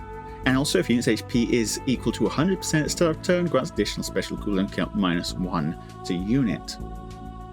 Okay, I'm really focused on just applying desperation, because desperation is worth a lot in the current day and age. Like, admittedly, Ike kind of gives it away for free for people attacking him, but every major meta unit that is not Ike at the moment actually genuinely struggles with getting hit with desperation. So that's big. That's big. I mean, there's no downside to bringing it against Ike because it doesn't change anything. Yeah, I can see this tome specifically getting a lot of work done just in an immense amount of kill power. Immense indeed. Also, yeah, slaying and 1 special cooldown count applied at start of turn if HP is equal to 100%, so could potentially have some issues with that getting turned off by a random chip damage, but it's still special cooldown count. It's free, you may as well take it. Start of combat, if unit's HP is greater than or equal to 25%, grants attack speed +6 to unit, grants bonus to a unit's attack speed equal to 20% of unit speed at start of combat, deals damage equal to 20% of unit speed, including when dealing damage with a special triggered before combat, and neutralizes effects that prevent units' follow-up attacks during combat, and also if unit's HP is 100% at start of combat, neutralizes effects that inflict special 4 AM special cooldown charge -X on unit during combat. Okay, so very much designed to hit you with specials and perhaps to loop specials, and completely throwing away defensive stats, which makes sense for a AoE desperation unit. Instead, 20% of units attack, 20% of units speed as attack and speed, 20% of unit speed as damage. Effectively, you're getting 40% of unit speed as extra oomph on every single attack. You're hitting so hard with that. You're gonna cause some mayhem with that. At start of combat, no, I've already read that. What am I talking about? Basically, though, yeah, this unit is a threat. This unit is like on a cav line, for instance, this unit is going to do some serious damage to everything that's not named Ike, and honestly probably going to do serious damage to Ike as well. Like you can see in the combat animation they're displaying, for instance, she's hitting a far saver. They dodged the AoE. She's probably going to kill them anyway, because that's how this kind of thing works. Specialist Blazing Thunder, yep, that's the AoE we saw. In the A slot, Verge of Death grants attack speed +8, inflicts defense res -8. That's visible stats, by the way, so works with the AoE, works with the weapon. At start of player phase or enemy phase, neutralizes panic and any penalties to unit attack and speed that take effect on unit at this time. Yet just going all out on damage. I like how they've designed this, although it does kind of scare me, but I do like it. I do like it. Let's keep looking. What else are we looking at? Speed Res Far Trace 4. We've seen this before. It's a Far Trace skill, but you deal 7 more damage, which, by the way, does work on AoEs. Good to know. And also gives you Canto like Far Trace 3, except if you use your full movement, you still get 1 tile of Canto. And on the C slot, Defense Res Smoke 3. Defense Res -7 on target and foes within 2 spaces of target through next actions.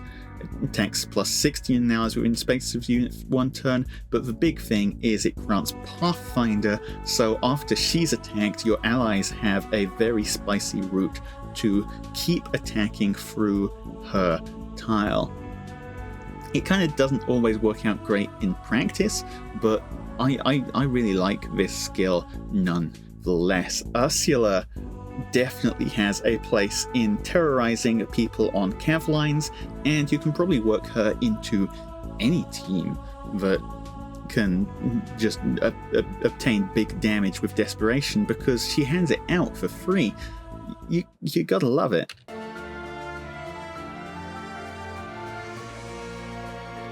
Yep, can activate her AoE special every turn starting turn 2. She doesn't quite have perfect pre-charge. And she blasts people. Oh, does she blast people? Oh, now this is a unit I was waiting for. It is Nurgle. Love this guy. What are they giving him? Aresh Kigal? I saw that. Oh, that is a wall of text right there. Always down for more weird old guys with funny weapon effects, and this is one of the ones I've been the most excited for because I just love this guy. Aresh Kigal is a green tome. He's a green tome infantry, accelerates special trigger, cooldown count -1. At start of turn, if unit's HP is greater than or equal to 25%, grants attack +6 and essence drain to unit and allies within 2 spaces of unit for 1 turn. Essence drain. After combat, if unit attacked is a key thing. Unit doesn't have to survive combat is normally the way that if unit attacked skills work.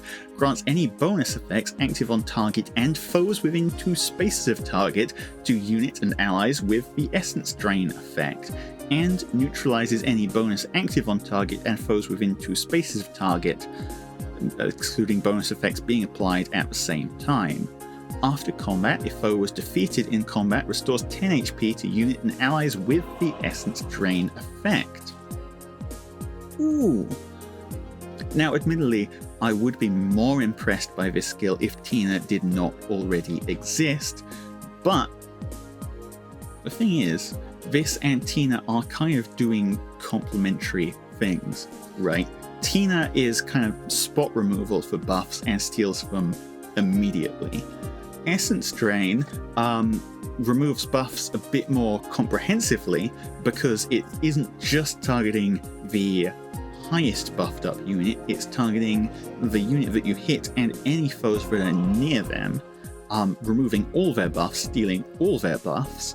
But the downside is you have to have one combat actually go through first. You've got to fight once, and then you're getting somewhere. But until you've had that one fight, you're not getting any buff stolen at all. Also, it heals everyone if you kill someone. That's neat.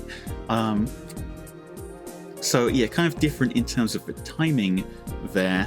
The extra funny thing is that if Nurgle is running against Tina, there is a very high likelihood that Tina is going to steal the Essence Drain buff. That's some good stuff right there. So yeah, that's amusing. There's also the rest of the weapon. At the start of combat, if unit's HP is greater than or equal to 25%, inflicts attack res -6 on foe, inflicts penalty on foe's attack and res equal to 20% of unit's res at start of combat, deals damage equal to number of bonus effects active on unit times 5, excluding stat bonuses, max 25, excluding area of effect specials, and reduces damage by value equal to number of bonus effects active on units times 3, excluding stat bonuses, max 15, again excluding AoEs. Okay, so if you've got 5 bonuses, which hopefully you found a way to steal 5 bonuses by having someone else attack before Nurgle, because he's not giving himself 5 bonuses immediately, right? Or maybe he is, I haven't seen the rest of his kit, but I assume he's not. If you've got him up to 5 bonuses, he does 25 extra damage, wow, and he gets 15 flat damage reduction, also wow. And also, if a unit's attack can trigger unit special, grant special cooldown count -X to unit before unit's first attack during combat, X equal to number of bonus effects active on unit, excluding stat bonuses, maximum of 3. Okay, yeah, extra damage, extra flat damage reduction, and better yet, reverse scowl, the pre-charge effect to just slam home a big special frame 1. This unit speaks to me, buddy. It's not just because he's Nurgle. I really like how they've designed this guy. His special is Glacies, and the rest of his skills are nothing particularly unheard of. He's got close bonus doubler. It's C bonus doubler, okay? You see, it's close counter with bonus doubler 3.5 stuck onto it. It's a good skill. It's an especially good skill if he's actually managed to steal bonuses from somewhere, which that could happen. That could definitely happen.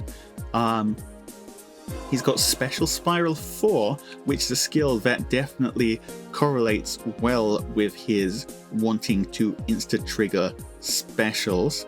I don't think this is actually the best B slot for him. Because Lagoose Friend 4 exists, right? He doesn't really need to loop specials with Spiral 4 because he already pre-charges based on his buffs, right? So he's already, so long as he's buffed up, which he should hopefully be buffed up, he's already triggering special no matter what. So Special Spiral 4 is just giving him 5 damage. He'd much rather have Lagoose Friend, which is giving him like 20% of his res.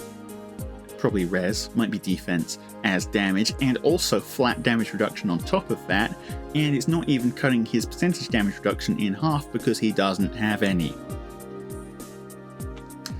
So interesting that, but I guess they didn't want to print another copy of Lagoose Friend 4 too soon, because Ike is already a character that people really want to merge and really want to fodder as well, so that's a super big moneymaker for IS right there. In the C slot, defense res Oath 4. At start of turn, you know what an Oath skill does, but this is apparently the first time they've printed the defense res version of it.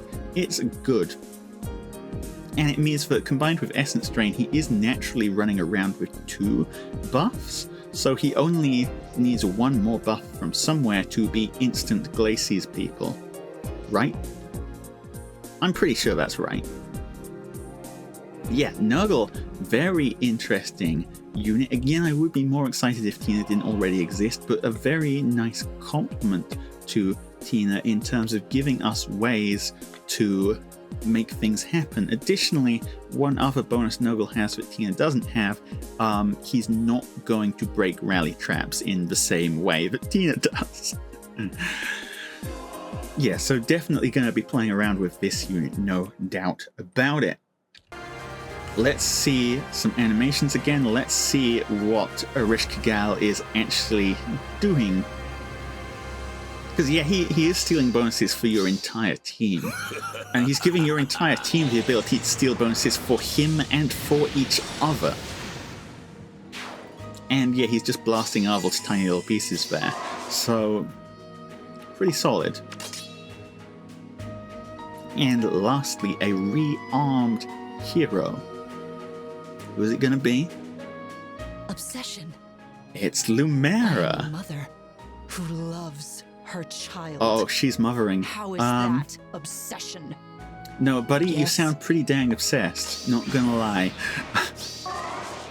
Again, looks like she's kind of doing a similar thing to base Lumera here. We'll have to actually read the kit to confirm whether that's true or not, though. Starting off with the weapon, we're looking here at the Arcane Fellstone.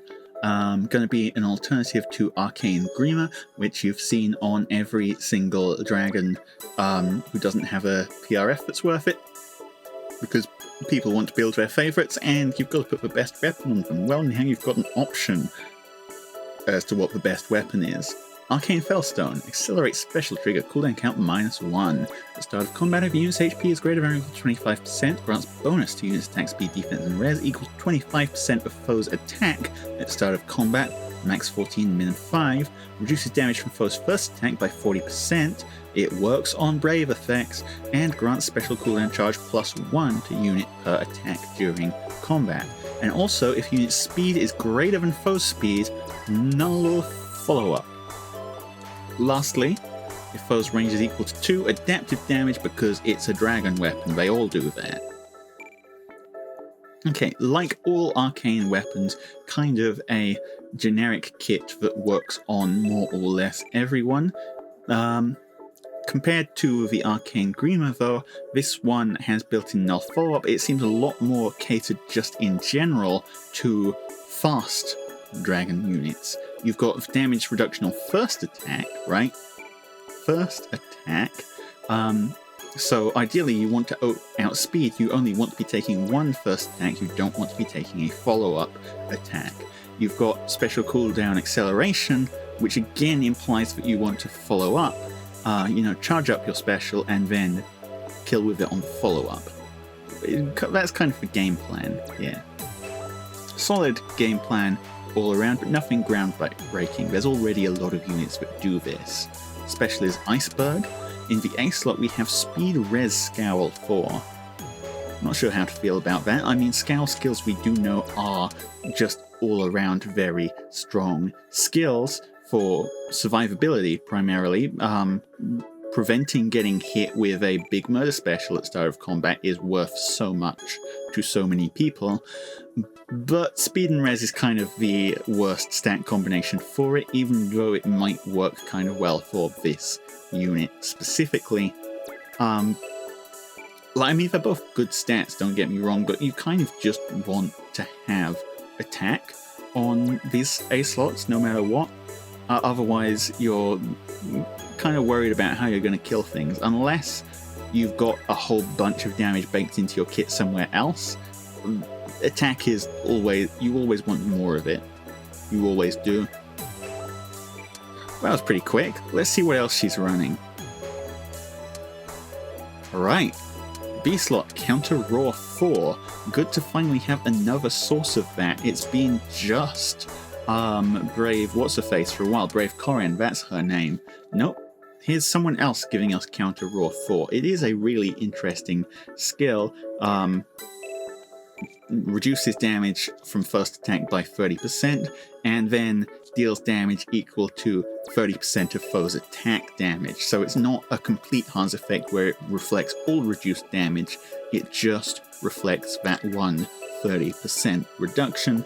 But I mean, it's still a very good skill for just, if you're worried someone's gonna, like, hit you hard, right?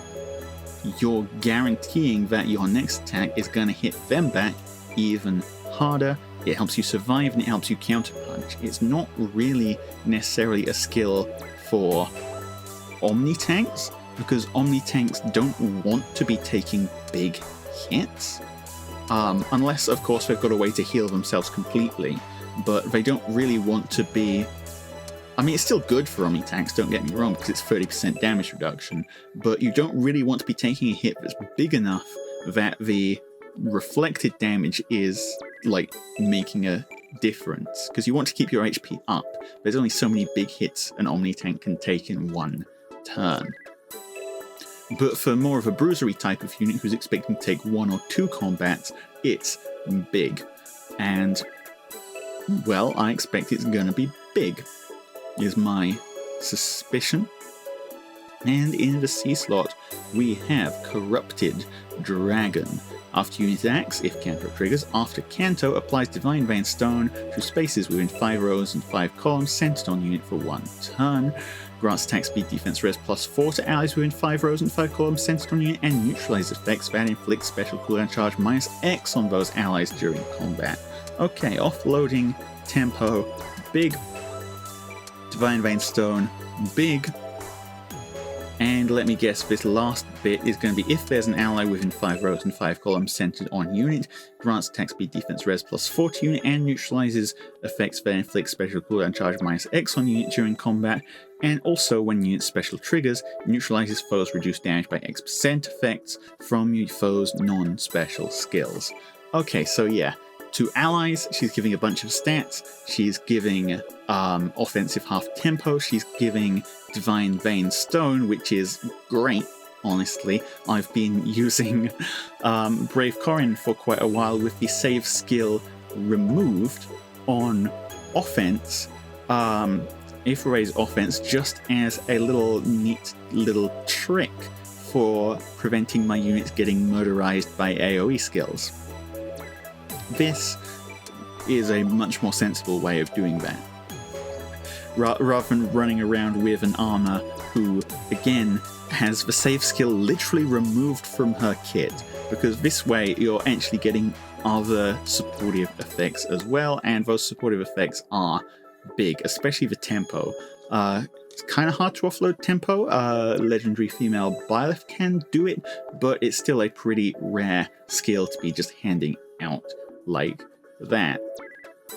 And then all those buffs that she applies to other people, she also applies to herself, and when she specials, it's the Spiral 4 effect of just shredding foes damage reduction. Interesting unit? Maybe. I mean, it's a good unit. They've kind of done a similar thing to what they've done with Veil, in that they've kind of made just a unlocked Lumera. A Lumera who you can run in any season at any time for any reason.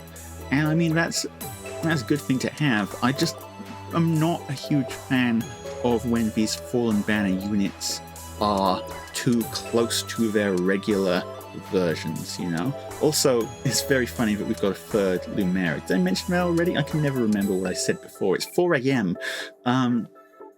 Yeah, I prefer it when they use the Fallen Banner as an opportunity to go a little bit wild, given that it is generally one of the power spikes of the banner cycle. Like they did with Nurgle. I really like what they did with Nurgle. For Veil and Lumera, I think they could have been a little bit more creative. But I mean, she's probably a good unit. She's probably a good unit. So yeah, that's the banner. We'll see what Lumera's Dragon Breath looks like, although probably it looks very similar to her regular version, except stinky and purple.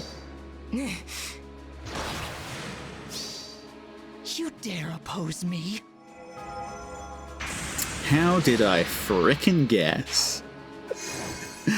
Wonderful, wonderful. New story chapter. And who is for GHB? I don't see it. Well, in any case, looking at the units on this banner, I'm gonna be honest with you. All of them are pretty good. Strongest one is actually a tough one to call here. I don't think Lumera is going to be the strongest unit, although she is very nice support and a decent bruiser in her own right. Vale, we already know that Vale is going to be really good because there's already a Vale in the game who is really good.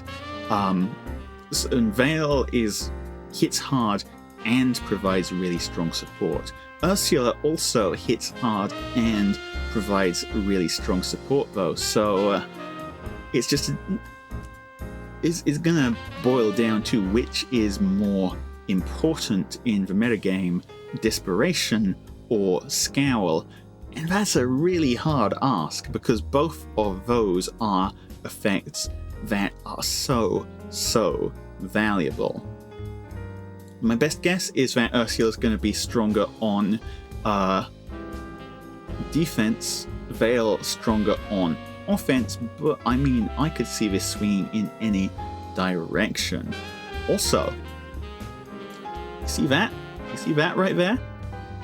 2 sparks on this banner. They know that this one is a good seller. Lastly, yeah, Nurgle I don't think is the strongest unit on this banner, but he's my favourite because I love him. Look at his little face. And look at his buff stealing shenanigans. You know how much I love stealing buffs. You've watched one of my videos. You know what I love to do to buffs. I love to run off and shove them in my pockets. So yeah, yeah, this is going to be a tough one. I guess my plan is just to pull full circles, I guess, and grab whatever I get. You know, be orb efficient. We love efficiency in this house because they're all good units. But I would love to hear if you're going for any of these guys, especially Nurgle. Tell me, Nurgle fans in the comments, put your hands up. Yep, that kind of thing, greatly appreciated. And, well, I'll see you all in the next one. Penrost out. And actually, before I head out, one more thing. To those of you who have been so wonderful as to sit through the entire dang video, which I haven't been keeping track of how long it is, but it's probably quite long, like hours, maybe. I figured I'd give you a little sneak peek of something that's coming up soon. I'm thinking of getting another outfit. Obviously not done yet, and I will be keeping Maid Penrost around, Maid Paladin Penrost, because I mean, look how cool my face is, but you can't actually look how cool my face is, can you? I've got the preview up. In any case, it's going to be an addition to the wardrobe, not a replacement, but I look how cool this is. Thank you to Lily Lyrical for drawing this. It's so good, and I look forward to the day when I'm able to add this one into the rotation. Anyway, for real now, Penrost out.